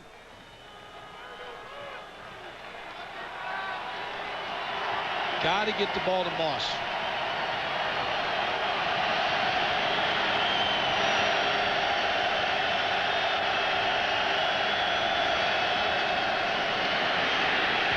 Kelly is sacked again. This time it's Hawks.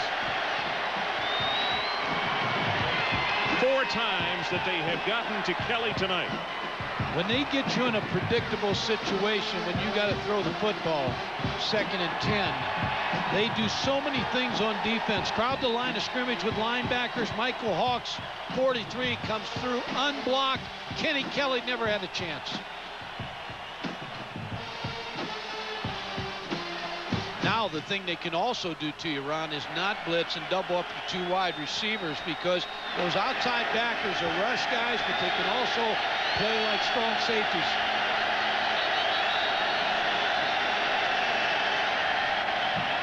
Timeout called by Miami. You could see Kelly limping to the line of scrimmage. We'll talk more about it in just a moment. We'll take the timeout with him. Hokies by 10. College Game Day, Saturdays at 11 on ESPN.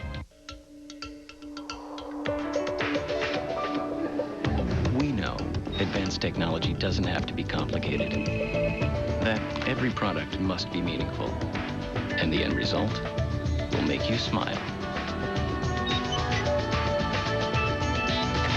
Open up to Samsung Digital and keep in touch. Samsung Digital. Everyone's invited. Mom, Dad, if I'm paying rent, I gotta have a better breakfast than this. Mark. I know there's some dietary restrictions at the table, but no way. What would you like, Mark? Potatoes, sausage, eggs. Would you like me to serve that to you in a nice warm skillet? That would be great. What does this look like? A Holiday Inn?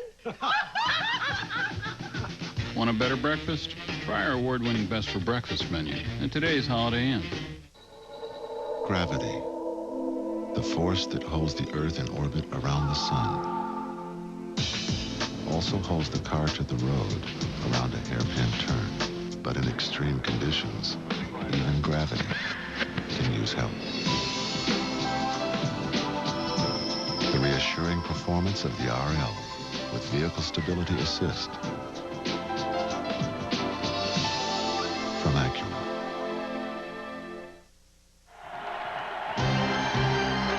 ESPN's presentation of primetime college football is brought to you by Acura. Cars are our passion. Engineering is our art. And by today's Holiday Inn Hotels and Resorts. part of this overflow crowd, and you see Kelly is on the sideline. It means that Dorsey is back out for this 3rd down and long situation. Mike, is it such, would you be better off to run the football here rather than try to throw? I think you just try to air it out. Let Dorsey throw it as far as he can. Hope Moss can get under it.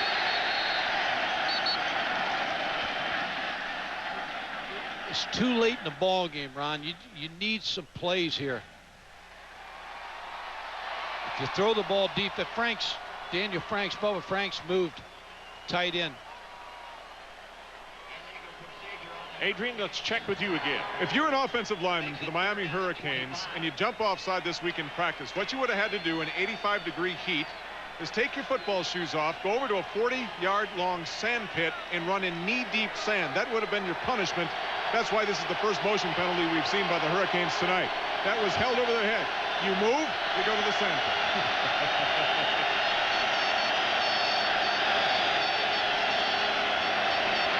All-out blitz, pass, well out of bounds and away from Reggie Wayne. That's what they did, Ron, but he threw the wrong receiver. Santana Moss was frustrated on the top of the screen because he wanted that football.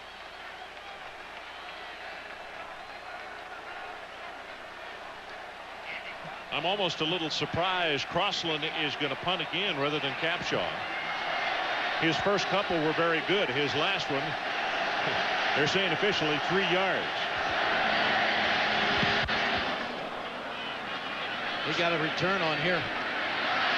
Hall breaks a couple of tackles. Yeah. 20 at the 10, 5, touchdown. 62 yards.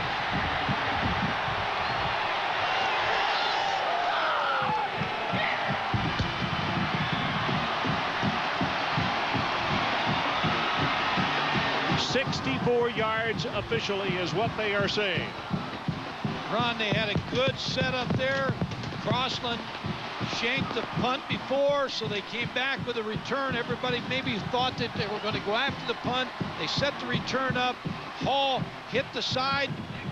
A couple missed tackles, and it was home free.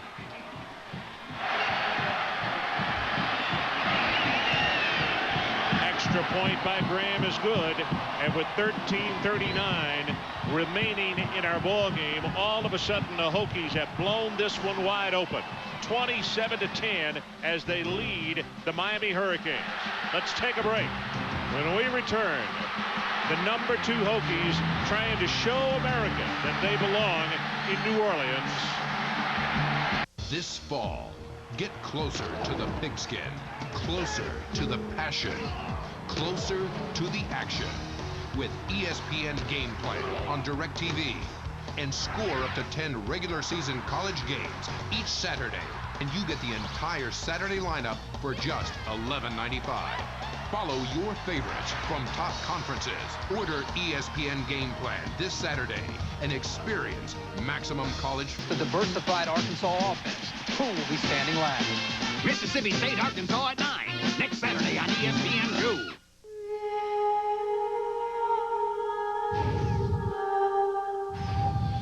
Can we experience exhilaration more completely when we feel secure?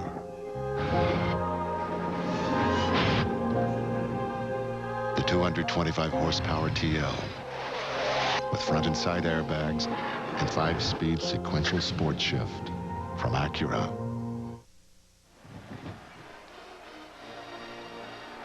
"27-10 with 13:39 left in the ball game, and the crowd really getting into it now here in Blacksburg.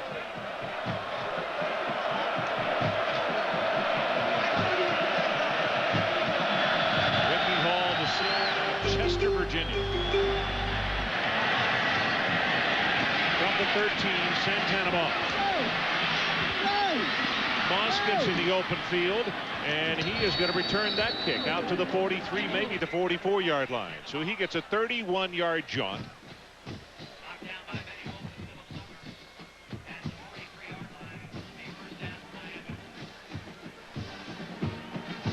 now what Virginia Tech and Bud Foster will try to do is coax Ken Dorsey into a turnover. They'll show him a lot of different fronts, a lot of secondary coverage, move before the snap of the ball and try to bait him into a turnover.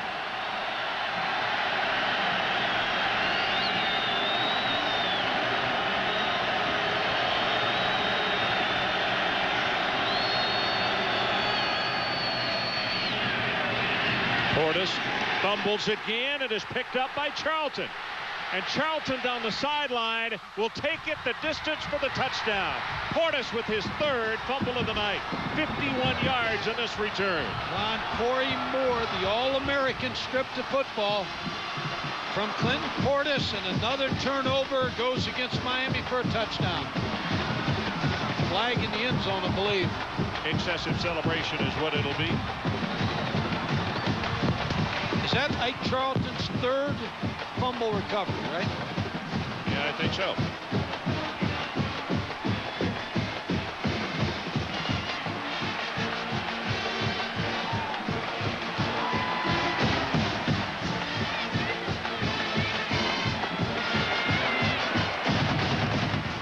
Been a lot of conferences tonight in this ball game between both coaching staffs and the officials.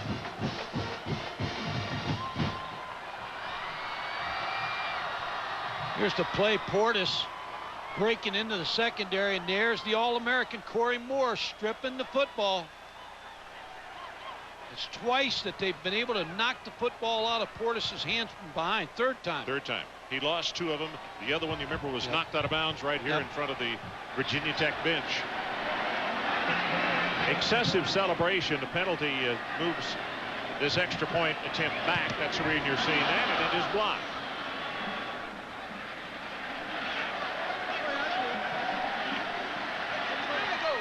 So let's take a break. 13:15 remaining. Hokies 33 and Miami 10. Ranger Rex here to help keep you prepared for any shopping situation. Shopping can get pretty extreme, so always wear proper gear. Have the right equipment and protect yourselves from the elements. And to be totally prepared, remember to carry a shopper's best friend, your Visa card. Because at REI, the country's most exciting adventure store, you can hike, bike, climb, and kayak. You just can't use American Express. I'm gonna have to ask you to leave, sir. Visa, it's everywhere you want to be. In the name of progress, man has given up more and more control to the machines of his own creation. Perhaps it is time to take some of it back.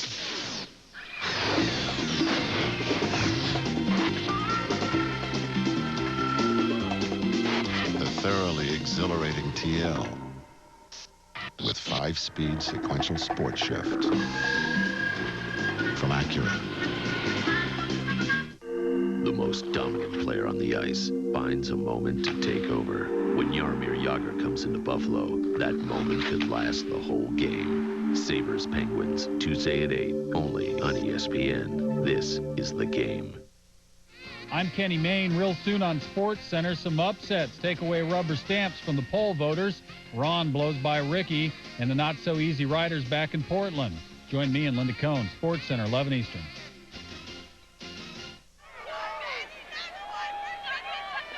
So the celebration, it's actually been going on since last night. But right now, with 13:15 left in the ball game, it has started in earnest as the Hokies now leading 33-10 following that pickup of the fumble and return. And Kibble kicks that one out of bounds.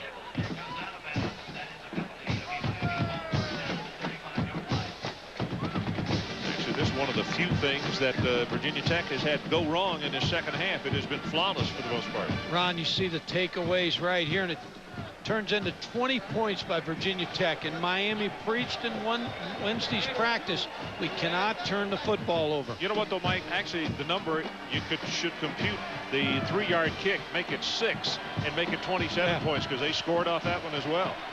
Short punt.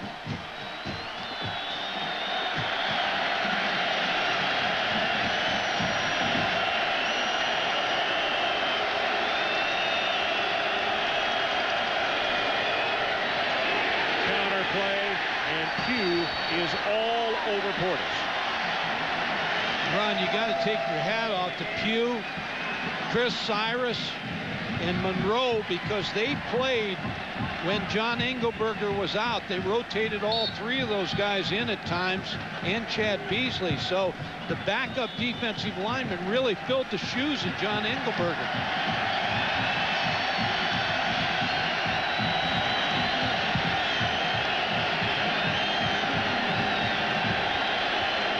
Well, there's blood in the water for this defense now.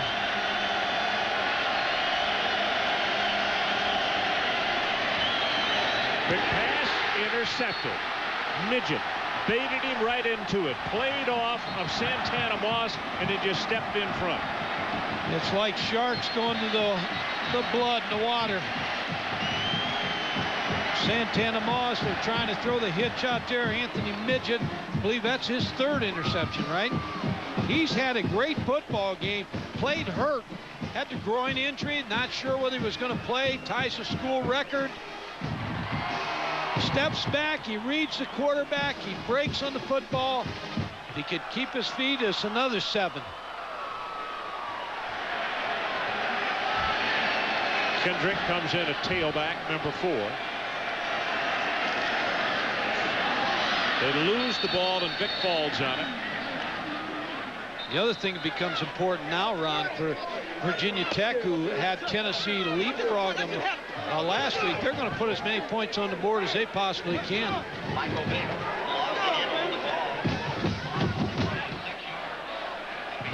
Anthony Midget, what a night for him.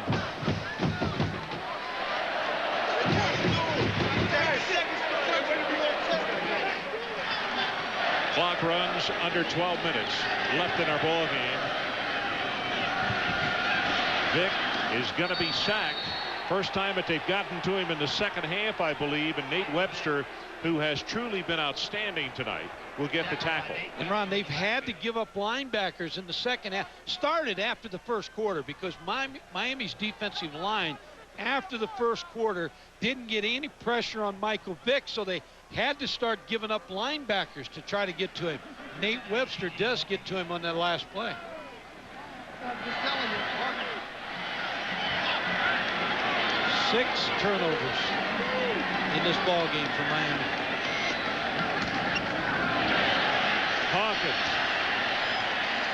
Hawkins will take it to the 24-yard line. Popovich with the stop on him.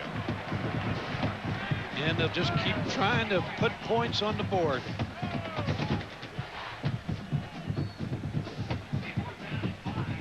No, I don't think there's any doubt they're going to be second in this BCS poll, right? No, that without any doubt. Have to be, yeah.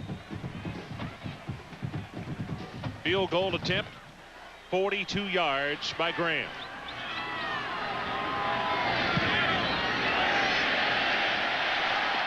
He just nailed another one.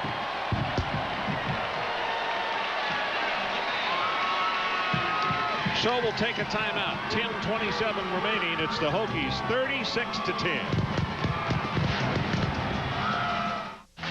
Yeah, great. Our next caller is Sarah, whose boyfriend has lost interest ever since he won the new Donkey Kong 64 from Dr. Pepper.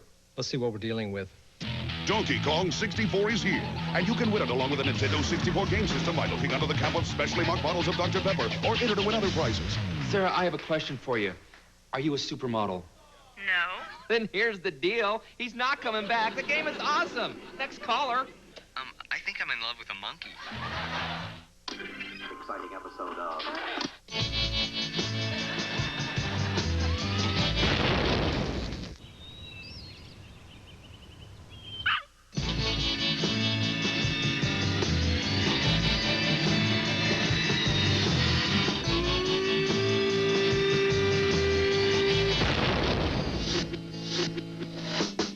Welcome to the age of Vega.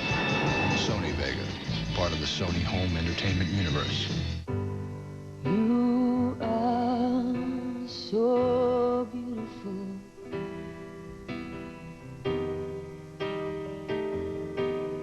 To me, you are so beautiful.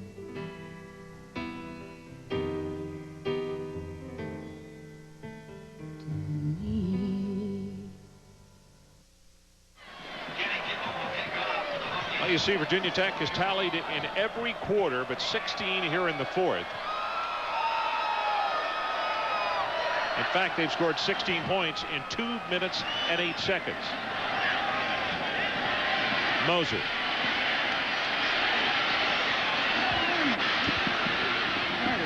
Moser still on his feet and is tackled as he crosses the 35. It's T. Butler on the special teams who makes the stop. Coming up on Wednesday at 9 Eastern on ESPN Classic Sports, known to many as the Chicken Soup Game, the 1979 Cotton Bowl featured one of the all-time great comebacks by a young Joe Montana. Notre Dame rallied from a 22-point deficit against the Houston Cougars. And to order ESPN Classic, dial 1-800-CLASSIC or call your local cable provider.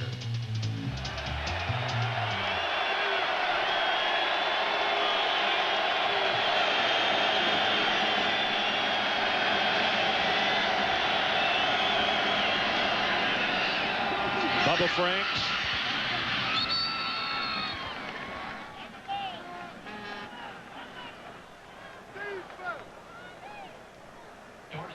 Ron, I believe Virginia Tech has punched their tickets tonight to go to New Orleans. They got Boston College here, and they've got to go to Temple, but I think they're in great shape now for this championship run. And they spell sugar. They're ordering their tickets tonight. McPartland. He will take it inside the 40, close to the first down, as Bird from the secondary comes up to put the stop on him. And that man right there at the beginning of the year, Lias Corso, picked. Look at him. 63 years old. Look at him running down that sideline. You know why he's running? They're probably telling him he needs to be on the air. But no, someone just told him he had to pick up the check. Oh, that's he's right. Exiting the stadium. So he picked Florida State to meet Virginia Tech in the Sugar Bowl, and he's on cue. He's running out. Moore with the hit on Dorsey. Pass incomplete. Corey Moore's had a big ball game tonight. Did a lot of talking at the beginning of the week. Talked about Miami. Said they don't have any respect for us. We beat them 4 times, and they never give us the due that we're accorded. And gave some talk about Tennessee leapfrogging Virginia Tech, but he backed it up tonight in this ball game. 5 tackles, 1 sack, 2 tackles for a loss. Ball is loose. Recovered by Miami. You know, actually, they've got him down with 1 sack. Yeah, he's had 2 I thought sacks. he had 2 sacks. He had the first 2 in the quarterback. No, he's had 2 sacks. He's had 2 sacks. I know he has.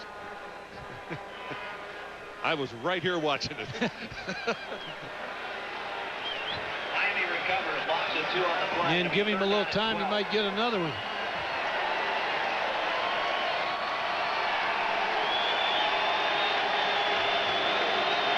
Gutsy effort by Kelly, the quarterback. Miami trying to go tonight.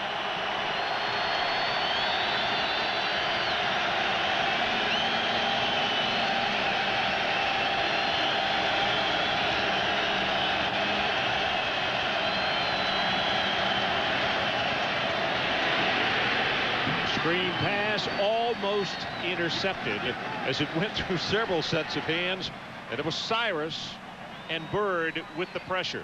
And when they draw a bead on you, Virginia Tech's defense, it's almost like you can't do anything right. They're so quick. They got great quickness, great athletic ability, good in the secondary, got down rushers. Very good linebacker play out of Jamal Smith, Michael Hawks, Ben Taylor.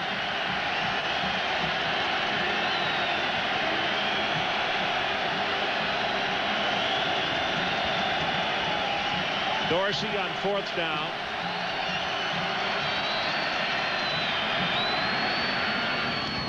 Santana Moss, and he gets drilled by Midget. Well, he's my player of the game right there, Anthony Midget. I know he's yours too. Playing with an injury tonight. Chris Cyrus with good pressure on Ken Dorsey, but the Anthony Midget, number 9, with the hit on Santana Moss. Corey Moore is just kind of just taunting the sideline of Miami there for a while. The official had to get him to come over the sideline.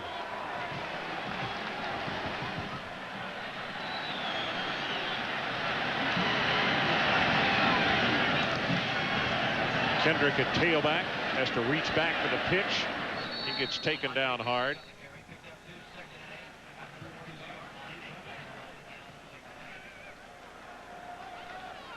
So the BCS today, and it's very obvious that this thing is going to change. Virginia Tech will move up to that number 2 spot. They'll go out. They'll go out. So Nebraska, Florida, Virginia Tech, Florida State. Well, I'll tell you, Florida State next week. A lot of states. It goes without saying, is huge. Florida State looked good against Maryland today. So that's the kind of game they needed to go into that Florida game. You know, Mike, they still have not hit. They still haven't played that really good game, which is scary. They're playing well on defense. Kendrick breaks it open. Webster causes him to lose the ball. It is kicked into the end zone and recovered by Virginia Tech. And now the question, the ball being kicked forward, should it be dead at the spot of the kick? No touchdown, but I don't think they're going to call that. They put the points on the board. Now I don't see any officials conferring here. Yep, a touchdown. And they've already wasted the fireworks. So you can't take the points down now.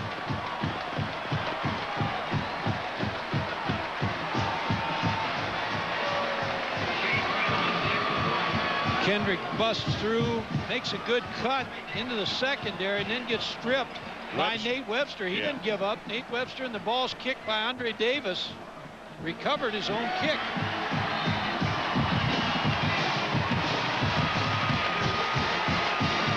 Well, we've seen 2 games here this year and over 100 points scored by Virginia Tech. So we'll take a timeout, 7:45 remaining, and it's the Hokies 43-10. Winter driving can be a bit unsettling. So right now at Sears, you'll find all Goodyear tires on sale. That's a relief. All Goodyear tires on sale. Sears, the good life at a great price, guaranteed. Yeah, it's just like this guidance, you know, you just guide them into appreciating just the good things in life and the things that'll give them true happiness. Chevron with Techron. I'm a crier. I mean, just thinking about it makes me cry.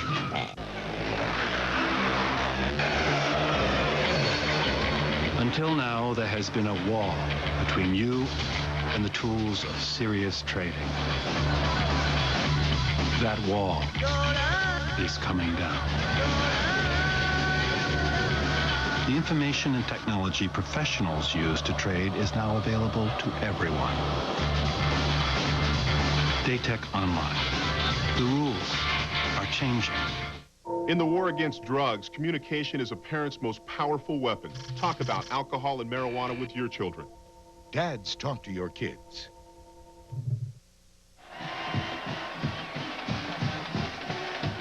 (43-10) our score with 7:45 remaining.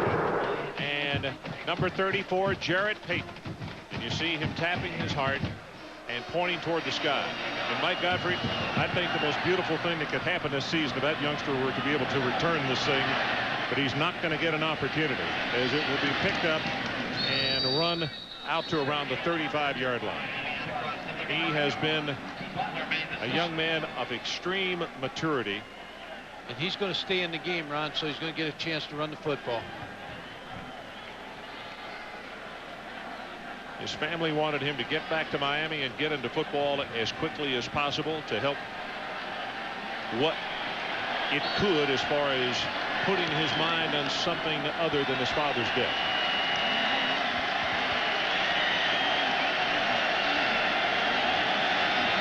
Freshman from Arlington, Illinois.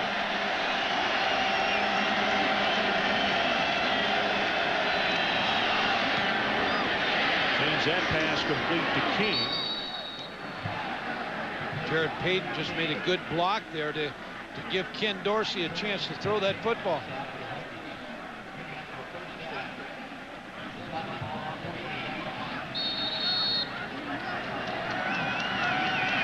Virginia Tech keeping most of the starters in this football game. Santana Moss, and he's bumped out of bounds at around the 47 by Whitaker. You know, Rod Gilmore did a thing the other day on Philip Fulmer, knowing how to play this game, you know, score points. And that Virginia Tech may be learning something from that, because again, they're staying right here. They're not bringing substitutes in the ball game with a 43-10 score. They're going to try to shut them down and get some more points here for the BCS. That's the rules that coaches have to play by now, to run it up.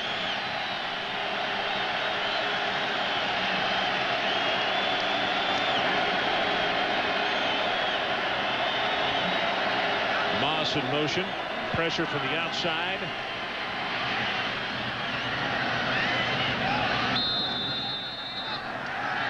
Cyrus putting the lick on Dorsey after he delivered the pass. Take the risk, Ron. The one thing you do when you're ahead 43-10, you're playing Corey Moore here at the end, Anthony Midget, Charlton, all the same players that play for you all the time. The one negative is you take a chance on getting somebody hurt here late in the game. But they're flying around, their feet aren't hitting the ground.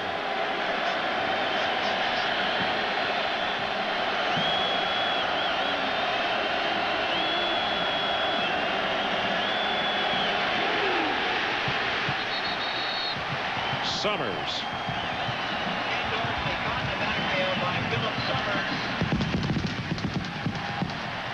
Well, they want to shoot some more fireworks here just on a sack.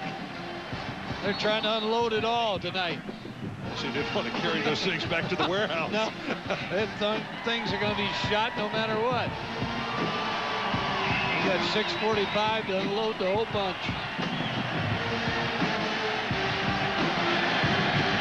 Crossland to punt, low snap, gets away his best kick of the night. This spiral will turn over, and it's Hall at the 9. And this time he will be tackled immediately.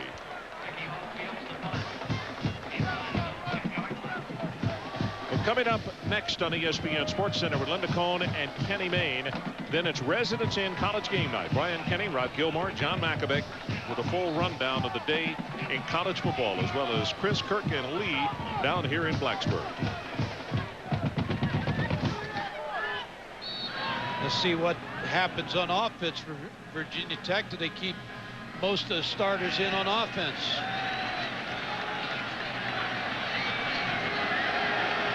Got the quarterback, Michael Vick, in the ball game. A lot of the starting linemen, but some backup backs. Lee Suggs.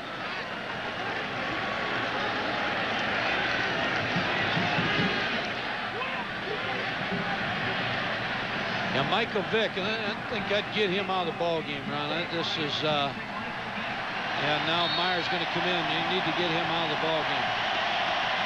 That's the risk you take.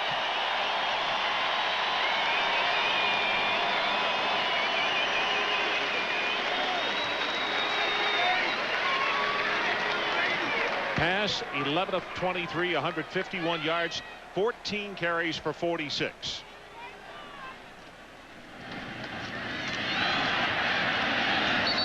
Popovich to make the stop on Suggs. Jeff Popovich has played a pretty good ball game. He's been on a lot of tackles. Yeah, we've called his name a lot tonight.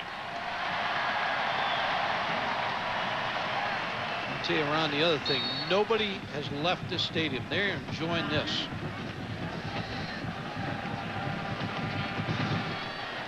Capacity House, maybe oversold just a tad. I imagine they have the good favor of the fire marshal here. These kind of opportunities don't come along that often for everybody. 53,130. Suggs again, stepping high, and he'll take it out across the 26 to the 27. Fitzgerald replacing Myers in that secondary is there to make the stop for Miami. Frank Beamer has built this program in the last 7 seasons, 61 victories. And now he really is the team. When you start talking about the Big East, you talk about Virginia Tech. It was Miami, but this last 5 years of Virginia Tech has pulled rank, and now when you talk about the Big East, you talk about Virginia Tech. Suggs stopped at the line of scrimmage this time. Popovich again. Should say Miami and Syracuse.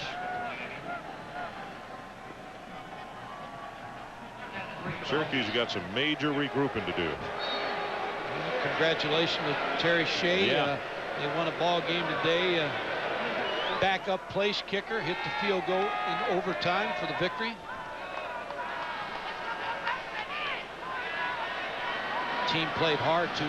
Watching Rutgers, when you're 0 for the whole season, but your team stays together, that's a credit to the coaching staff. Suggs with the carry, and he does not have enough for the first down. So the special teams moving on the sideline.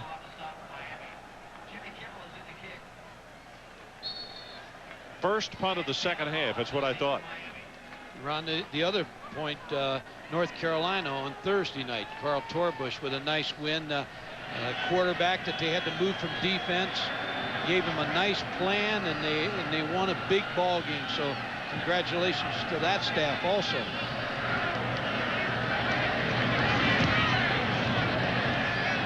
And this kind of a knuckleball did not come close to turning over. And let's check in with Adrian. Ron, let me reintroduce you to our good friend Kenneth Massey, a PhD candidate here at Virginia Tech and one of the 8 authors of the computer rankings that go into the BCS. All right, Kenneth, you're on the spot now. Considering what happened today, what is your computer going to spit out come Monday morning? What's your top 5? I think it's going to be Florida State, Virginia Tech, Nebraska, Florida, and then who knows who the 5th is going to be. All right.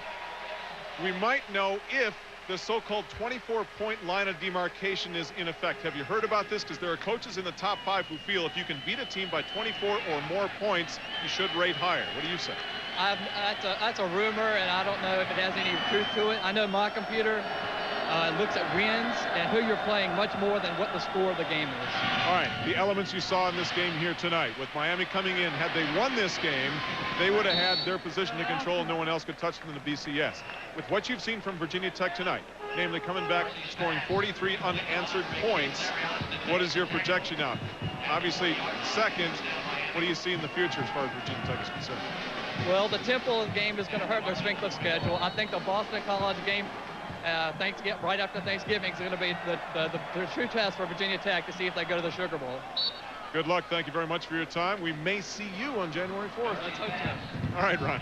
Okay, to further explain, as Adrian mentioned, the young man has one of the he has a computer. One of the computer rankings. There are a total of 8. 7 of those are used. It's the old Russian judge theory where they throw out 1 each week. But interesting to hear his thoughts about it. And what he said as far as the first 4, I think that's pretty predictable, don't you? Yeah. But can I say this?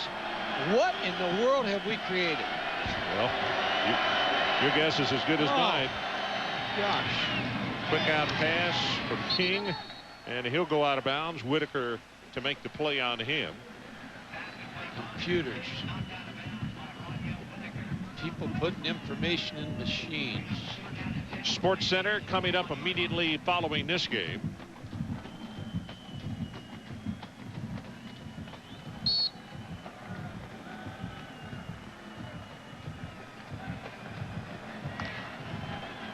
Two minutes and 48 seconds left, and then the party for real begins here in Blacksburg.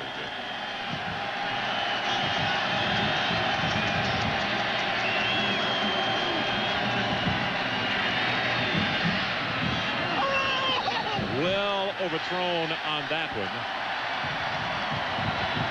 And now we've got some fisticuffs. Well, I should say, wait a minute, pushing and shoving. I shouldn't say fisticuffs. The players are separated. 4th down and 10 for the Hurricanes. And if you did just join us, 43 unanswered points by Virginia Tech. But folks, in the first quarter of this ball game, I mean, Miami turned Virginia Tech every way but loose. But Miami just had this penchant for putting the ball on the ground. And 6 turnovers later, they are down 43-10.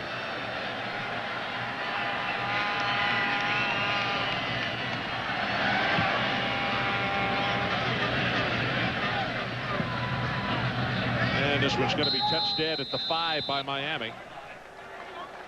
Our Visa players of the game for the Miami Hurricane, Nate Webster. What a night. 15 tackles for the middle linebacker, caused the fumble that still resulted in a touchdown.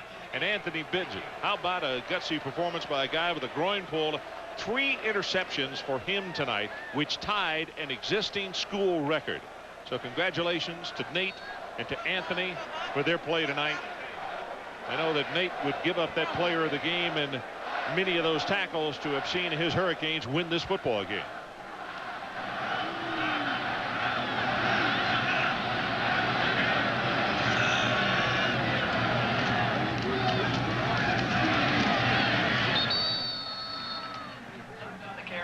Ron, this is a Miami team that's played a tough schedule. Started with Ohio State. They beat them. They had Penn State beaten. They lost that ball game, close ball game. They were 20-20 with Florida State at halftime. So young football team, a lot of future. Santana Moss has already told his position coach, I'm coming back next year. And so they'll get their numbers. They'll keep building on their numbers. They've got a young football team, a young quarterback in Kenny Kelly. I know they're frustrated tonight, but they did a lot of good things. You mentioned it. The turnovers just took them out of the football game. Well, I mean, literally in the first 15 minutes, they came out and hit Virginia Tech in the mouth. And I'm not sure that Virginia Tech was ready for what happened. But then you can't turn it over and then lose your quarterback to boot, in and out with injuries. And ultimately, a really good Virginia Tech team just took them over. And don't forget, coming up next Saturday, Mike and Adrian and I will be, well, College Game Day starts it off in Purdue at Indiana. And then we have the Iron Bowl down in Auburn, Alabama. And Auburn, in case you didn't hear, with a huge win in Georgia today over Georgia. So that one takes on even more meaning. You're going for a bowl now with that game next week. A couple of other congratulations. Mike DeBose and his ball club, knocking Mississippi State from the ranks of the unbeaten.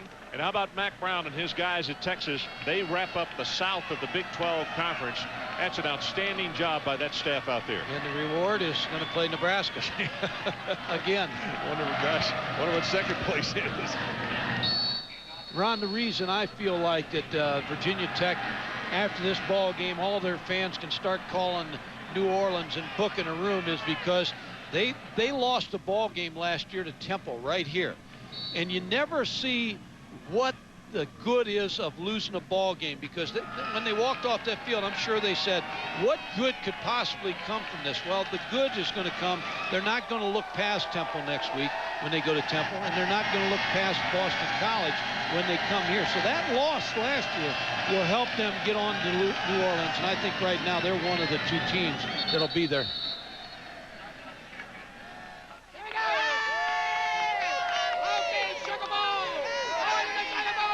Yeah, he agrees. So the Hokies will have a giant celebration here tonight. Blacksburg, I would imagine there will be no curfew this evening. We are under 60 seconds left on the clock. I certainly would hope not. And who do you like in the Florida State-Florida game? Until Florida started messing with their offense and their quarterback, I liked Florida not to lose 2 games at home in a year. I think Florida State will win that ball game. I do too, and I think because they don't have a championship game, they'll be the team, and Lee Corso will be correct, because it'll be Florida State and Virginia Tech in the championship game. Hell of a job, Michael. Hell of a job, Michael. Hell of a job.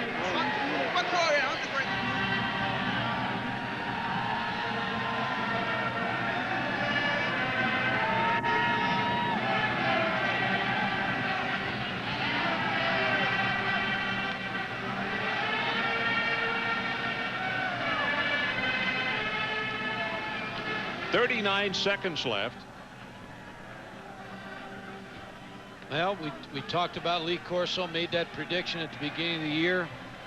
Ron, when not a lot of people would have picked Virginia Tech, although their schedule, everybody had them up there. But he came right out and said that's the way it's going to be. And He needs about one thing to happen. There's Lee Corso. He looks proud, doesn't he, as he's running there. Look at that jump. And all the fans, this is the first place where fans actually like him.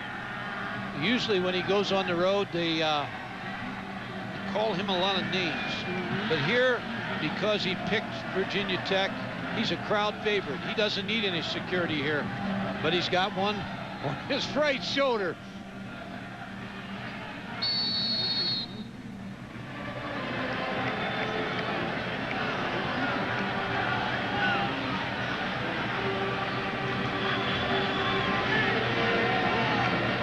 They have actually put time back on the clock, and I don't know why. This thing should have been fast forwarded to 0. These guys love punishment. Miami coming after the punter. Fair catch is signaled for and made at the 45. So we got 31 seconds left in the ball game.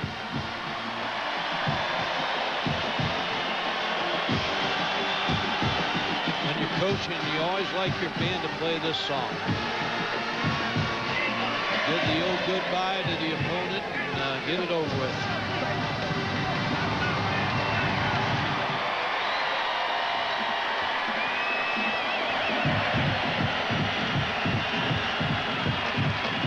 Those long stairs on the Miami bench.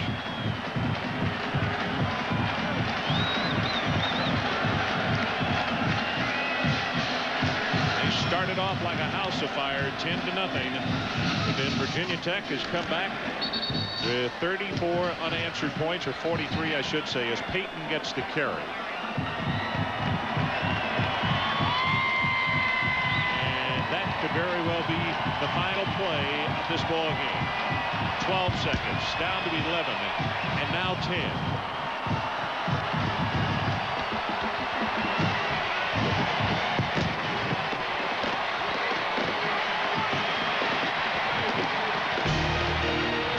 Our final score, Virginia Tech 43 and Miami 10. Coming up next, Sports Center, and at midnight, Residence Inn College Game Night.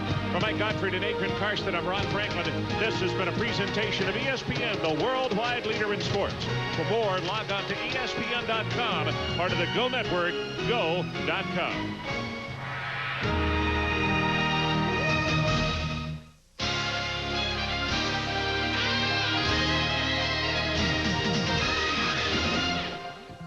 Coming up on this here Sports Center, the BCS will be changing ASAP after several teams take unexpected hits. Ron Dane wants the rushing record and also wants to rush to a bowl. Joe Hamilton does everything he can to stay in the Heisman race. Nebraska was in a good place to stay in the Big 12 race. The last heavyweight unification bout sort of tore up the sport, but Lewis and Holyfield and Judges are set to go again. The not always easy riders back in Portland's house, but Isaiah's on the other side now. Lawrence Phillips, step aside. You join in on the action. Sports Center's next.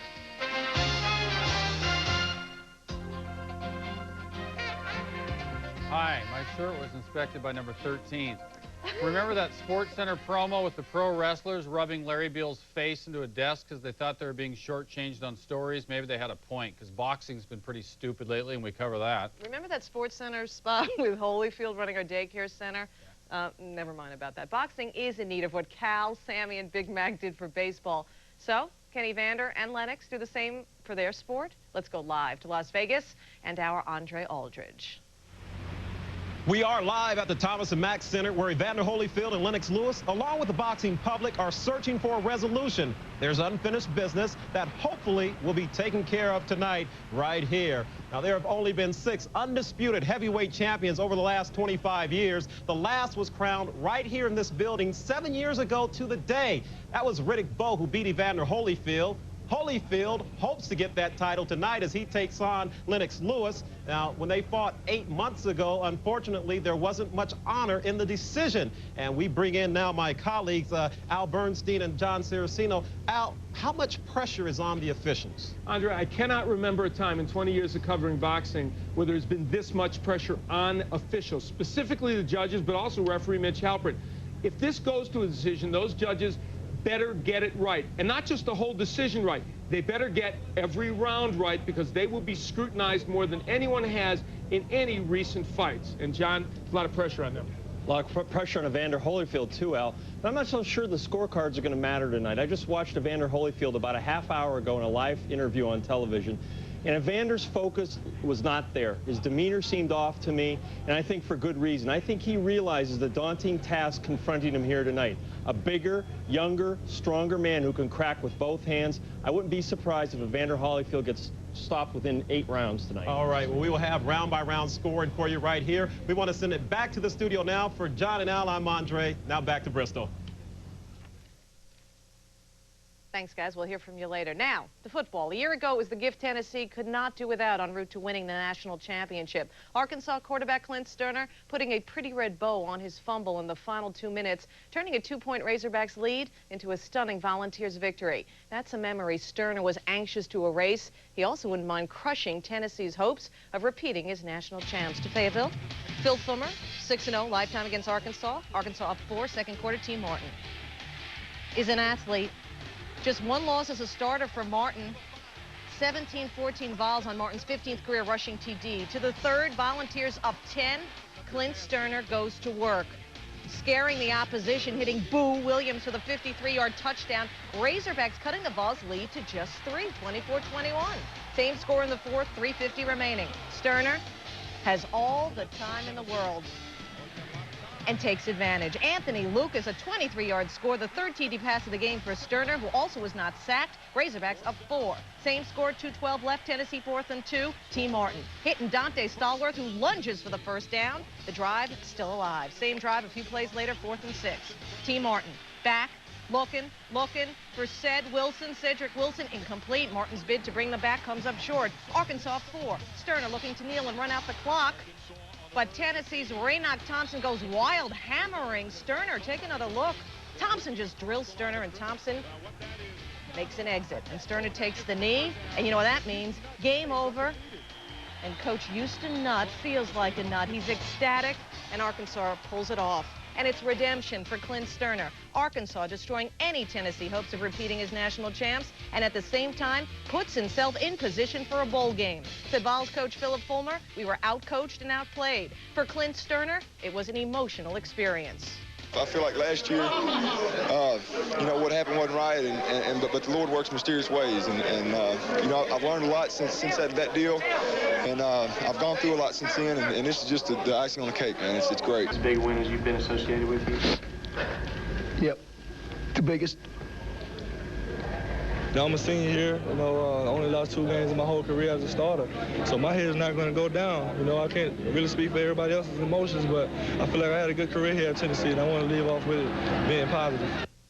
As seen on ESPN, Miami and Virginia Tech. Miami's Jarrett Payton going to number 34. Nice touch to honor his late father. Second quarter, Hokies down 10-7. Michael Vick, Chiron Stith, open space, creating some more on his own. 41 on in. 14-10 Virginia Tech, now 20-10. Ricky Hall, he's got the punt at the 34. An electric football flying through people, gets some blocks late, cuts back. 66 yards on in, and it's 27-10. Tech in front. Miami ball. Clinton Portis has it. Share. And he does to the other side. Ike Charlton going the other way. 51-yard fumble return on in. 34-10 game, and adding some more. Now it's 36-10. Andre Kendrick, he's got a hole, and now he's going to lose the football. Andre Davis, kind of a late little rugby play, knocks it forward. Davis falls on it. They count it. Tech scores 43 unanswered points, 43-10. Virginia Tech 9-0, defeating the Hurricanes for the 5th straight time. And Virginia Tech looking for some love from the Seattle Times poll now. The Hokies beat Miami and Syracuse by a combined 105-10 score this season. Kansas State